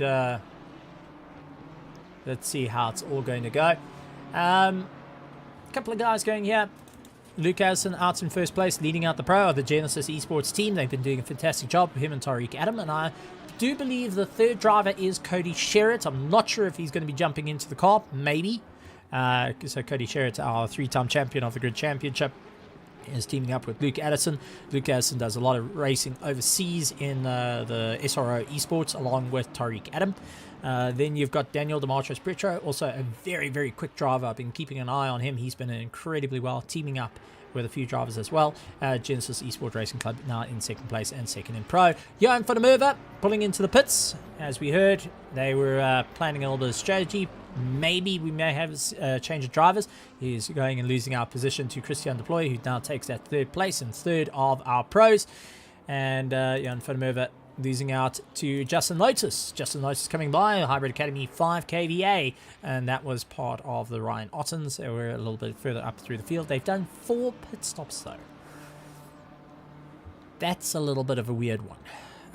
Now I'm not sure if that was due to problems that caused that 4th pit stop to come up. ZRC still in the pits. Dewald Nell, he's making his way around the circuit for RS1, teaming up with the likes of Leslie Oliphant, who we saw him a little bit earlier, going around and having a bit of a race, and Porsche being a bit of a handful, but one of the very few Porsches that are out into the top 10, which is absolutely incredible to see. Andre Serradio in 7th place, first of the Pro-Am for the Zodiac Samurai. We had a chat to Andre Serradio, giving us a bit of insight into the team, how it all works, and also giving us a bit of insight into the strategy and planning that's going into that. So good to see the Zodiac Samurai in 7th place. Ronaldo Boersma in 8th of the Genesis Esports. And also a big shout out to Ronaldo Boersma. He was also manning the race face competition rig at Kyalami of Motoring Festival. So a big shout out to him as well. It was good to go and see him put a name and a face and a voice to all together, which was quite weird. Because at first I looked at him and I actually said, can I help you? Not realizing he had RaceFace written over his top. So it's going to be a bit of an interesting thing. SM Domingo is out in 9th place for the Project Vapor team. They are really on a proper charge. Graham Mole, part of the team Kerigma Racing. They are in 10th place and first in the AM class. Then you have got Tinas Bertha, second of our Pro-Am class, lying in 11th place. Jamie Reese in 12th, third of our Pro-Am class, getting chased down by Brandon Kruger of the KSR Enduro.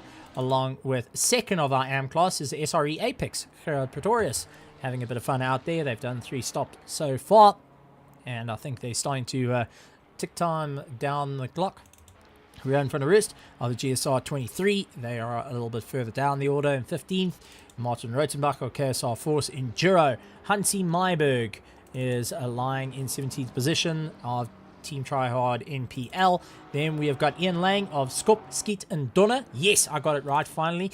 Kaylin Mauer of We Are Pace in 19th. 20th place is Ruan Kleinans. And looked like he had a bit of an issue.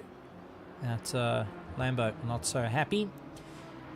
And you can see feathering the throttle, so they're trying to keep it up and going. Fede Besta in 21st of Team Tryhard Lightning. Molos Sabata in 22nd place. No. I just saw something that's broken my heart. Absolutely broken my heart. Ludwig, who was racing. And, sorry, let's carry through. Jaco Couture of Team Trial Daredevils. Jaco Krobler of Hawks Racing Team is in 24th.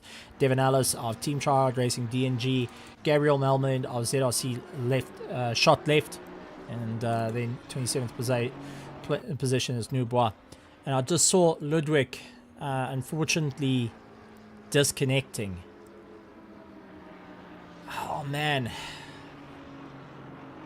2 hours and 19 minutes to go. And disconnecting.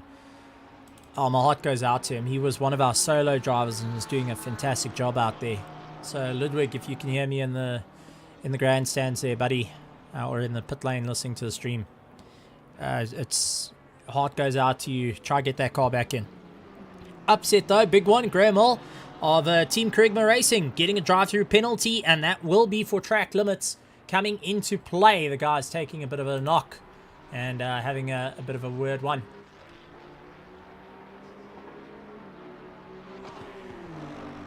And yeah, one of the things that's coming through is some cars are showing that they've got damage, yet the damage was repaired or there was no damage on the car itself. Hawks racing team actually going and pointing out there's Graham Mold doing his drive-through penalty, trying to get it over and done with. They're keeping a very close eye on Gerald Pretorius, who is quite a distance back, but will be trying to capitalize on this. That's one mandatory, well, one stop they really didn't want to happen at this point, so we'll see how it goes there. Hannes van der Sat saying great racing, thanks to everyone, and van der Sat was part of the We Are Pace Aston Martin, which is this one, and Discord's open to you, buddy. If you want to come in through an interview, it would be nice to have a chat to you, get a bit of an insight of what it was out there, and especially a little bit of the Pace Motorsport and what's going on. Graham Moldo comes out of the pits, and that's Tinas Buerta right behind him. Buerta really pushing as hard as he can, and now looks up on the inside. Mole locking it down, trying to just go a little bit later under braking and doing everything he can.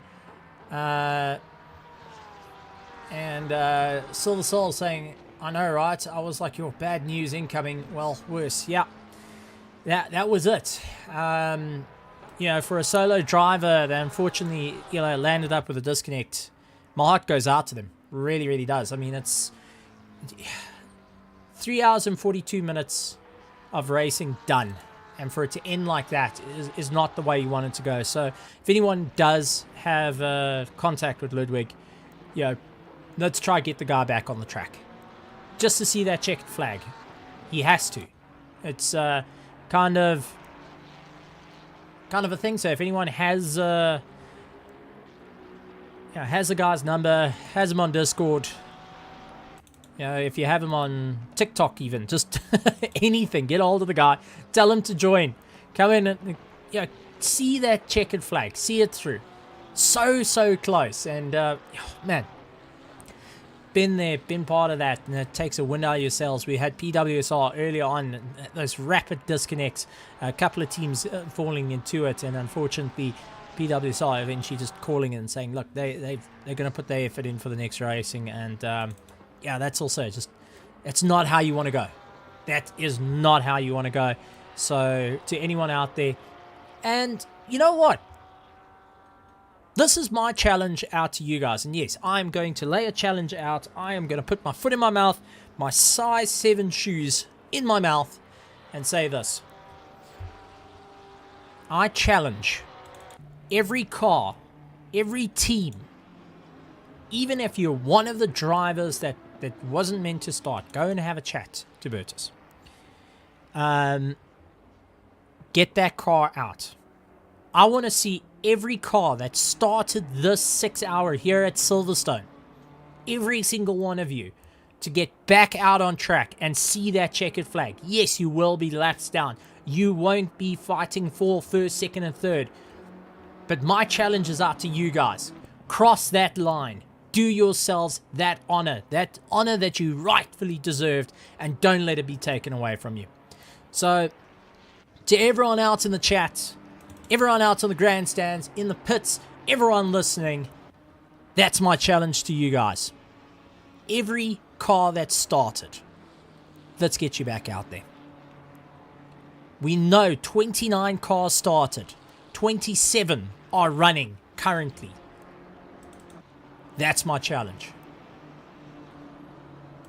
So, time to blow up those phones, everyone. And you can say Steven told them so. I'm more than happy to take the blame on that one.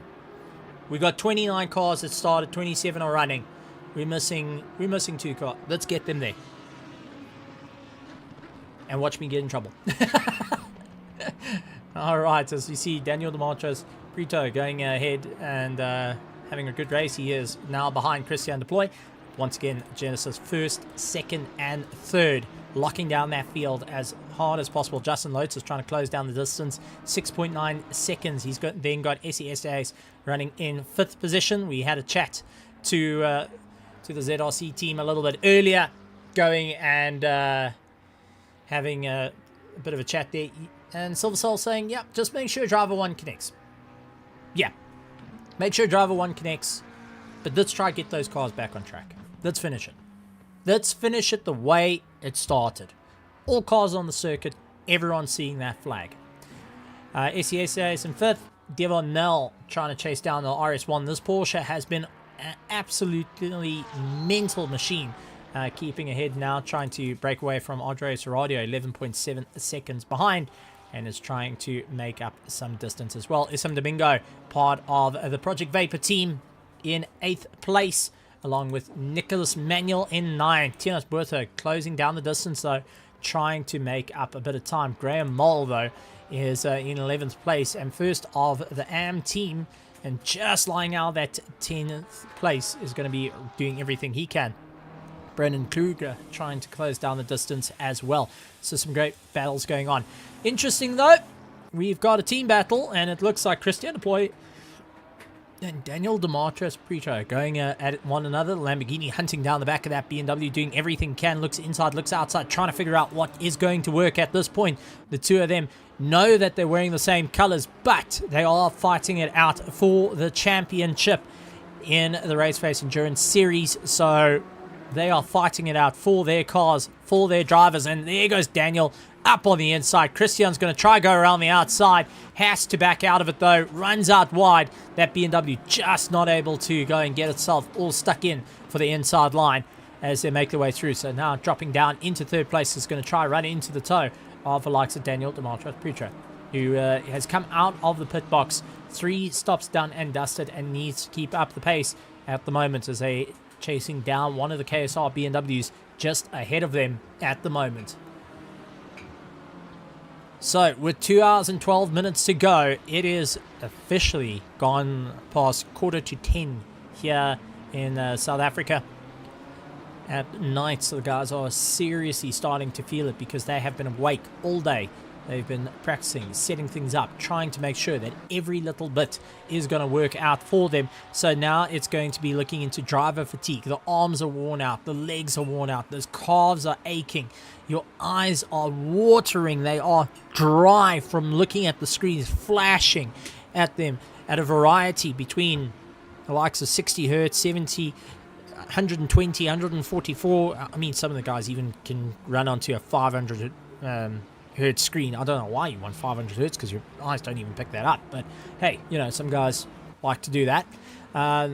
So drivers are getting worn out. They're starting to feel it and starting to feel the pressure.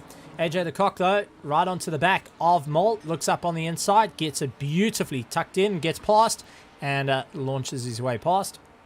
So Graham Moll, who is now falling down the order a little bit, has got to be so careful, as he is now 2nd in class to Gerard Pretorius, lying in 12th. So we've seen a change for class position between the Kerygma Racing and the SRE Apex. Now, SRE Apex trying to make up time after the likes of Skuman not able to put his foot down and having that accelerator problem where it wasn't using 100% of the throttle, actually being 20 kilometers slower in a straight line and having to try and make it up through the corners.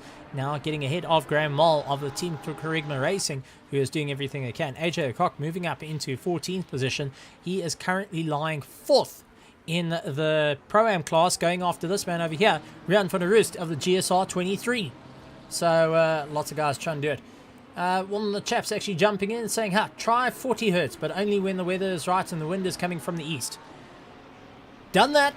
I've done that on a 19-inch screen. It was a LG Flatron, and I take my hat off to everyone that does it. Kind of when I've upgraded to these AOCs, it was like putting on glasses, and I didn't realize. 22nd position, Molo Sabata, stop go, 30-second penalty, and I think that might have been coming out of the box and just getting on the button a little bit too early. That is going to hurt him out. And that stop-go 30-second penalty next time they pull in the box. 30 seconds of not being able to touch the car, put tyres on, any of it. as they go out there. Do you want to go and highlight a couple of guys, though? Huntsy Myberg, who is solo driving at the moment. Oh, man, Huntsy.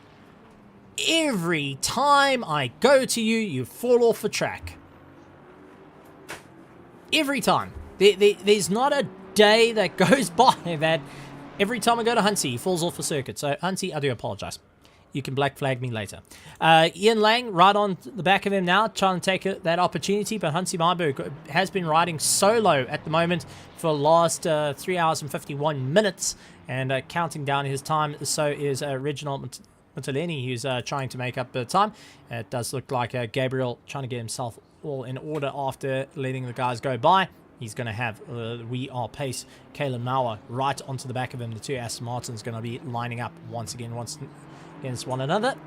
But interesting to point out there. So Huntsy Myberg trying to pull away from Ian Lang, trying to get away out of the toe of that Ferrari. As he pulls him along, Huntsy Myberg, one of our solo drivers, and Reginald Mutoleni, one of our solo drivers. Big shout out to them as well. Good to see them out there and having a bit of fun and proving that you can be alone. It's that forever alone meme doesn't mean that you can't have fun. So that's exactly what they're doing out there, having fun despite forever alone. Side by side, Lang getting past Huntsy Myberg. Huntsy didn't look like he fought back there, actually coming off of power and allowing it all to happen and saying, look, I'm not going to fight you. I'm not going to fight this one. You keep going. So it's good to see the guys out there. Fafia is going and saying AJ de Kock. He's got a big arms up as a good one to see, lying in 14th position. And part of the EG Hybrid Academy Evolved Sim Racing Road to Pro project, if I can put it that way. And his teammate Fafias, who usually races with him on a Thursday and on a Wednesday, going and putting in some support for AJ the Cock out there. Good to see the whole EG Hybrid Academy team still getting a lot of support. But to everyone out there, the support is absolutely great, and it's being passed on to all the drivers because they are listening. They want to see you guys make your voices heard and right into the chat. We love to see it. Just could not catch and get past the BMW while driving Kurt Glasgow. That is coming from Crunchy. So Kurt getting a little bit of a well done, and the whole team at the KSR Force getting a big well done from Crunchy, so it's good to see. Once again, the interview room is open to the teams, the drivers, and pit bosses to come and have a chat, give us a bit of insight on what's happening out on the circuit, how you guys feeling, how are you feeling, especially now that we're getting closer towards 10 o'clock. Oh, Reginald, no! Stop, go, 30 seconds. Come on, buddy, I know you need a rest, but you don't have to do it that way. So, Reginald, and, yep, Crunchy, aka Jamie. Yep, no, that's it. I figured as much, but I like Crunchies. So, it's good to see. And, Carrot going and saying, like a battle you had earlier. Carrot Jacobs going and also chatting out there. But to you guys, it's good to have you here and good to have a bit of a chat. But I'd put the challenge out to the drivers. Come and have a chat to us in the commentary box. Give us a bit of an insight on what's happening. How are you feeling? Are you worn out yet? Are you keeping an eye on the battles? What's the strategies heading into the final moments of the race? Because we got 2 hours and 5 minutes left of the 6-hour race here at Silverstone for round 3 of Silverstone. And let's see how it is going to go, because it is all going to be a proper little run. And I will state this. Oh, as we see, that's Ron Kleinans, who I think got a bit twisted around. It has got a bit of damage on the car, and they're trying to just keep that going. So he's going to lose out of position because, no, he's not actually. 30 is a bit far back from him, lying well over a minute. So Kleinans just trying to keep it all together. But that Lamborghini is properly hurting right now. And yeah, come into the interview room in the media chat in our RaceFace Discord, and come and have a chat with me if you think you can grab the bull by the horns and deal with the commentator that tends to talk too much and think too little at this point. And let's see what's going to happen.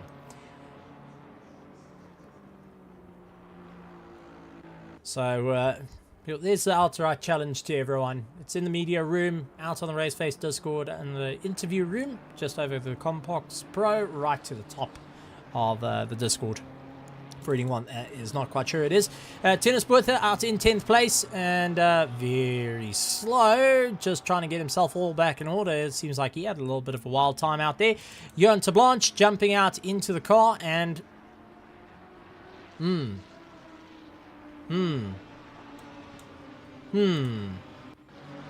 sus. That car looking a little bit rough. And hearing that it didn't have damage, that looks a little bit tired. Steering is fine. He's trying to keep it all together, minding out of the way of our leaders. Coasting the car along, third gear, second. Is he going to go in second? No, he's going to hang it in third. He's fighting. That steering is moving frantically at the moment, and he's constantly making micro adjustments to the car, which does lead me on the fact of maybe the force feedback a little bit too high and it's having you to work a little bit hard. Christian Dupoy pulling into the pits, and that is what SESA is going to be standing on the gas to try and get away and get a bit closer to him. He's going to try and do everything he can. The ZRC team trying to get past the likes of the Genesis machine of the BMW with Christian Deploy. Is he going to double stint it though? We're going to have to find out momentarily as they get ready to go. Devonell is only 10.2 seconds behind SESA, and he's going to also try and make up a bit of ground. He's right up against one of the Hybrid Academy cars, looks to the inside, backs out of it. I think he is behind Tianus Bertha. Yep, that is Bertha, who is actually slowing up because he's got the Hawks racing machine just ahead of him, and it seems like it's creating a constant Tina effect at the moment. And let's see how it is going to battle their way out. Drive-through penalty for Sabata, though. Sabata scoring that drive-through penalty. Pace Motorsport. Ouch. That is definitely coming down to the likes of track limits being exceeded at the moment. And that's going to hurt him. Christian Deploy back out onto the circuit, which means he is double stinting this time round and has had Andre Serradio just ahead of him get past, and Devot now along with SESAs. But they are looking at it. Christian Deploy's done 3 stops at the moment, the Genesis Esports team. And then you got SESA's done 3 stops. Devot now's done 2. They're going to have to pit soon because they're getting a little bit worn out. Andre Serradio of the Zodiac Samurai, they've done 4 stops. No, they've done 3 stops. 1 drive-through, though. So that's where it comes in, where the system's picking up 4 stops. They've done 3 stops, 1 drive-through, and that's why they have had that problem. So let's see how it's going to work out at the moment. And as they put the power down, Serradio trying to pull away from the likes of Christian Deploy, who's exited the pits, trying to get a little bit more drive underneath him. And we'll have to figure out what's going to work as the drivers battle their way through. And I think everyone's getting rather worn out at the moment as they get the power down. Tariq Adam in first place, leading out the charge as we hit the 2 hour and 54 second mark. Daniel Demetrius Petro for the Genesis Esport Racing Club lying in second place and second off Pro. SESA is in third place for the ZRC McLaren. They are fighting tooth and nail at this point. They've got Devot Nell of the RS1 lying in 4th place and 4th in their class. Andre Serradio of the Zodiac Samurai, they're running first in the Pro-Am class as they get the power down and really trying to get a little bit more travel. And just taking a look with actually having a bit of a chat to Gareth Hawkins, who was in the car of the Hawks racing machine, which is driven by Blanche over here. And says there's nothing wrong with the car that he can see on his side, so this must be just figment at this point that's sitting around, or fragments that's been left behind. But he's got a bit of a twitchy hands at the moment. That's why it looks so frantic on the steering. It's not because of any force feedback. That's trying to keep it all together. So fair enough. Fair enough. We do see these odd little weird things that go on as Christian Deploy gets right up behind to Blanche and really trying to force him to get past. Gonna try and line up possibly for the inside line. Has to hit the brakes. Gonna slow down. Tries to go for the inside line. So go out wide. It's gonna have an outside line. gets let by just a bit easy. He's trying to catch down Andre Serradio at the moment, who is starting to open up the distance. 2.3 seconds, and then just ahead of them is Devod Nell in the Porsche, also 2.3 seconds ahead. So the drivers are having to really figure out what's going to work for them, how they're going to be able to close down the distance, and what is going to be needed at this point. Rian van der Risto! Whee! Nice pirouette there, buddy. Nice pirouettes, and I think that Ferrari now bouncing around trying to get back on circuit. Let's see what actually happened here. And I've got a funny feeling it's just got a snap oversteer in through the corner. And Ferrari looking okay. Indicators turning on, so just to try and signal where he is going to go, or trying to say thank you. Maggots, Beckett's, and oh, that snap. Got a slow slide, tried correcting, got on the brake ever so slightly, got on the power, and that was the twist around that caused that. So get a little bit of insight into what's happening. He's now right behind Reginald, who is just ahead of him, trying to keep it all together. Andre Serradio right behind Devil Null, though, pushing as hard as they can, and Sabata, though, has a drive-through penalty. He's going to have to serve that reasonably soon, otherwise there is going to be a disqualification for not adhering to the COC, which was given out by the game, actually, in that one. I think that was for track limits. Serradio right up against the likes of Nell, getting past one of the Hybrid Academy cars, going to try and keep the tow at this point. He wants to try beyond the ideal racing line. Nell keeping his eyes on the mirrors at the moment as he keeps the battle going. Out a little bit wide, a little bit too wide there. Andre Serradio also follows suit, and Christian Deploy now 1.8 seconds behind. And this is where it's going to close down the distance between the ZRC and the Genesis while they're chasing after RS1 just ahead of them. So let's see how this is going to go. Devon Nell in the Porsche versus the Ferrari of Andre Serradio and Christian Deploy in the mighty BMW. Really trying to close the battle. And taking a look at our grandstands, we're getting more and more information getting checked out here, which is fantastic to say. Jean-Ray Buertha going to take, some say, Tim the cameraman never blinks and his favorite smell is 95 unleaded. That is very true. That is very true. 95 unleaded. And did you know that he drinks 93s? How's that? Hilton Nixon is in the pits. And, oh no. No. Please don't tell me the case is this. That car coming to a very slow grind. What's going on? I've got thoughts on that one. And one has to lead to getting it towed as either because of fuel or some disconnect has happened that he could only get it back into the pit. So what has happened to that car? Andre Serradio now has Christian Deploy right behind him, and Devil now has got a mirror full of Ferrari at this point down the hanger straight as they get a little bit more of a drive. And you can see the Pace Motorsports BMW trying to get out the way of Christian Deploy, and Christian's just utilizing the slipstream like, buddy, just don't slow up. I need your slipstream. I need to close down to the battle just ahead of you. As you see Nell, getting a tank slap. He's able to catch it. Here comes Serradio, though. He's going to look up on the inside. Remember, they're not racing for class, but they're racing for honors at this point.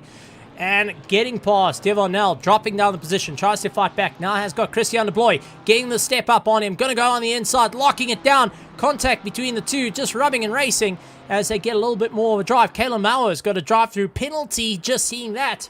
And that's going to definitely make a bit of an impact.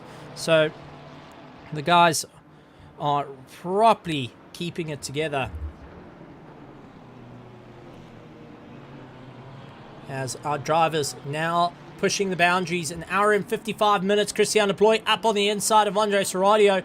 It's Pro versus Pro-Am, but these two know each other from racing in the Pro class in the Grid Championship and racing in the GT3 Sprint Series. Now looking to do battle once again. Serradio just not able to get the front tucked in nice enough to go after the inside. Really doing everything he can. Jean-Ray Buertha saying, cheers, Stephen.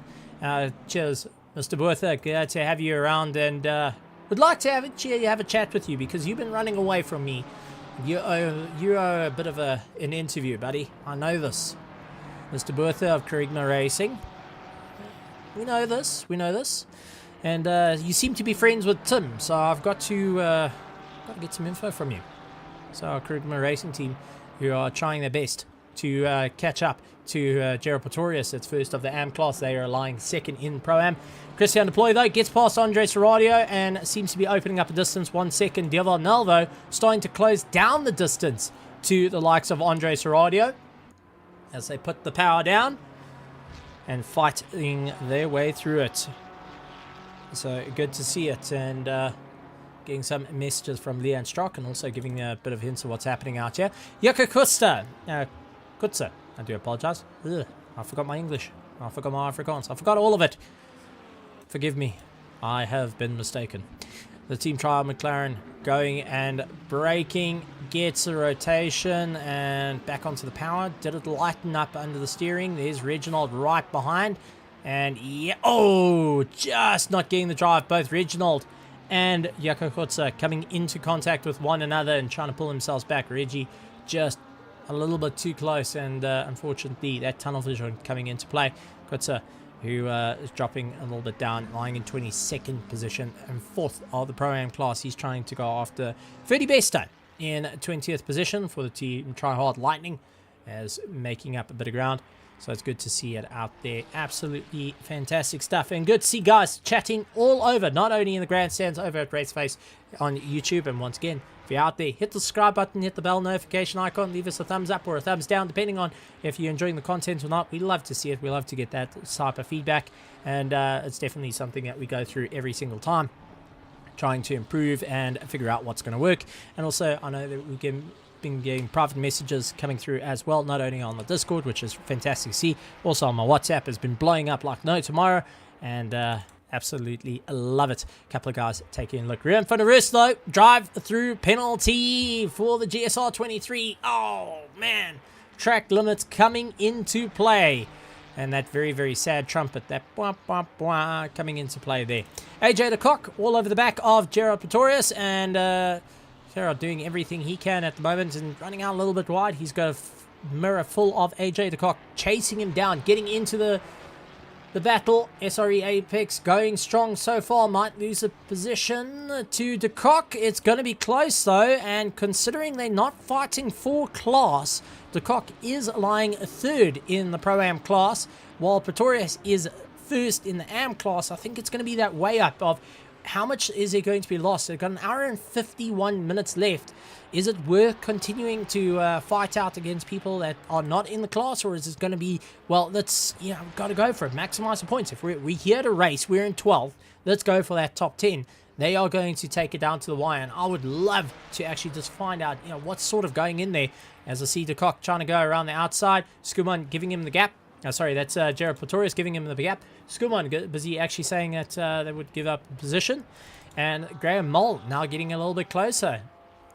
So Graham Moll is now right onto the back of Gerald Pretorius. And this, well, Mr. Skuman, I know you're busy watching. You let him by. Good show on you. Bravo on that one. But I hate to give you the bad news. 11 seconds behind is this very Porsche. And we jump in car. You see that little car that's just turned into the right hand? Just wait a second. Let's go around. Following from the helmet cam. You see that car just ahead that's now going into the left-hander? Well, that little car is something special to you. Because if we go to your car and we go to the likes of the rear wing, you would see coming into shot, you've got a little Porsche chasing you down. 10.6 seconds. There's the Porsche of the Kerigma Racing Team versus SRE Apex. There it is. And closing the distance. So for our AM team is now getting into a fight as Pretorius and Mole are catching up within 10 seconds of one another. 1 hour and 49 minutes to go. And I'm going to throw this out to both of you, to both teams, to drum up a bit of action. Call me a fan of Isidingo, Shelby, or Seven Delan, or Igoli. Call me a fan of the drama, and I like to chuck it in. Both of you are on the exact same strategy. So who's going to pull the trigger first towards the end? Who's willing to risk it for the biscuit? SRE Apex or Kerygma Racing for our AM class? And to everyone out there on the grandstands, well, we're about to have a bit of fun, because the challenge has been put out there of who's going to pull the trigger first, who's going to roll the dice, who's going to gamble it all out there. Ron Celia's out in 8th place. He's ahead of Nicholas Manuel and has got Tennis Bertha trying to chase him down, second of our Pro-Am. So, couple of teams having to think about what's going to happen, who's going to roll the dice, what is going to be the challenge at this point. Tennis Bertha pulling into the pits. And might I point out, this possibly maybe the final stop. Something to put out there. Maybe the final stop. Who knows? We don't know. We're not in the cars. No one was kind enough to give us the information of fuel usage per lap so we could work it out. But the race is on. Tariq Adam leading out for his Genesis Esports team. He's keeping ahead of Daniel Demartros Preacher, who's having a fantastic run. Is 71.9 seconds behind. So there's quite a big distance there. But I do want to point out, we do have a battle for Pro at the moment as well. Not only for our Pro-Am and our Am that are close to one another, we've got this. ZRC McLaren, 8.3 seconds behind. Well, behind them is Genesis Esports Christian Deploy, fighting it out for not only 3rd overall, but 3rd in Pro class. Time to get racing, guys. Hunty Myberg has got William Wentworth. It looks like the two of them had a bit of a running together. Tiernas Puerta coming out of the pits. He's got Gerard Pretorius getting by. Graham Moll is now going to be catching up to this, and he is looking and hunting. He's 10 seconds behind. Tiernas Puerta is 1 second behind Gerard Pretorius, not fighting for position in terms of class position, but overall track position. They do have one of the Genesis cars catching up to them though, so Bertha is going to try to look up on the inside. Is Pretorius going to leave the room? Can he leave a room? Because at this moment he is losing a time out to it. And Pretorius, last lap time, 2 minutes 9 seconds. Oh, 2 minutes 9:05. Graham Moll, 2 minute 9:55. Very close in lap times. That's something we need to keep an eye out. William Wentworth, just want to put this out there. I have got explicit orders, and I don't know how to break it to you, buddy.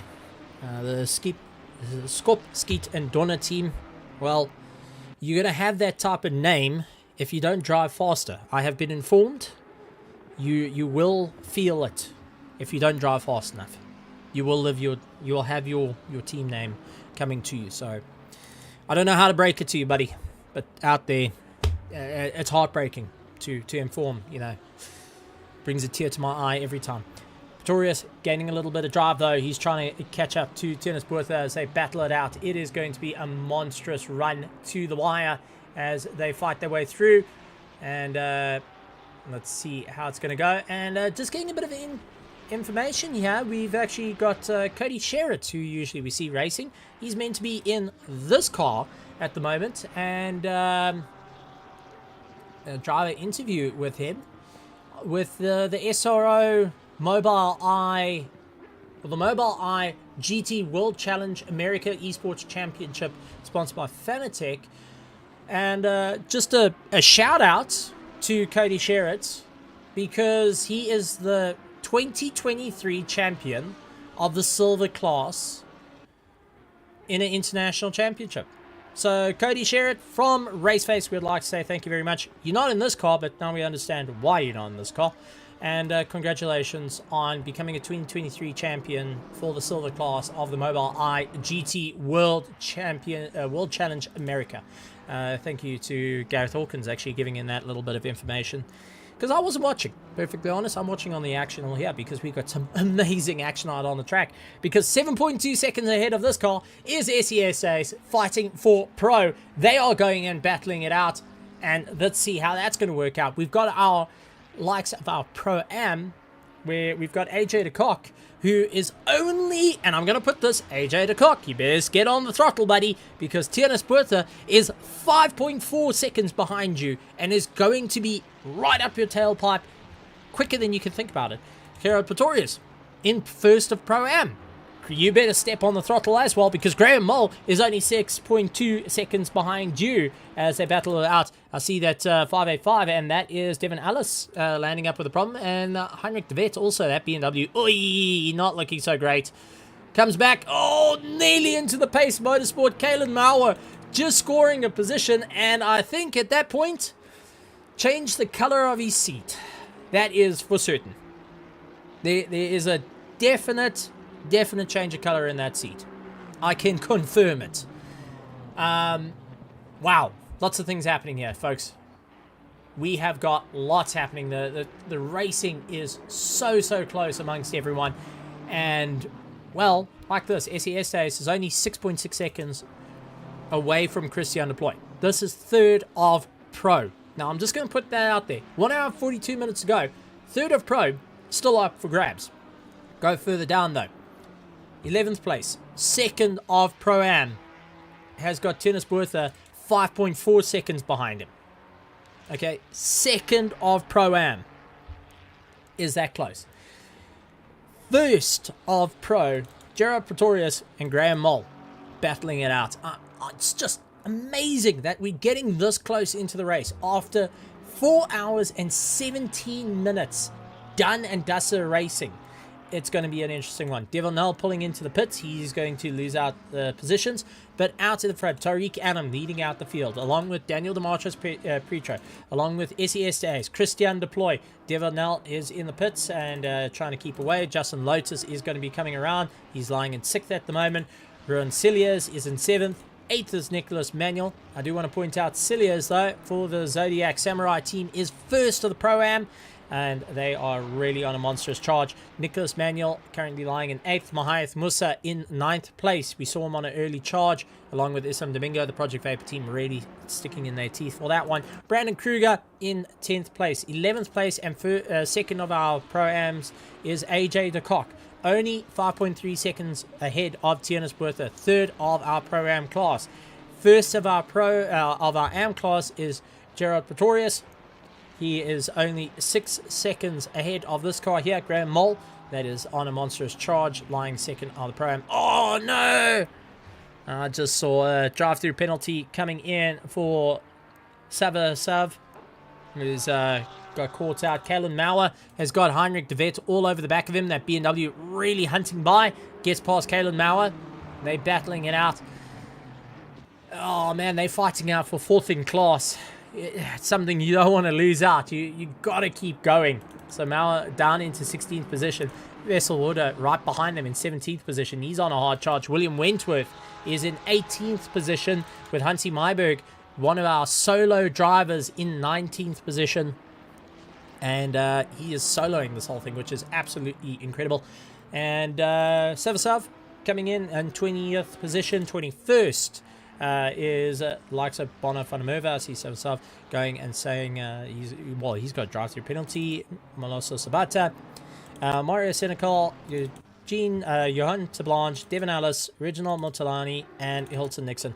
I see that we do have the likes of Cody Sherritt in the grandstands as well. He's supporting his team. Cody, buddy, since you've got those honors, it's a big honor.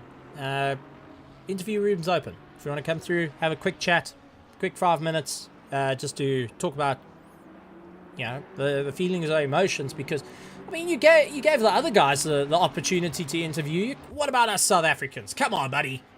As fellow South Africans, we've got to congratulate a world champion for the silver class of the Mobile Eye GT Challenge America. So, it's open. Interview room, you know where it is. I'll give you gears. Callum Mauer, though, keeping ahead of Vesselwoda, and I see Savav has... Oh, he's pulled into the pits, so he's getting his drive-through done and dusted at the moment. Vessel having a great time after the likes of Callum Mauer. These two are slugging it out left and right, going toe-to-toe with one another.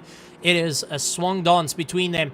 Looks up on the inside. Vessel's going to go for the inside line. Can he make it stick? Gets past the Aston Martin. Callum Mauer does look for that inside line. He's just not able to get it locked in on the inside. He's going to try once again and backs out of it, second guessing the option. He's going to rather keep a toe, try and get a little bit more drive and close down on the rest of the field as they power their way through. Absolutely tremendous stuff here in RaceFace for round 3 of the Endurance Championship 2023. Can you absolutely believe it? Tierna's Bertha, though, caught right up 3.8 seconds behind AJ de Kock, who is right onto the back of that looks to be the RS1 Porsche, and I'm not sure who's behind the wheel of that. I think that might be, yes, it's Leslie Oliphant.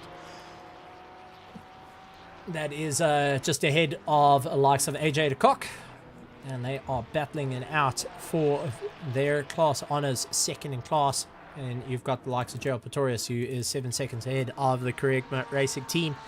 They are really on a positive charge at the moment to try and close down on the distance. So far, the race is heading into those closing stages, which is absolutely tremendous stuff. And, you know, this is why it's going to be a very, very big thing. So,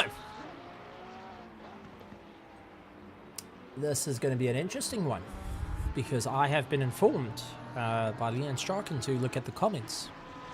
And, well, now Marius, buddy, pal, amigo, Marius Skuban going in saying that they are in mix 1, and also giving a roughly, I'm going to say rough, because it's not the actual fuel usage of this car here, Gerald Pretorius. And Gerald's busy saying, you know, they're on mix 1. They have given fuel per lap, but it may not be the right one. So giving a bit of a hint, but at the same time going and egging the competition. Is that confidence? Do I smell confidence of the SRE Apex team? Do I smell that we're going to be okay despite the 6.3 second deficit between ourselves and our competition for first of AM? Well, I like it. I like it. I really like it. I said I'm into the dramas. I'm into all that. Well, there's a bit of a drama, and we're going to be able to work out a rough estimate. It's not the right one. I have been informed. It's not the right one. But mix 1 is the right one. That is a current engine mapping. So when we talk about their mix, that is a engine mapping that they're currently on, which is full speed, full power, full tank usage. That is what you want to be on for a sprint race. So they have put their car into sprint race mode, and they are giving everything they got. Christian Ploy, he's trying to catch up to SESA's 5.3 seconds behind the ZRC McLaren. They're fighting it out for third place. And WT going and saying, that's Vietia, going and saying, well done, Cody. Sorry I missed it. Well done, guys. Good to see it out there. So Vietia going and jumping in. Been a long time since I've actually had a chat to Vietia. As we take a look to Tariq Adam out in first place. He's trying to carve his way through the field, getting past the likes of Hilton Nixon in 27th position, and Reginald actually moving up into 26th position. So we've got a couple of guys still going out there. My challenge still stands to all the drivers that have started this race. Get your car back in, cross that line. You've got an hour and 34 minutes, guys. You want to get that car across the line. Do yourself a favor. it will be well worth it. It's a self-confidence thing to it. Graham Mole trying to make up a bit of time. He is 6.7 seconds behind Gera Pretorius. They are fighting it out for class honors at the moment and having a great time. But also just jumping into the interview box, and we're going to move him in. He's been out there on the track. He's been having a bit of fun, and we spoke about him of the likes of our... Gotta find you. There we go. Roncelius. Let's bring in Mr. Andre Serradio. Andre Serradio, welcome back to the commentary box. What a drive it was. And first in class at the moment, lying in 6th for the final remaining minutes of a 1 hour 34 minutes of the 6-hour endurance race here at the likes of Silverstone for round 3 of the RaceFace 2023 endurance. Phew, ran out of breath on that one, but you guys have been on a bit of a charge here. Yeah, no, it's incredible actually. It was a bit stressful from time to time, but we are actually we're making good pace at the moment. It was quite terrifying because towards the end of my first stint, Ruan was supposed to take over, and these PC ran into a Windows updating issue. I had to do another stint, and yeah, it worked out in the end, but it was quite stressful. I can believe it. Now you're lying 6th in overall, which is a great place to be in. You guys are 36 seconds behind Justin Lotus, which is part of the pro guys, running in 5th, the Hybrid Academy 5KVA. But taking a look at your team, your rivals a little bit further down, like AJ DeCock and Tiernas Buerta, who are literally within 4.4 seconds. I'm sure you guys are busy trying to spur on the fight, saying, hey, listen, get your arms out there, guys. Go and duke it out with one another. Have fun, yes, side by side the whole way. Go the full way of fighting it out. We fully support you guys going side by side through every corner. No, always. Even when following people, like, yes, fight. No, we love to see people fighting, so please keep it up. Well, I mean, being first in the Pro-Am class at the moment, I'm sure the nerves are starting to kick in of, we've got to keep this momentum up. How does it feel out there? You went out for quite some time. You got into some very hairy moments, and take it where you were trying to get past 2 backmarkers that were in their own fight for position, and you sitting chasing down the guys. You're getting as close as you can to them, and suddenly you get stuck behind this fight and you know where to look around it. Yeah, even if you're not fighting for position, because when I was trying to catch up with the position in front of me, it wasn't necessarily trying to overtake. I was just trying to keep up so that we can work together and build a distance. And it does get quite frustrating when there's a mini battle happening right in front of you, and they lose all sense of they lose all sense of what's happening around them. I mean, understandably, I do the same, but it is quite frustrating when you're placed in that position. Yeah, no, it's definitely not an easy one, and you eventually had to take the do or die move. That's great lunge we all love to take, where it leaves us with a bit of stress of, did you see me? And I mean, that's a one to make up in your mind of, look, gotta risk it for the biscuit here. And I'm sure, talking to the team of, look, I'm gonna risk it, I'm gonna send it, and let's see what happens. Did it sit with a bit of a heart in the throat moment? Yeah, at a certain rate, it was just we're losing too much time. We got to get by. So I don't think my teammates were there at the time. They were trying to sort something out. So I was kind of left by myself. I think I would have been judged a little bit if they had seen that. But yeah, I just kind of went for it. Well, we see that Silius has got a problem with Lazy Oliphant right behind him. This is battling for 6th and 7th position. Lazy Oliphant is in the Pro-Am class, so not really the class that you're too worried about, but obviously you still want to come within that top 10. You still want to have that class, not only the class honors, but to be there as overall, this is what we've done. Yeah, no, we just, honestly, I think the main focus at the moment is to be within the top 10. We had that good start, we had that good qualifying. If we don't finish top 10, it will be a bit of a letdown. So at the moment, it is just top 10, finish within the top 10, and it's possible. All right. Well, we got a sort of an idea of what the Ferraris may be doing in terms of their fuel from a couple of other drivers, and giving us a bit of a. They've quite thirsty little cars, sitting at well over 3 liters per lap, which I mean is. They've got a lot of power, but I'm sure that fuel gauge, you ran it down till the fuel light eventually turned off because it gave up of trying to answer a question. Yeah, for our side, it wasn't too bad, the fuel. It was just more about like using as much fuel as you possibly could. In our previous races, we would always try fill up the tank, or at least for my stints, we'd try fill up the tank and see how far we can go. But we kind of trying to figure out a balance between pace and fuel saving. And before I let you go, now that you're coming down to the last 1 hour, 28 minutes, this is getting closer to the racing that you used to. What's the sort of strategies going into it? What's the plan of what's next? Going into stop, changing drivers, changing tires? What's the sort of go-to here? I think the strat at this rate is to just drive as fast as humanly possible. I think we're going to put ourselves in a good position where we'll be just being able to like not worry about fuel and just push until the end.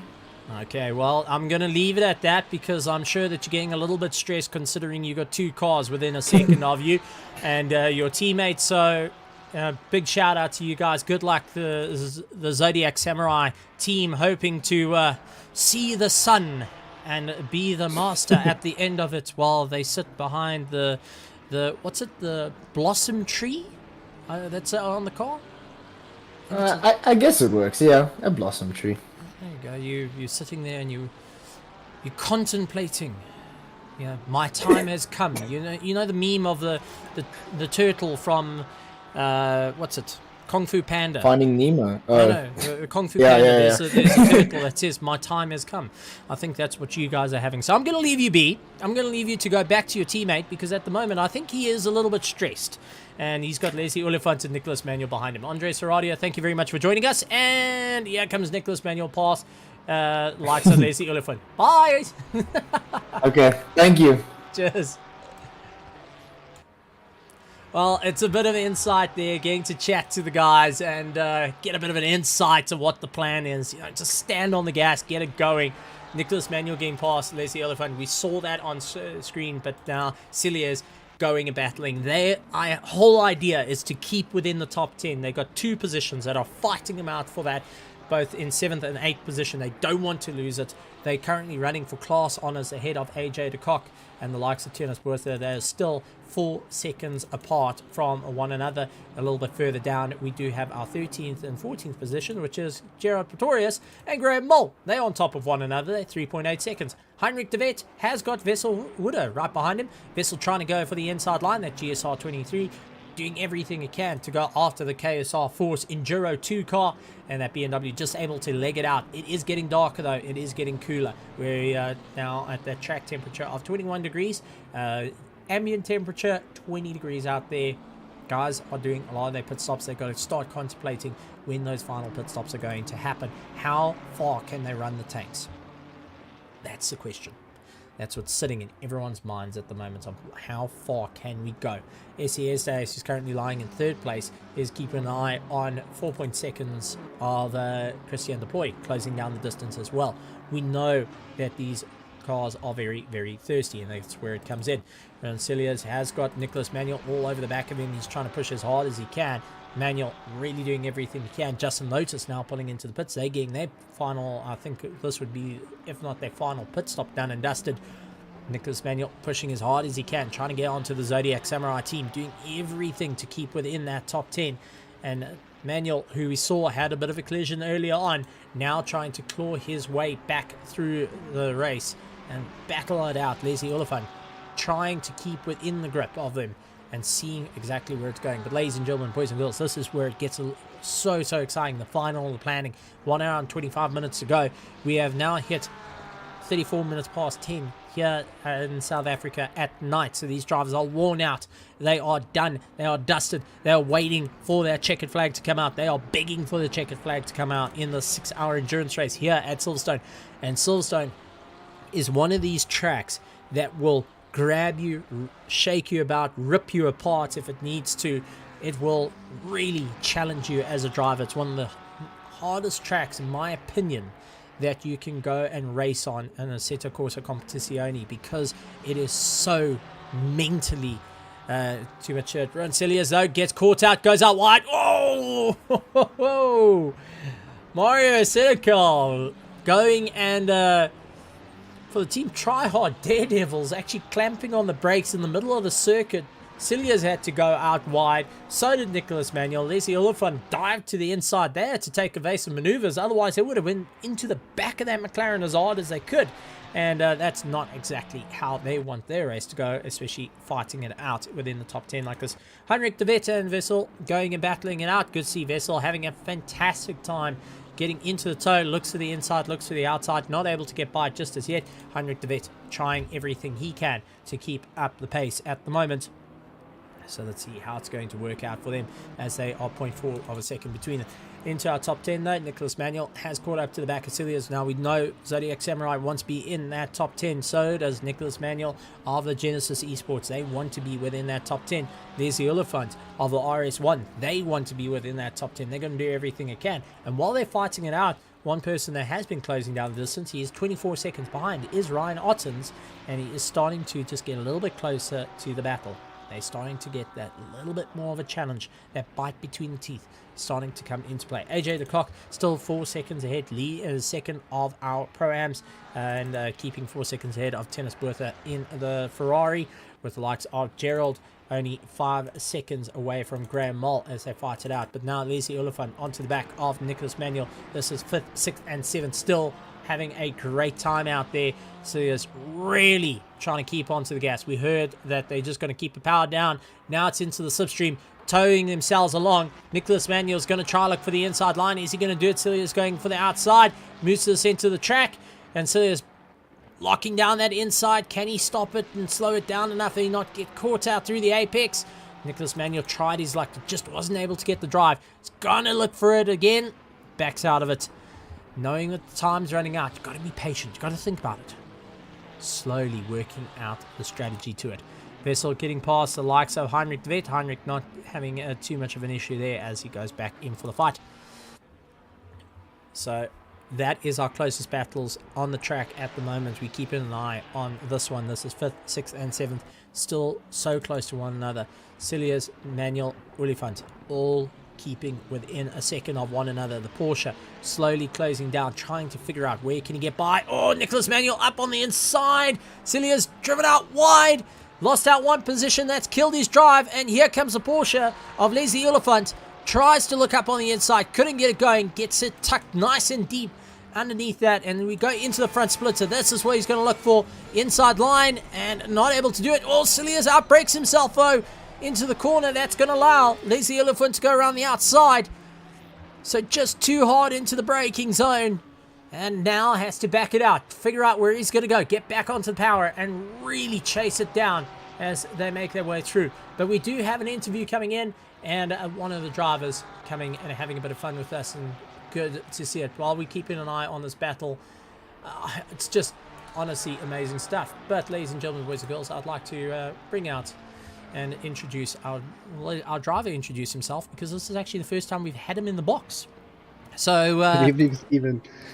Please introduce yourself to the crowd, because this is your first time. I know many people have gone and guessed how your voice will sound like after so long. Heck, we couldn't even get an interview for you when you even pitched up in 3rd place. So let the crowd know who you are and who you're driving for. It's Hannes from Pace Motorsports. There we go. So we finally had Pace Motorsports coming in and racing with it. You guys have been having a great time out there. You've had some hiccups here and there for both your cars, but ultimately a great thing. Now, I do want to, just while you're here, for anyone that doesn't know Pace Motorsports, as I've spoken about earlier, this is a team that's gone on console. They've gone and represented South Africa. They've, on more occasions than not, gone and had some fantastic battles. I mean, honestly, you and I have even had some monster battles between one another, and I don't think you would have recognized me on the circuit. But I mean, it's No, good. It's good to have Pace Motorsports now into the endurance. You guys are having fun, and you've also had quite a drive out there. It was a lot of fun. We, like you said, we did have a bit of issues. We need to have a talk with one of our engineers. It seems we had the wrong brake pads. So, as you noticed, Kaylen was starting to struggle a bit. Just washing out the front, couldn't rotate the car. So we made the decision to do the stop, change the pads, and it seems to be a lot better now. So, just going to enjoy the rest of the race. We did have a couple of other hiccups, the drive-through or the stop and go, speeding in the pit lane. That was the difficult one to swallow, because I was having a pretty decent race up until that point. Silverstone, not my best track. I'm not the most comfortable on the track, so I was trying to just keep a pace I'm comfortable with, and it seemed to do the job for the most part. And when the stop and go hit, it kind of put a damper on things, but it was good fun all around. I mean, it's good to have you. I mean, yeah, when I saw the drive-throughs, it does hurt, but you're not the only team that's facing it. I mean, Devon Ellis at the moment has got a drive-through for their team. I see, yes. You guys are lying fourth in the Pro-Am class for the Pace Motorsports in the BMW, and then you've got Kalen Mauer, who's in the Pro-Am class a little bit further down the order. So, I mean, you guys have been putting in a fantastic time, and how's it been from the start of the race to get into these fights, to go after the drivers, and racing in two different classes? You've got two teams, one in Pro-Am and one in Am. I'm sure trying to find a balance of strategy between the two classes is becoming a little bit difficult. It is. You've got to be conscientious about the fact that you're not necessarily racing for class position. So you try and be courteous where you think it's necessary. You notice the guy behind you fast, he's in a different class. You give him the space. But we're racers. We like putting it on the line, having a dice. So, in the same sense, there's a guy you want to fight, but also you've got to, like you said, find a balance. Now, make sure that you don't ruin your own race, don't ruin somebody else's race by doing something stupid. Now, I've got to ask the question, why the BMW and the Aston Martin? Because, I mean, the Aston Martin itself is not, it's not the fan favorite of cars anymore that we've seen, and the BMW seems to have slowed down a little bit. What was the choice for those cars? Was there anything in particular that made you guys go, those are the cars that we need to take, those are the cars we need to work on, and those are what we need to move forward? No, there was no specific reason why we chose those. I think it was just a personal preference at the time. Kaylen chose the Aston Martin as his team captain, and then Malose and Kale chose the BMW. That was their preferred car at the stage. And I feel sorry for Malose. It's his second race that his teammate couldn't show, so he's also doing a full 6-hour stint. So okay, hang on. So he's also doing it. So Malise Sabata is in the BMW. He's also doing a 6-hour stint. Hours. He is, yes. Wow. Okay. Didn't know that. Honestly, didn't. Yeah.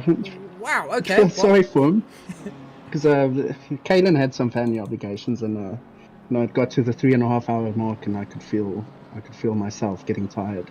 Yeah. Like you said, your eyes dry out, and you can notice winter's over now because the bugs, mosquitoes, and stuff moths start bothering you again. So there was a stage where I felt, sure, it's getting hard now.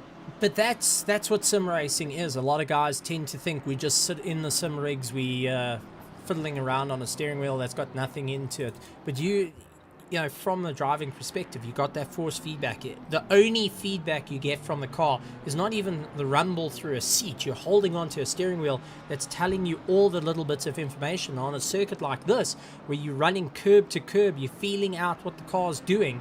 You guys are, you know, trying to ascertain information that generally your whole body will feel. You getting it through a steering wheel. You're staring at the screen, trying to see what the car is doing instead of feeling it. And lots of people think it's such an easy thing. And honestly, the sim racing is within itself a bit of a, you know, a difficult thing to go. It's a definitely, as you see, William Wentworth, he actually came off, and looks like Caleb Mauer was also involved in a bit of an incident. Let's see if we can go back a little bit and see what happened. This is Callan in the Aston Martin, right behind William Wentworth. Oh boy, I think these two had a bit of a coming together. Oh, William not getting the drive, and Callan into the back. All right, well, that I think is going to pretty much, I think that's pretty much going to cut things short, because I know that you're going to want to try and ascertain what damage is done to that car. But honestly, you brought out a factor here where it's not an easy thing to just jump in the sim rig and, you know, concentrate. A lot of people, like the real world racing drivers, tend to think, oh, well, this is just a game, it's not real racing. But you guys are really putting it out on the line, and it takes a lot out of you. And I know people might be thinking, oh, they got thousands of rands worth of the equipment, they're running motion rigs and all that. For you at home that you've been racing, you've done a fair amount of time in the car, in the 6 hour, what equipment are you using? I've just got a Logitech G29 workhorse. It's been my wheel for, I think, the last 4 years. No complaints, it does the job. I've got a 32-inch monitor. So nothing special. You don't need to spend thousands of rands to enjoy it. Like I said, the G29 has been my workhorse for many years. And I honestly can't complain about it. One day when I'm a grown-up, I'll get a Moser. No, fair enough. I think all of us are kind of looking down the road of maybe an upgrade soon to come. But Pace Motorsport, for many people that don't know, started out in the console world, and you were into the early days of the whole Pace Motorsport. So can you give us a snippet into the history of the team? So I haven't been part of Pace Motorsport that long. I originally started with LNR. But Pace Motorsport's been around for a while. Originally started with Kalen and his dad, Mr. Ken. And they've been around a while. Like you said, we started on the console, mostly racing LNR, ACC, also Gran Turismo 7. There's a lot of guys that do the Gran Turismo stuff. We've also got guys who love the rallying and the Formula One. And so we've got all different walks of life going on in Pace Motorsports. A lot of them still only do Gran Turismo on the console. There's a few of us that love the endurance stuff in the PC. So we've, like I said, all different walks of life, all different kinds of motorsports. And a big thank you to our affiliate Slayer Energy. Shameless plug. I mean, no, there's no shameless plugs at all in terms of the stuff. I mean, you guys are, you out there, you're racing, you got the sponsors on the doors, and that's the stuff that's going to it. You're driving the billboards around, and you're into these battles. And for yourself, we're now into the 1 hour 11 minutes left. Is there any strategy or plan for you that you're thinking of? How you're going to get round? Is it going to be a change of drivers? Can you give us a little bit of an insight, or is it going to be loose lips sink ships? No, Kalen will be finishing up the race first. Like I said, I did a 3.5 hour stint myself. So Kalen will be finishing up the race first. As far as strategy, nothing special, just get it across the line. Fair enough. Well, we look forward to seeing how it all goes, and thank you so much for joining us. And I finally get to chat to the chap that's passed me more than once on the circuit. Even I honestly can't recall ever racing you. No, you have. You have. In LNR, and you passed me. Well, I'm sorry. I was generally the car that spun off into the dirt, chucking dirt onto the racetrack to make your life difficult. And you've passed me numerous times. but You win some, you lose some, as they say. oh, that's it, eh? That's it. All walks of life, and you get to run into it, which is great to see. But thank you so much for joining us and giving us an insight. It's good to see the Pace Motorsports guys having a bit of fun out there. Look forward to seeing where you guys end up. And please pass on to our solo driver, our solo act that's out in the BMW. That hats off to him. Absolute hats off to him. He's one of three. Well, there would be Hansi Myberg. There will be Reginald. There will be the likes of Ulysses that's going around. And then we had Ludwig, who was earlier. So we only had 4 solo drivers out on the circuit. So, and 6 hours so far, 4 hours and 50 minutes done. That's absolutely tremendous work. I take my hat off. You know, that's what makes endurance racing special. It's all about the mental fortitude. Get him a Mystery Stumpy. Stephen, chocolate flavor. Definitely. All right. Thank you for having me, Stephen. Thank you to RaceFace.Pro for the good racing. We enjoy it very much. No problem. And if there's any sponsors or anything, floor's yours. Just keep it PG. But if you want to shout out to anyone out in the chats as well, you're more than welcome to. Like I said, just our affiliates, Slayer Energy. Go have a look. Delicious drink. And good luck to the rest of the guys for the rest of the race. And we'll see you at the finish line. Well, drop me the name. I'm curious to try out a new flavor. So drop me the name. Let's see. I'm going to give it a try. I'll say I have been expressly ordered and sent. How's that? We'll do that. Perfect stuff. Thank you very much for joining it. Absolutely incredible stuff. Thanks, Stephen. It's amazing, and honestly, to getting to meet drivers that it's really been a part of it. And as I said, raced against him, came in 3rd place, and I never got to talk to him. Wanted to, never able to. A couple of things happened while we were in that interview, though. Christian Deploy taking 2nd place, Johan van der Merwe taking over the car. He's lying in 4th place, so they've pulled the trigger, bang, and now are chasing down the likes of Christian Deploy to go for that 3rd place. For our pros, Tariq Adam leading out pro, along with Daniel Demartros Prito, who is doing everything he can for the Genesis Esports Racing Club. Christian Deploy of Genesis Esports making his charge now, trying to go up on the inside of William Wild Wentworth. And Johan van der Merwe lying in 4th. 5th place is Nicholas Manuel. Then 1st of our Pro-Ams is Roncillas for the Zodiac Samurai team. They are battling out with Leslie Oliphant, who is right behind them, the RS1 Porsche, only Porsche within the top 10 at the moment, and hats off to them, that 992 looking absolutely stunning. Ryan Ottens in 8th place, the Hybrid Academy 5 KVA, after going through the pits not once, not twice, not 3 times, but 6 times at the moment, is out on a monstrous charge. They're lying in 8th place. Then we got Mahath Musa in 9th place. And it's got AJ DeCock in 10th, is 2nd of our Pro-Am class, only 7 seconds ahead of Tennis Buerta, along with Brandon Kruger, who I see has got a drive-through penalty. Ouch. It's starting to roll down. That drive-through penalty coming into play, and is going to be dropping him down the order. 1st of our AM class goes to Graham Moll, who managed to get past Skuman, who's lying in 2nd place. These two are still fighting out. Skuman, though, did pit a little bit earlier, well, a little bit later than Graham Moll. So both of them have done officially, well, no, actually. Skuman has done 4 pit stops. Team Kerygma has done 3 pit stops. That's something to bear in mind. They've done 1 drive-through and 3 pit stops. That Porsche may need to stop again.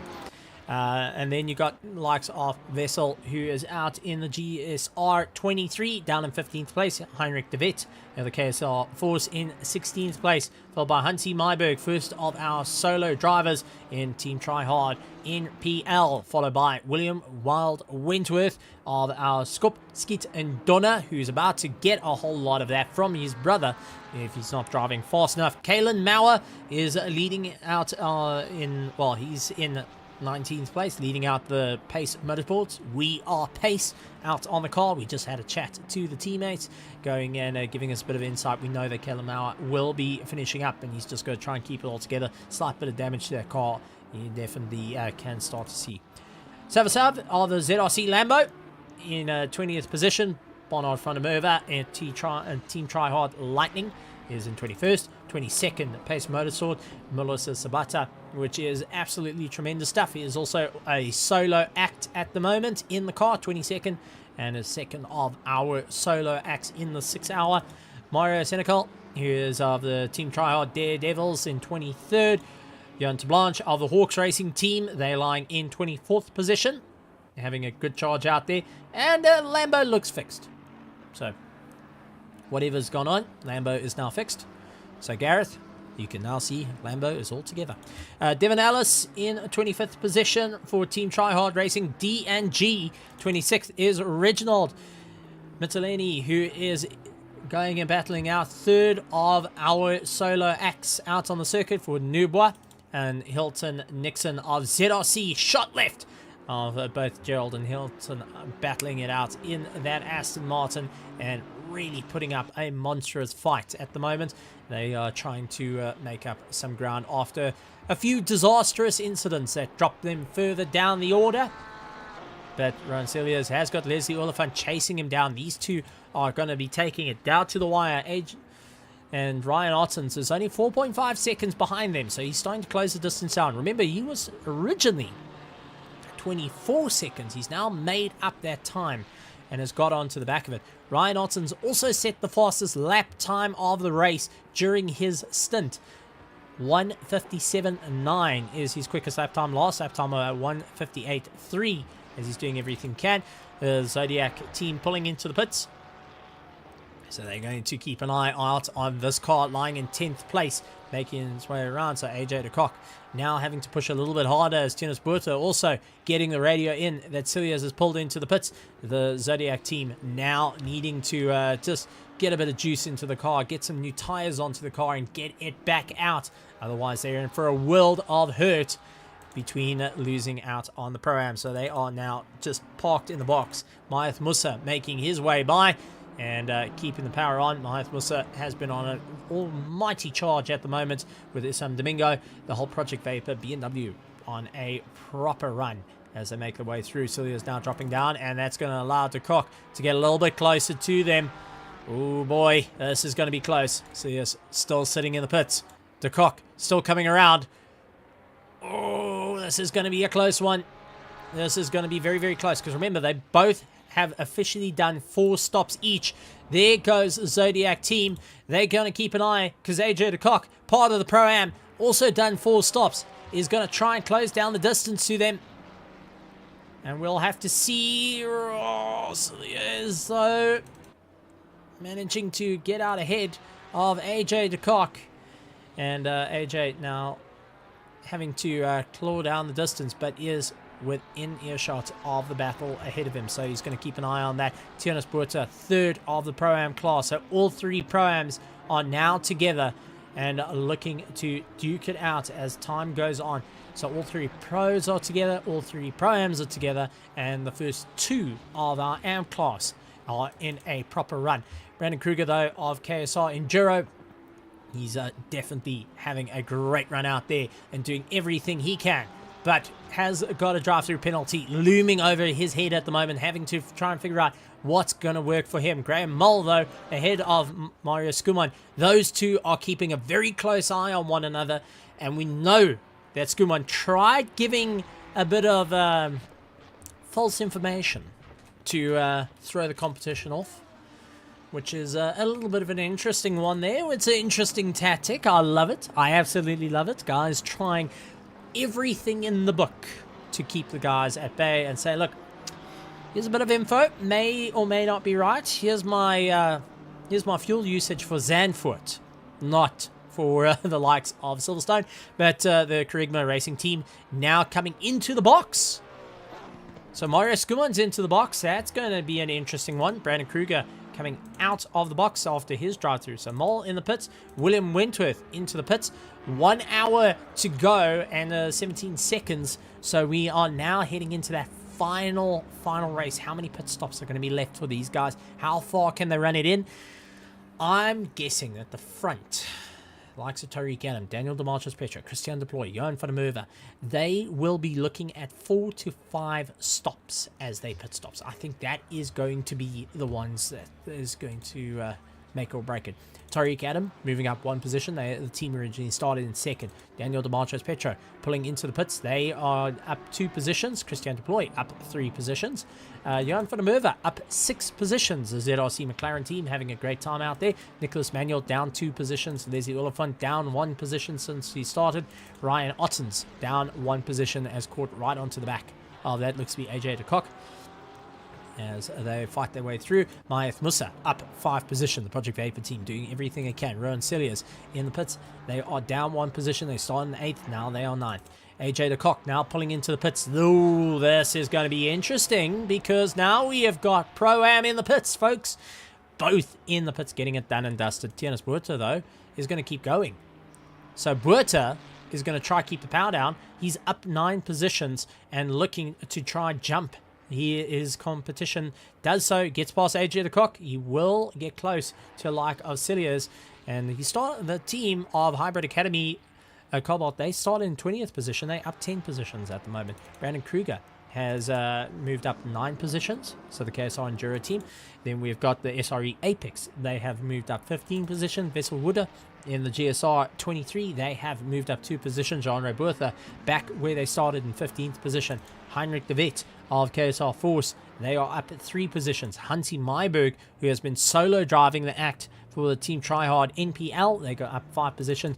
Ian Lang is up 8 positions of Skop, Skit, in Donna. Jeez, I'm going to get caught up by that every time. Kalen Mauer down 2 positions from where he started.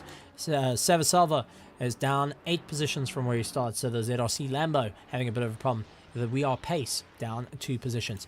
Then you got Barnard van der Merwe, who is in the Team Tryhard Lightning. They are up 4 positions. Molosi Sabata, I want to point out one of our solo acts, and as he does that, commentator's cursing. I'm telling you, he fell off the track, has come up 7 positions. Started in 29th, now up into 22nd. Mario Senecal, who is in the Team Tryhard Daredevils, down 9 positions. Then you got Johan de Blanche down 6 positions. Of the Hawks Racing team, Gavin Scroton down 1 position from where he started in 24th. The Team Tryhard Racing DNG. Reginald Mitanari. Mitaleni, I do apologize. Geez, Reg is going to get... I'm going to get in trouble with Reg. He started in 23rd. He's down 3 positions from where he started. Then Hilton Nixon in the likes of the ZRC. Shot Left is in the same place where they started in 27th position. But ladies and gentlemen, boys and girls, we are now down to the wire on this one. This is going to be close. The drivers trying to figure out what's going to work. Those final pit stops coming into play as we see 9th place. Janus Kraling is currently in 9th place, leading out the Pro-Ams. So he is just trying to pull away from Tianus Buerta, who is right behind him, 8.9 seconds away. And then you have got AJ de Kock, who is a little bit further down. He's behind Brandon Kruger at the moment, and Brandon trying to keep it all together. In 11th place. 12th position is AJ de Kock. 4th and 3rd of our Pro-Ams. First of our pros is Luke Addison, along with Daniel Demarchus-Petro. Oh, no! That Lambo's gone!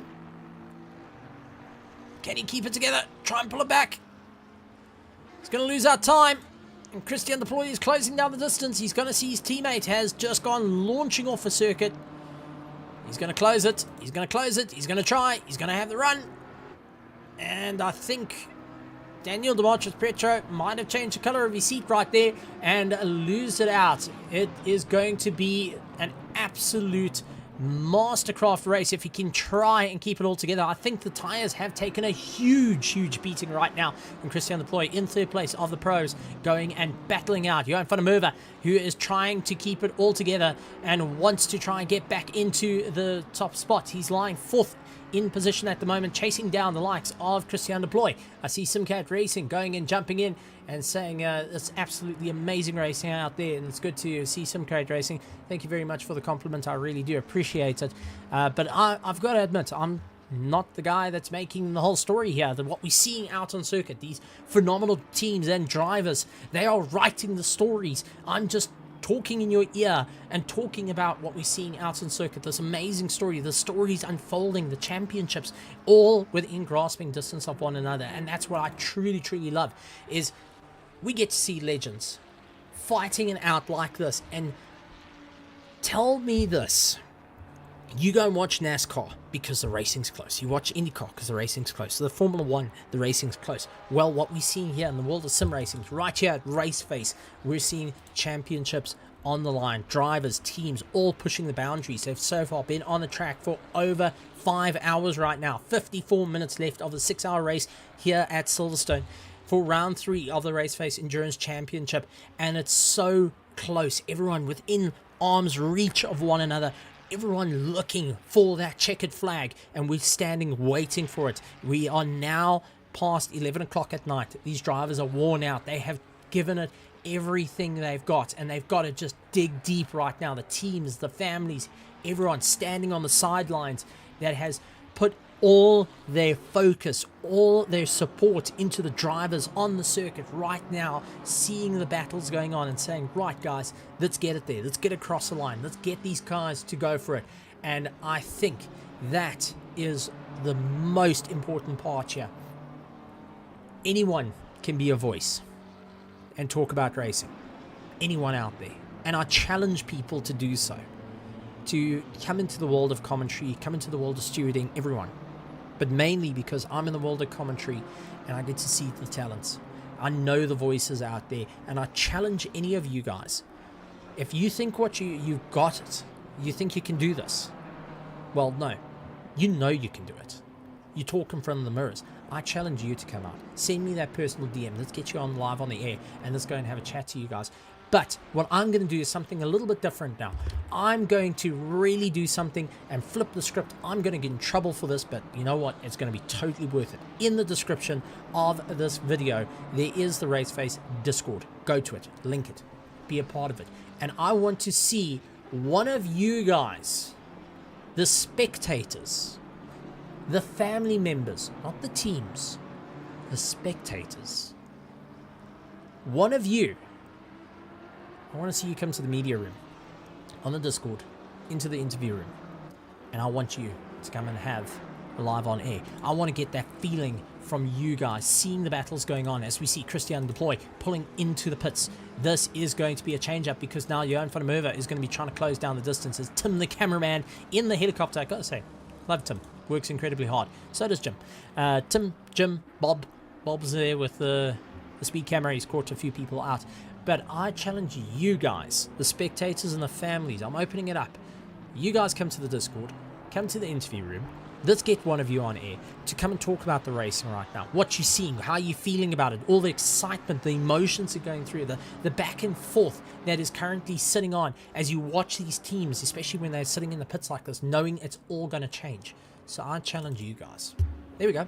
Opening it. I'm going to get in trouble for it. Bertus, totally worth it. You can chuck me out the box later. But I mean, this is absolutely incredible stuff, and we're getting into that final hour. We're pushing that last little bit. Every driver digging deep, every team member digging deep, the family members standing on edge. I know there's a couple of guys that are just going and watching and thinking, what do we need to do? What are we going to do? How is this going to work out? Who's going to climb the ladder? As we see Jean-Ray Bertha trying to look on the inside of Vessel, who's not going to let him by. Vessel is going to keep on the charge. He's trying to close down the distance and get ahead. And Bertha backing out of it. He is first of the AMs, so there is so much on the line here. And Jean-Ray having to do everything he can. Oh, no, there's Sava, who's gone and lost it out. He is now trying to get himself back on track. And you see guys trying to maneuver their way past him as he gets up and going. But taking a look, Giovanni Polzio jumping into the car, only 4 seconds ahead of Johan van der Merwe. Both of them have successfully done 4 stops. We got 50 minutes left. How much is left in the tanks? I do think that Giovanni might have enough in the tank to get himself across the line. I'm not sure if Van der Merwe is going to have enough in the tank, but he's going to give it all. We have been told, they have been told to just crank it, go for it, open it all up as they launch themselves across the line. And for this final stride, Ryan Otten's also trying to get into the toe. He is catching up, 13 seconds behind them. Leslie Oliphant lying in 6th place, 7 seconds behind. Ronaldo Boersma trying to make up a bit of time. He's a little bit further back. He actually got the jump on Mahath Musa. Jonas Kreiling also trying to get the jump on the likes of Mahath Musa.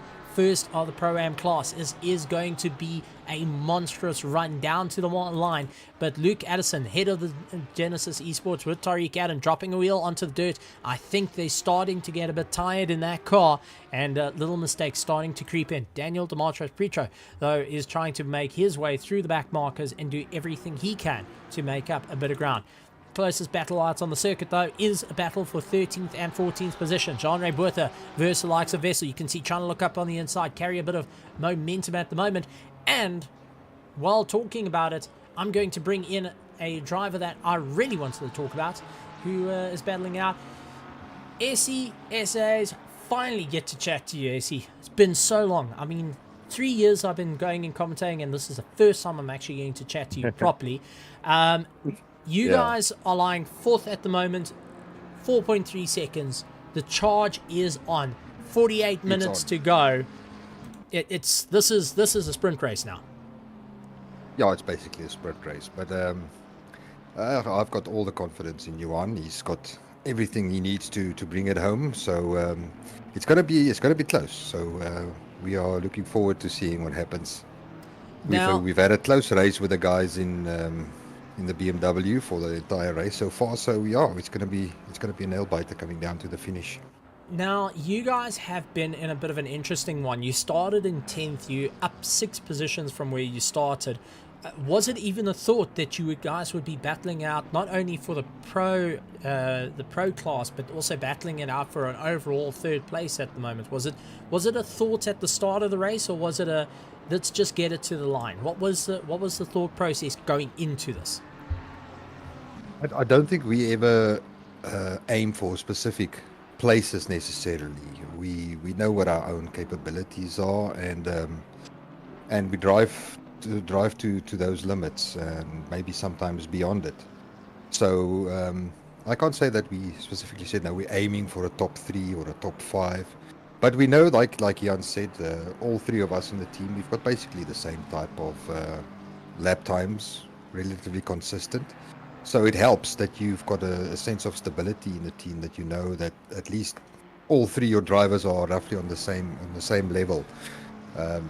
So that helps as well. But we are absolutely thrilled in the position we are in, and hopefully, with some luck and good driving, we'll be able to maybe snatch that 3rd place away. Well, that's it. And you've got Ryan Ottens, though, closing down 11.3 seconds behind. Is that a concern, or is it more of the lines of don't focus about the rearview mirrors, focus on what's ahead of you? Yeah, we can't do anything about what's in the rearview mirrors. If they are faster, then so be it. Then it's a battle, and we'll deal with that when that comes along. So our focus is purely on the front, making sure that we keep the car in one piece and just push towards the line. You'll always have faster guys coming up behind you, and then they just have to pass you safely if they can, and it's all fair. Then we go for the line. It doesn't matter. Well, this isn't the Air Force One that you usually drive. You've changed the colors out for the endurance, but the McLaren itself, how's the car been treating you? Well, I actually, in the normal RaceFace League, I drive the Ferrari, so it's a bit of a adjustment for me switching over to the McLaren, because there are some quirks towards driving the McLaren. But I've been enjoying it. It's been absolutely fabulous. I needed to learn a few tricks on how to get the best out of the car, because there's obviously slight differences. But the car's been fabulous. Setups work perfectly, and no issues to complain. No real scary moments. Nothing. No unpredictable anything. It's been stable and consistent. I think that's the main thing for endurance race. It's pointless doing 57s and then 201s and then a 59 and then a 202. If you can do consistent lap times, then at least you've got something to work with and a stable foundation. So we've been lucky in that sense that the car's been absolutely brilliant. And we've been enjoying it. Johan and Jan, they both drive the McLaren in the RaceFace League as well. So they have a bit of a head start when it comes to understanding the car, because there are differences. So I had to catch up quickly in order to be able to give my best tonight. If you can highlight just one or two of the differences between the McLaren and the Ferrari. I mean, when you talk about differences, I mean, look on a piece of paper. They're both V8s. They're both mid-engine vehicles. As we see in front of Merva getting a bit of a tank slapper. What are the differences that you can kind of point out to guys that are looking at the McLaren as a choice of car to go racing with in ACC, if they stuck between a Ferrari and a McLaren? I think the Ferrari is a much easier car to drive, in that it's stable under acceleration as well. The McLaren is a bit more twitchy. The rear end is a bit more lively, so you have to be slightly more easy with the throttle coming in, where the Ferrari is, you can almost just stomp on it and the TC sorts everything out for you. But the McLaren is not like that. You have to be a bit more careful when you're applying the throttle, specifically out of slow corners. And also the McLaren is I think a much more aero focused car as well, so it enjoys coasting on high speed corners. It's a lot stable there. So that's one of the main differences. It's just the on throttle rear end that's a bit looser on the McLaren than the Ferrari. So it's a slightly adjusted driving style that you have to have, but both are fabulous. But I do think that overall the Ferrari is slightly easier to drive. So if you just need to decide and you are still a relatively newcomer to ACC, I think the Ferrari will serve you well. And as you progress and you gain more experience and you are more comfortable with how the physics and everything works, then definitely give the McLaren a shot. It's an awesome little car to drive. It gives you that little bit more rotation to play with, like what we had with the Porsches, where if you wanted to go fast and loose, you go the Porsche route. If you wanted a more stable car, you went the Aston Martin originally, then it moved to the BMW. So the McLaren's kind of taken that mantle of role. You've got that rotation, but it gives you a bit of a challenge in the process. No, it's absolutely. The Evo is also, I think, much easier to drive than the previous one. The previous one, you just looked at a curb and you will bounce off into the spectator stands.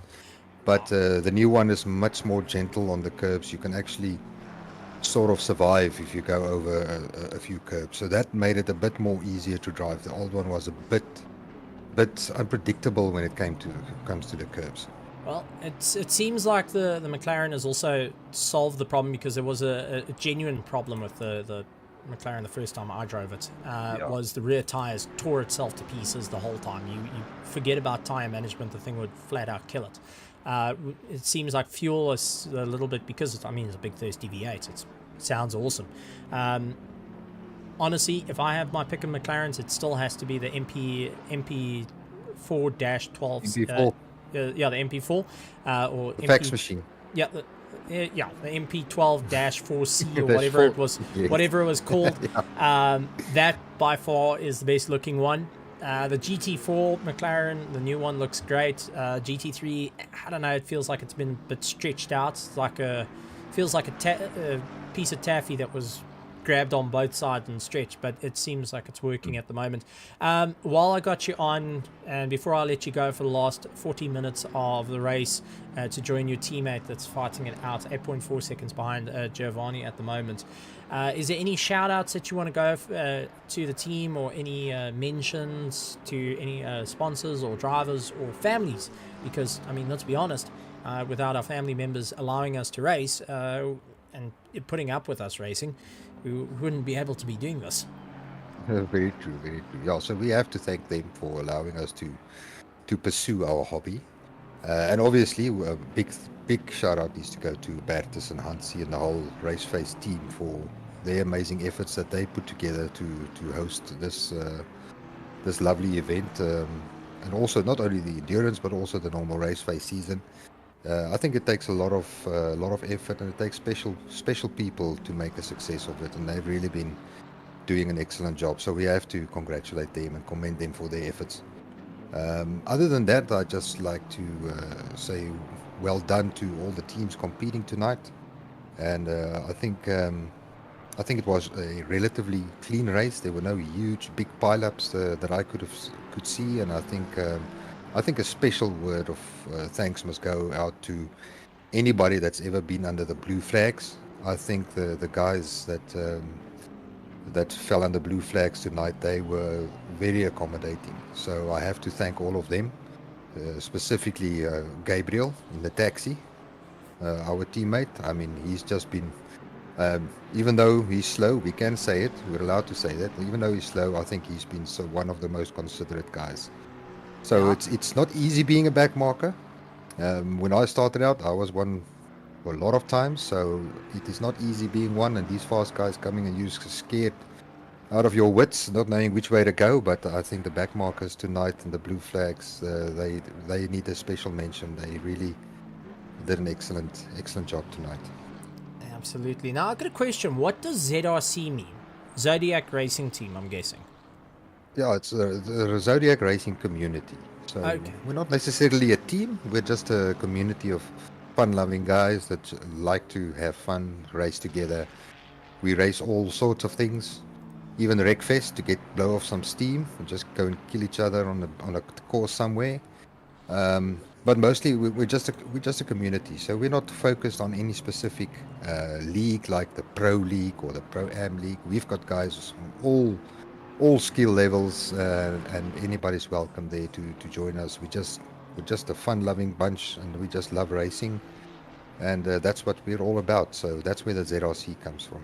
Okay, right now, at least get to know. The more you know. I've raced with you guys, I've commentated about it, and I never knew what it was about. I finally got to know. Now you know, Stephen. It only took me 3 years. Can you believe it? Now it's going to take me another 3 years to try and get your name right, because I know I've been saying it wrong for the last 3 years. That's all right. I've been called worse things than the mispronounced surname, so that's fine. How do I pronounce you give it your best shot. How do I pronounce it? Esterhazy. Esterhazy. Esterhazy. You got it. Okay, Esterhazy. All right. Or just Essie is fine. It's much easier. Oh, I'll call you Essie. I don't have to say just Essie, because it sounds like I'm throwing you out. You know, no. got the rest of the field and just Essie. Okay, I'll only call you Essie. Essie. That's fine. No, that's fine. Then you don't have to break the bank or break your tongue or anything getting that surname right. No, I want to get it right. You know, I've made a hash of every other surname, and got to get it right at some point. It's taken me 3 years. It's taken you 3 years, but you'll get there. Don't worry. We all started at the bottom, Stephen. Don't worry. Don't hurt yourself in the process. Essie, go back and talk to your teammate that's busy chasing for third place. Thank you very much for joining us here in the commentary box. No problem, Essie, Stephen, and thank you to you as well for the awesome stream, and you guys make it colorful and make it that more enjoyable. So thanks to you and to Yanaman as well for all your efforts. Thanks very much. Thank you very much. But you guys write the story. We just go and sit in homes, drink the cool drinks, eat your chips, have a a cake or two and then walk out leaving the empty dishes. So, that's what we do. You guys are making the story for us to talk about. But Essie, thank you very much from the ZRC team, the Zodiac Racing community. Finally, I get to know about it, and it's great to see. So, Essie, have fun, and regards to the team. Thank you very much. Keep well. Cheers. Bye. Well, it took me 3 years to eventually come up with that information, and how's that? How's that? Finally get to know it. Couple of interesting things. Stop-go 30-second penalties. We saw drive-through penalties starting to come into play. Lots of teams starting to get those impacts coming in. Taking a look over into the grandstands, Cameron DeBasso saying, wait, you have to be smooth on the throttle. I just mash it and it works. Yeah, but it's pretty much how I drive. You stand on the throttle, stand on the brake. Don't worry about in between. If you do worry about in between, you got a problem. No. But I like coasting into corners at 1,000,000 miles an hour, so anything that understeers will forever understeer, even worse. Gabriel Dos Santos saying, now for me it is the 650S GT3 to be specific. So the 650 was a pretty looking car. I would have to lean it look better as a GT4 versus the likes of the 720 that is currently out, but the MP4-12C is by far my favorite car in terms that McLaren has made. Taking a look at Caleb Mauer, though, he's got a stop-go 30-second penalty. That's just a standard 30-second penalty, so that was dished out by our stewards that have been working rather frantically at the moment. And a big shout out to our stewards. I nearly called them stupids. Don't tell them I said that. I'm gonna get a penalty. Oh no, it's coming. But yeah, big shout out to our stewards that have been working rather frantically behind the scenes, making sure this all sorts out. The guys setting up the servers, making sure that all running correctly, that everyone's in and running to the best of their ability. 27 cars still out on circuit. 29 cars started. My challenge is still out there, guys. Still out there. Get those cars on. I want to see 29 cars by the end, just to take that checkered flag, just for the sake of proving a point that we can do it. And taking a look, Luke Addison, 162 laps in, currently in first place, and going to be a huge amount of fun. Gabriel Dos Santos saying, but for me, big Audi fan because of KVDL, BMW close second. So yeah, a couple of guys jumping in there. Hansi saying, Hannes van der Sat saying, my used to go to be for the Bentley until they made it slow. Well, it's called the Bentley for a reason. Cameron flipped it, forwarding its Bega. Well, that's a problem. Bega's not a steward. You can't prove it. I'll delete the clip.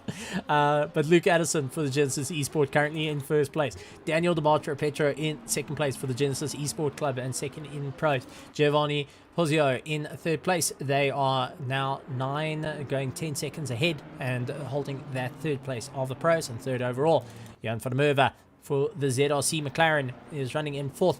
Fifth is Leslie Oliphant of the RS1. Ronaldo Boersma in sixth place for Genesis Esports. Ryan Ottens of the Hybrid Academy 5 KVA, which I was running on a little bit earlier. Isam Domingo, Project Vapor, is out on a charger in the ninth place. Is Yannick trailing of Zodiac Samurai. AJ de Kock of EG and Hybrid Ferrari, they're in 10th place. Ramona Yonka of Hybrid Academy Cobalt. In 11th, 12th is Team Kerygma Racing and are leading out the AMs. Jonas Krailing, that is actually in 9th place, is ahead of AJ de Kock. They are leading out the Pro-Am. Second of the Pro-Am is AJ de Kock, along with Ramona Yonka, third of the Pro-Am. First of the AM class is Jean Roberta, Team Kerygma Racing. They're in 12th. And Brandon Kruger is lying in 13th place of KSR Enduro. Second of our AM class is Mario Skurman, SRE Apex, trying to close down the distance. Then we have got Vessel Wooder of GSR, followed by KSR Force, Hansi Myberg, TTR, HNPL, and part of our solo acts that are out on the circuit, Ian Lang of Skop, Skeet and Donna. And let's see if I pronounce that right. So let's see if that will work. 18th place. And 19th is Kalen Mauer. He's going to be finishing out the race with 31 minutes and 44 seconds to go. We are Pace, part of Pace Motorsport. They have got that 30-second penalty added to them. 30 Bester currently third of the AM class, and we never got to talk about them too much. As Team Tryhard Lightning, they've been keeping it all together, being lightningly quick and lying in 20th position, third in class. That's no easy feat to go. Rowan Kleinans of ZRC Lambo, they're having a bit of an interesting time out there, some rough times but some good times, and they are still keeping it going. Muller Sabata has got a drive-through penalty but is part of our solo acts, and he has now been racing for over 5 hours and 28 minutes. So good to see the Pace Motorsport, and right at the last having his teammate going and missing out on the action. So he pretty much just taking it down to the wire, and his teammate right at the last minute just going and saying, sorry buddy, can't be there, it's up to you. Jaco Kutza of Team Tryhard Daredevils, they're in 23rd. 24th is Gareth Hawkins of Hawks Racing Team, and it was actually part of the guys helping me out with Pitwall, so a big shout out to Gareth Hawks for going and helping me out with the Pitwall team, because we ran into an issue that even Pitwall was like, how does that work again? Gavin Skirton of Team Tryhard Racing D&G in 25th. 26th is Reginald Mataleni, part of our solo acts and third of our solo acts at the moment, and getting a good drive. He's had a bit of a rough time, once, twice, 3 times more. And then you got Hilton Nixon out a little bit further back, and Melmid, who's joining in the car for ZRC Shot Left. Very nice guys, and got shout out to them as well, especially Melmid, who has been sending the replays for our lower divisions, just to give us a bit of insight for our recaps. And you know what, to do that, take the time to do that, to save the replays and send it out to me, shout out for it. Anyone that does that, I know Tebo Malorto's done that. There's been a couple of other guys as well just forwarding it on, which is great to see.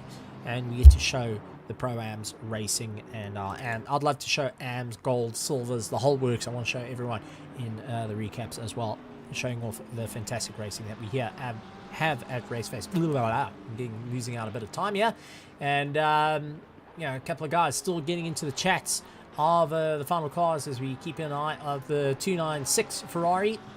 Cameron Bastel saying my favorite was the 488. First car I started racing, first champ car, still miss it. 488 was a very pretty car, I give it that, and then they replaced it with this, which I don't know how I feel about it, to be honest, but it's there. Hannes van der Sat saying also started with a pony but couldn't tame that pony. Nothing like the ZA taxi livery. Yep, that's Avanza taxi livery of the Shot Left, doing a fantastic one. The 488 Eva was also a very nice car, give it that. I do point it out. I do want to beat you out on that. I prefer the M6. I actually prefer the M6 and the M3. Those were two very pretty cars. M3 GT1 or M6 GT1 were the good looking ones. But if I want to talk about my favorite GT3 cars that's ever come out, look no further than a Chevy with that C7.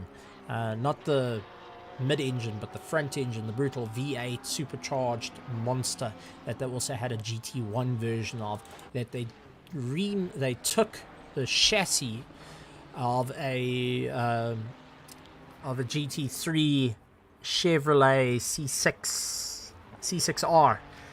Was it C6R or C7?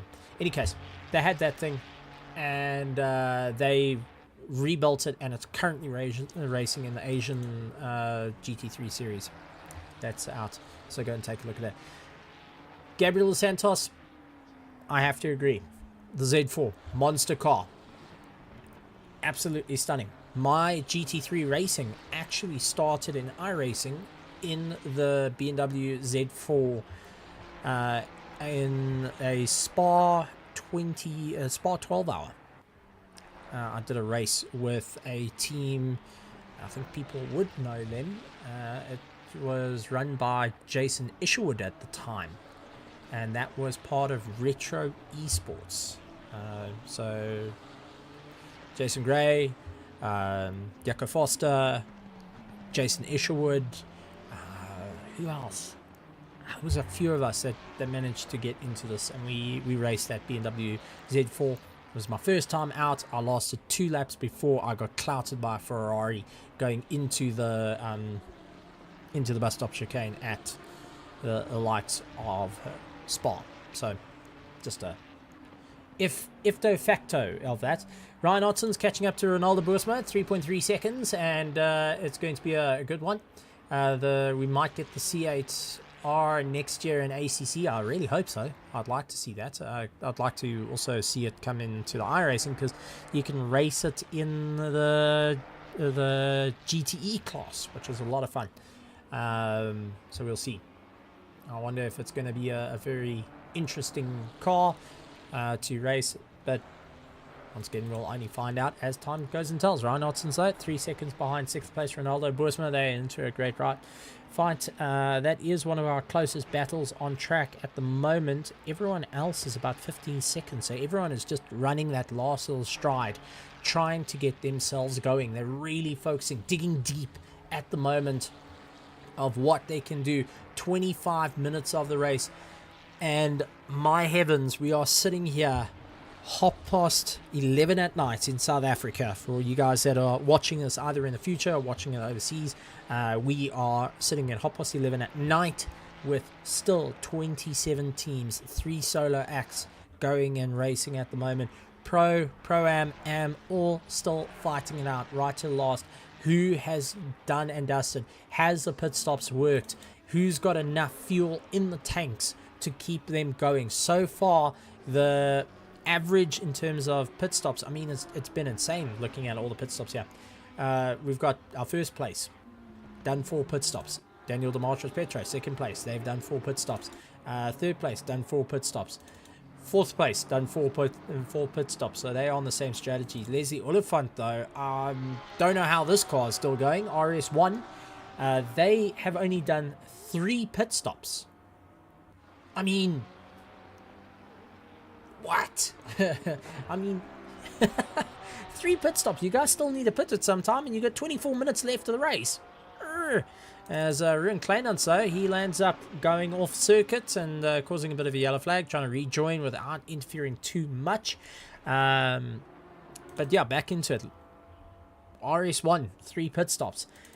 Ronaldo Boersma, Genesis Esports, 6th place, 5 pit stops. Ryan Ottens of Hybrid Academy 5 KVA, 1 second behind. They've done 7 pit stops this entire race. 7 times they've gone into the pits and out the pits. Now they are 1 second behind 6th place. They are battling it out. This is our closest battle on the circuit at the moment, and it's going to be a proper fight. Brandon Kruger, that's Azure, who they were driving in the KSR car, and say that we're involved in an accident that we missed, and they landed up losing roughly P10. You guys can still fight it out. I mean, it's going to take a little bit of work, but it's still there. So yeah, it sucks. It really sucks in terms of having this the international sim racing is, take a look at that. Ryan Otten sends it on the inside. Ronaldo Boersma not going to put too much of a fight there. He's going to try and get back into the tome, claw his way back. But I mean, last lap time by Ryan Ottens, 1:57.690. Ronaldo Boersma 1:59.7. So I think at this point he's just focusing to get into the toe, drag himself along, and will battle his way out. Brandon Kruger saying unfortunately he's got a spike, and that lagged him out of it. So man, that is hard to hear. And Cameron just going and being part of the whole show there, going and lending in and saying, look, we got you, buddy. We understand. Yeah, not the way you want things to go, but yeah. Well, we'll have to keep an eye out on that. Bringing up the earlier one where we had the PWSR car having the disconnects as well.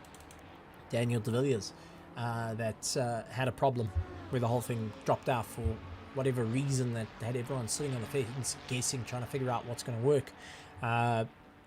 This race has been to and fro of racing. The guys have been trying to figure out what's going to work for them, what's going to be better, how the racing's going to work, who's going to finish out where. Even now we're sitting on the sidelines waiting, guessing who's going to come in first, second and third, who's going to be first, second and third of Pro-Am and Am. At this point we can't tell anything can happen. It's like a Russian roulette. How are you going to roll the dice? Are you going to get snake eyes? We're going to find it out all in a couple of minutes. With 21 minutes left of the race, there's no strategies now. It's pretty much a sprint race, and I can tell you every single one of these drivers are just chomping at the bit. They're waiting for that checkered flag. They're going past lap after lap after lap, looking to the pit wall, hoping Jim's going to bring out that checkered flag any single time at this point, and going, listen, please, come on. This track has been absolutely monstrous, and I take my hat off to any of the drivers that have entered and raced around the circuit for the 6-hour enduro here at RaceFace for the 2023 RaceFace Endurance Championship Round 3. So far, 168 laps completed by our leader, and is on a monstrous charge. I do want to point out that our leader, our Genesis Esports car that is currently in first place, has successfully lapped the entire field. First place has lapped the entire field once. That by alone is probably no easy feat. But also to see the guys battling it out through the field, all keeping it together, and how close the racing has been for the final moments of this endurance race. 6 hours of racing, ladies and gentlemen, that we've been bringing to you live, ongoing here from South Africa, of the best in South Africa, the top drivers all slugging it out. We're getting to hear news firsts out in South Africa, like in terms of Cody Sherritt going and scoring that silver class championship for 2023 in the overseas championship, having championship drivers from the world of console coming and joining in with us, having the world of communities being a part of this race. It's been an absolutely tremendous time. Also to you guys out there in the chat, the teams, the families, the drivers, just everyone, the spectators, thank you so much for joining us this evening. It's been absolutely an honor coming to you live here in South Africa, doing the commentary. I got reports from my co-commentator, and why he wasn't here. He's worked the whole day. He's literally just gotten home. So gentlemen, sleep well, bud. It's been a long day of hard work for you. He's been out there, but sends his regards. He's been tuned into the stream, listening, watching, seeing everyone's comments, listening to the interviews as well, and just congratulating the drivers on a phenomenal stuff from his part. And to everyone out there in the chat, he's still absolutely amazed at the amount of feedback that we get from you guys, the communities that are being a part of it. Also having our international contingents coming in and watching as well, not only from Spain, from Ukraine, Germany, America, UK, the list goes on and on and on. We've had it all here. Saki goes bossy. They had a disconnect, and then before they could finish later on, then had a mechanical failure on the rig. I mean, that's a harsh one. That really sucks. I mean, to have a mechanical failure is a problem. I can tell you the hamster that's running in the wheel in my PC case at the moment is looking a little bit secondhand. I'm not quite sure if the hamster's going to make it through the night. It will definitely finish the race, but after that, I might need to replace the hamster on the wheel. That's it. I'm telling you that. Everyone knows it. It's going to happen. It's been an epic race. And now everyone's into that last little bit, that last little stride. Tiana's Bertha saying epic race so far, but now the race starts. Yes, this is all about trying to get it down to the wire. And as you've pointed out, the race starts now. There's still a couple of guys within 10 seconds of one another as they're maneuvering their way through here at Silverstone for the 6-hour, running down to the wire. 17.5 minutes left. And it's all about keeping the drivers, because whoever's in the car now, their sole goal is to keep their foot in it, maintain the lap time, get it to the line. Just get it to the line. There's nothing else to it. There is no strategies anymore. There's no fuel stops. There's no trying to slow the cars down, rearranging engine mappings, any of that. That's all out the door. It's now start, drive, and only stop when you cross that checkered flag. That's the only time you're going to hit the brakes on that car.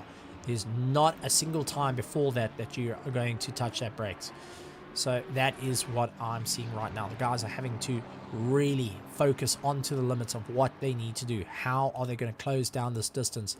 What is going to be the best of the best? We're about to find out in the closing stages of this race. And I can tell you, my voice is shot. Gabriel Santos, when is the next SAGT and SAE race? That would be the 30th at SWAT Corps. Yep. 30th at SWAT Corps. Prince will be doing commentary live on air, and I will be also live on air for the SAGT SAES. There is a couple of special things happening there, so yeah, come and join in. That would be a bit of fun. So yeah, same voice. If you're not sick and tired of me now, you can be sick and tired of me then. William Wentworth, sorry Brandon Kruger, we didn't touch or even close to your car when we came out of the pits. It's one of those things, and Brandon Kruger saying no worries, wasn't your fault. Fully understand it. There's a bit of understanding there, the guys knowing it, which hats off to William Wentworth and to Brandon Kruger, putting the differences aside, saying, look, racing is racing. It happened. That's it. So a great one out to there as well. And take a look, Gabriel Dos Santos. Oh, yes, maybe I can attend this time. Well, it would be nice. And Gabriel, it would be nice to see you as well. You get to see me. And that's it. Tell my brother to switch on his rig and come race with us. Okay. Robert Wentworth,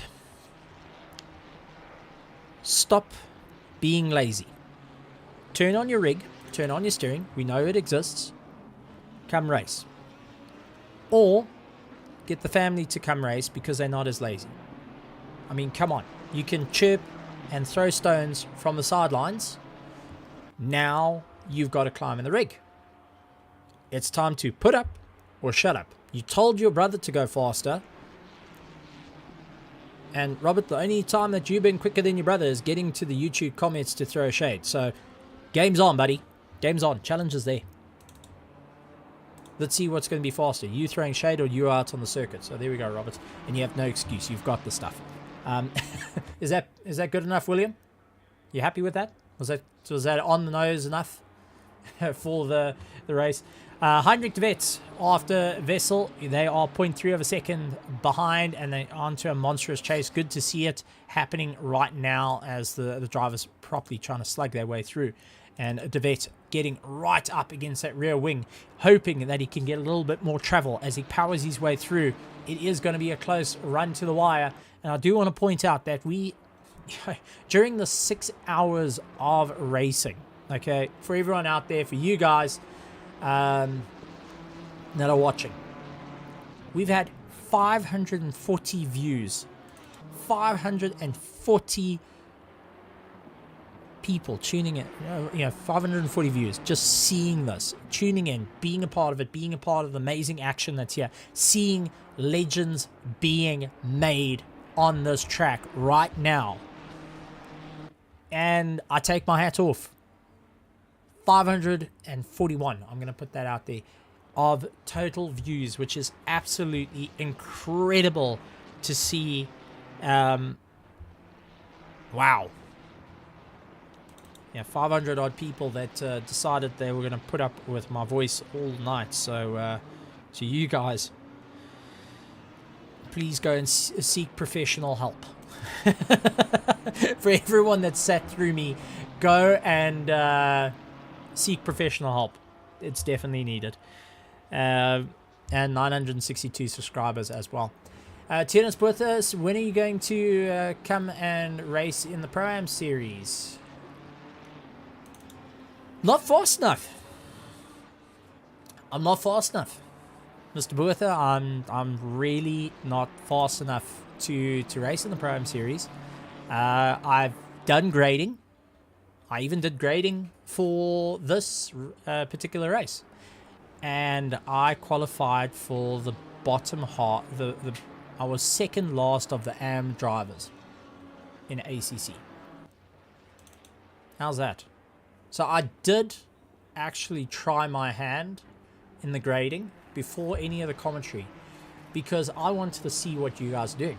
And you hear through it, we actually, Yanniman and myself, actually test the cars to get a little bit of a knowledge, like the Ferrari, like the BM, and like the stuff. So it's been absolutely incredible stuff to drive these cars. But if I drive, I'm more of a hazard on the circuit. I am a mobile turn 1 of Monza on the racetrack, which I'm sure no one wants to go and run into that anytime soon, because if I mention turn 1 at Monza, I think 90% of the people that are watching this stream, past, present, future, will shudder at the thought, oh no!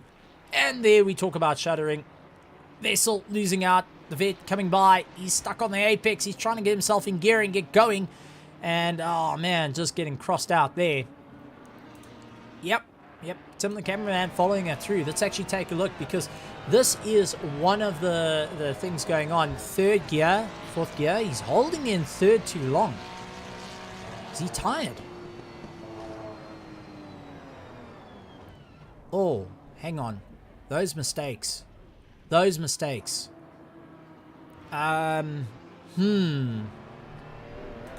Okay, right. We kind of saw that for the GSR 23 guys. Can someone go and have a chat to Vessel?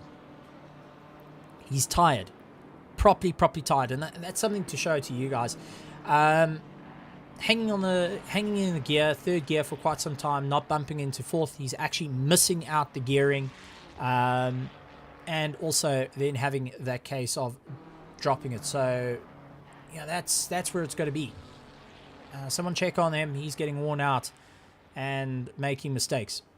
Best thing I can suggest, tell him to push the traction control up, get the slip up, so he hasn't got that rotation on the rear. You got under 10 minutes to go. Yes, ladies and gentlemen, you heard it right.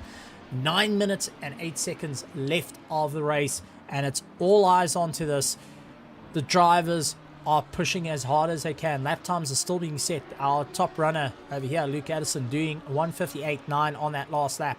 The best lap time was 1:58.7. So it's good to see the guys having a bit of fun out here, which is absolutely phenomenal stuff. Quinton Ivy jumping into the chat. Good to see Quinton there. And thank you very much for the compliment, but I'm going to be brutally blunt. I'm going to be blunt.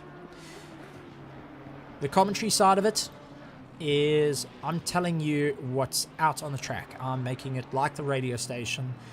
The story is being made by the drivers, the teams, you guys, the spectators, all giving the information, being a part of the conversation, coming and having a chat to us, and also getting to make history right now, creating a legacy that people will follow. And I hope even my kids will be watching us in the future to see the legendary drivers, the legendary talents out here.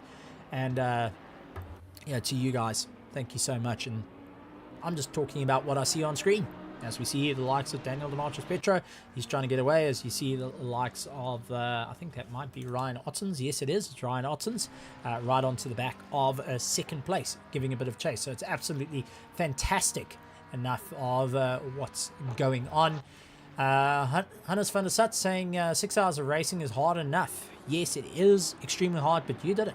You and your team have done it. And that's something you can't take away. It's absolutely incredible stuff. Keeping the conversation going, well, I have got a serious problem of verbal diarrhea. So this is pretty much easy for me because I've got verbal diarrhea. And I do apologize. As I said, for anyone that's been listening to me the whole time, please seek mental help. Go see a psychologist. I think you have got a problem. Stockholm syndrome is a thing. Which is, putting out there. Just worth it saying any one of us will put a tow rope and hook it up to the Fenter trailer. Yep, no, that's it. Honestly, I think Alson, the Fenter trailer, you guys pull me along. Great stuff out there. But I'm going to be honest. I'm going to be open, guys. No praise. I don't want praise.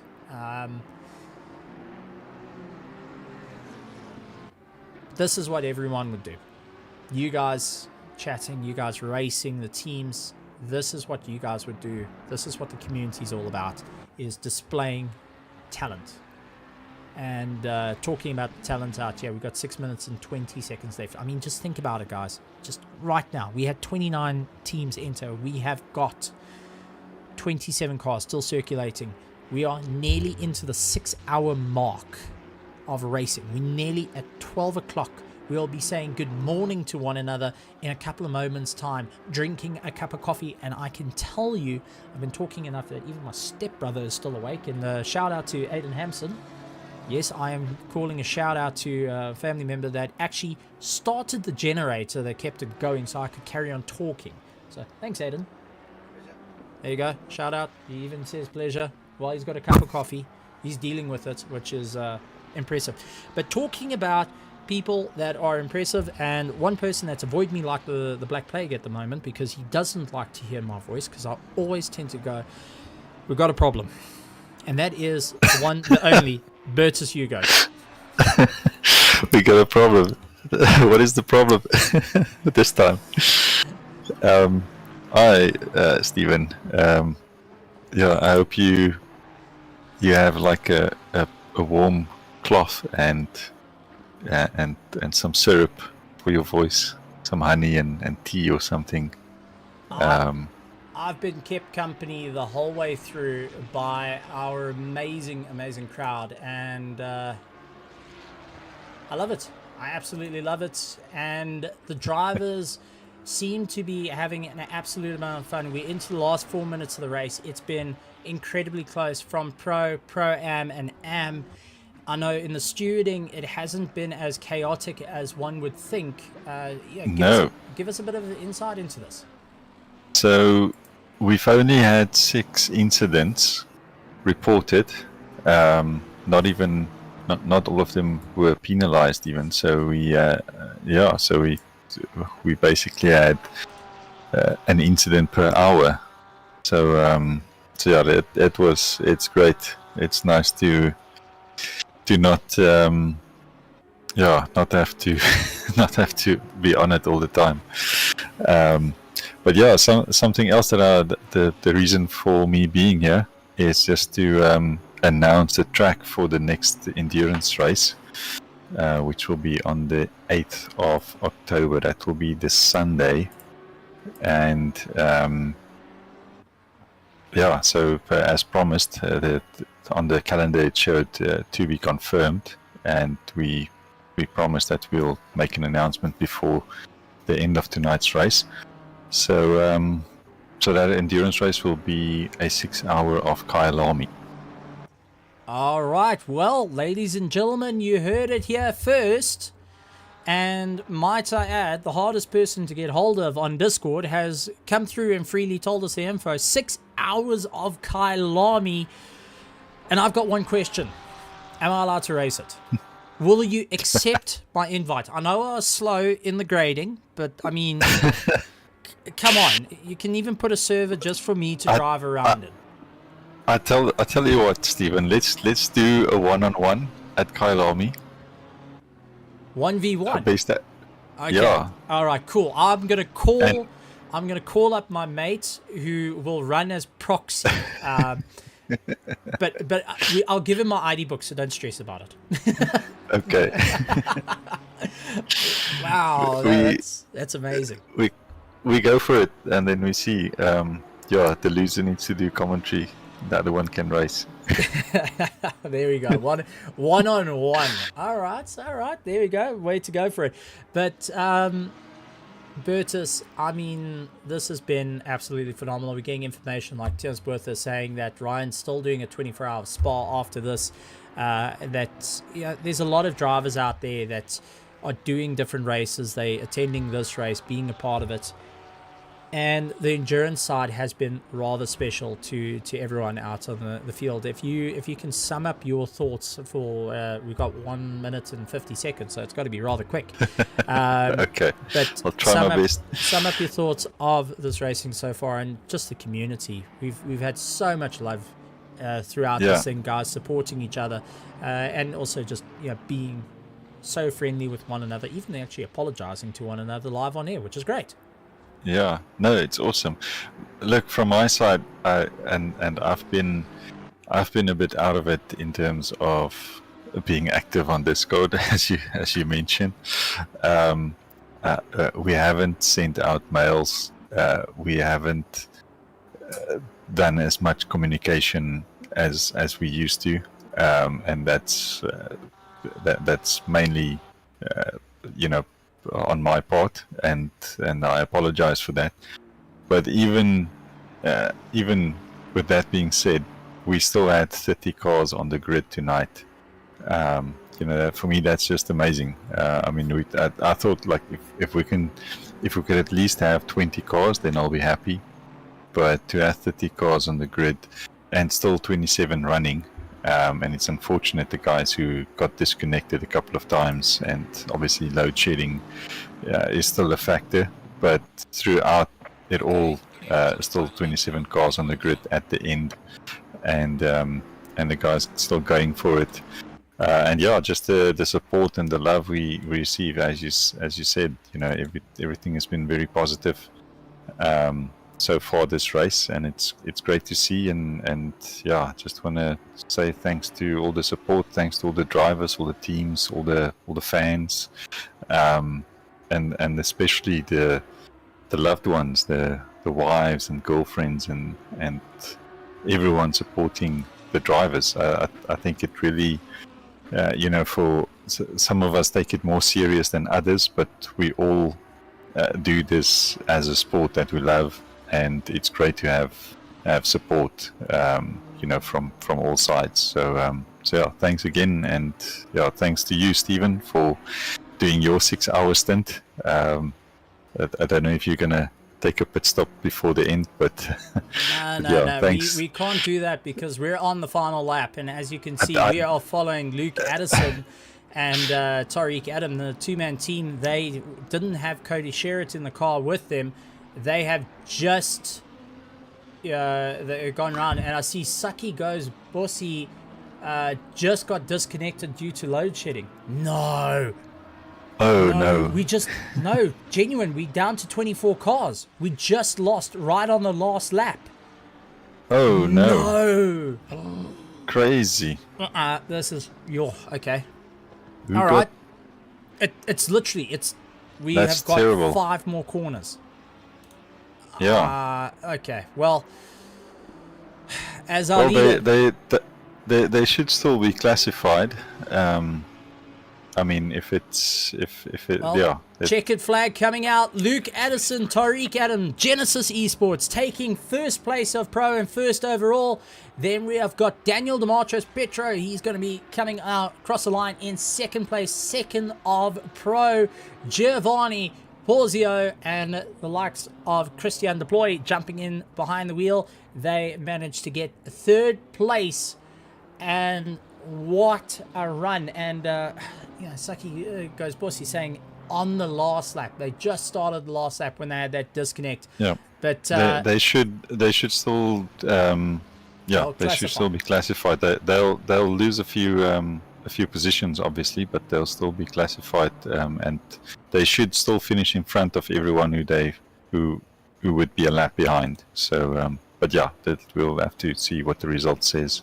The official results. Unfortunate. Oh no, that's gutting. That is seriously gutting. After a hard-fought fight, Jan van der Merwe, the ZRC McLaren. I actually got to find out what ZRC means. It took me 3 years. But they're finishing out in 4th place. Ryan Ottens of Hybrid Academy 5 kVA running it through.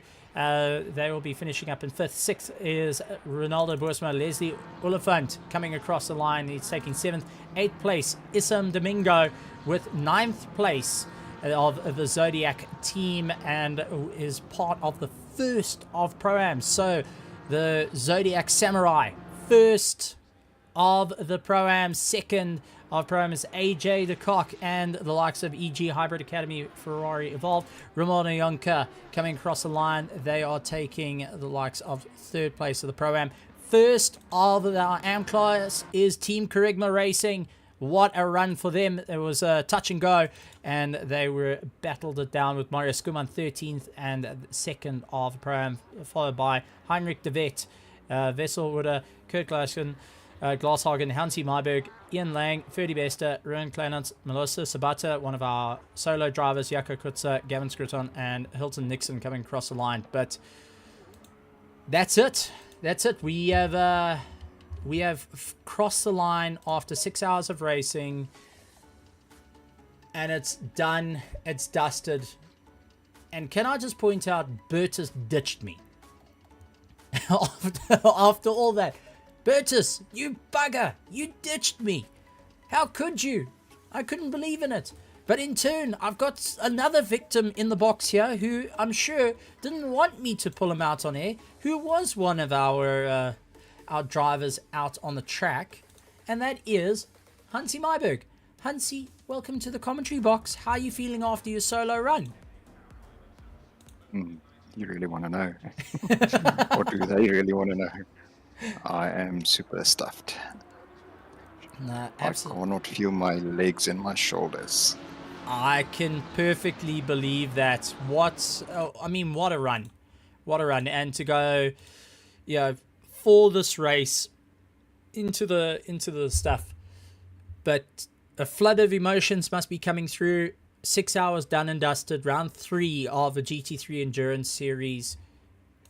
Done, dusted. You did it. You crossed the line. We've had some phenomenal drivers out there, but from your side, there must be the thought of, finally. It was lekker. I enjoyed every second of it, and some interesting stuff happened on the track. Good to be watching it from the sideline, or not from the sideline, from the camera view of the side. Well, and for anyone that doesn't know, Hansi Myberg, part of the guys that set up all our race service. Thank you very much, Hansi, for all the hard work and the frantic work right before the start of this endurance race. So, on behalf of everyone, we love you. Thank you very much. Really, really appreciate it. Thank you. Cheers. Well, good morning. Go have a cup of coffee. Morning. Just even thanks for everything. Bye. Cheers. All right. Well, Bert's is joining me back in the box. Well, no, Bert's is leaving. Never mind. But take a look at what's coming up here at RaceFace for everyone that's still sticking around. We do have our F1 2023 Round 7 at Monza, 5th of September. Come and join in for a bit of fun for our F1 2023 here at RaceFace. Then we have got our final race of our RaceFace TCR out on the 12th of September.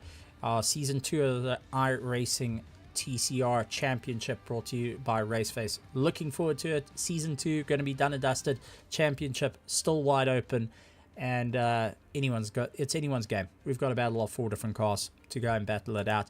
We've also got the Grid Championship brought to you by Middle State and RaceFace and powered by MTN with that prize pool on the line. We're heading out to the likes of Messina on the 7th of September. Do not miss it. We've got some amazing racing out there. The guys are looking to have a huge amount of fun, and we look forward to seeing all the battles going on. Also coming up, round 5, Germany, 9th of September for our Automobilista 2. We heard about it earlier on. The guys wanting to grow, make it bigger, better, stronger, and for you guys at home to join in and be a part of the amazing action. Also, we will be heading out with not round 1 for our F4s. Let me correct that right now, because that's not the case. We are going to be heading over to round 4, which is Okayama on the 19th of September. Come and join in for a bit of fun for our Formula 4s, brought to you by RaceFace with iRacing.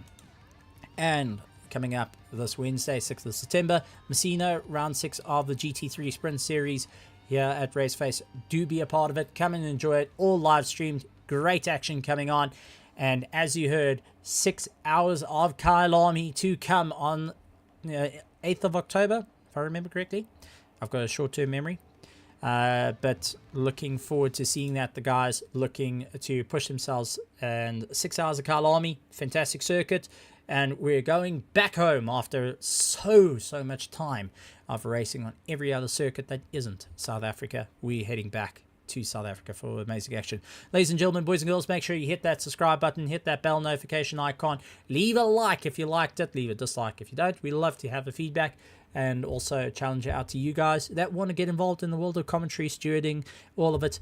Hit us up in the DMs. We love to get onto it. And Grant Sebastian, you're coming alive on air, buddy. I'm going to remember it. But thank you to everyone, and we'll see you next time for all the racing here in the world of RaceFace for the GT3 Endurance Series. From myself, Stephen Koenig, and Jenneman Price, who was sitting on the sideline, we'd like to say thank you very much. We'll see you next time, and good morning, good afternoon, good evening, and good morning, because it's not good night. Get to say that. And yeah, seek mental help. You dealt with me for 6 hours. That's a rough one. Bye, everybody.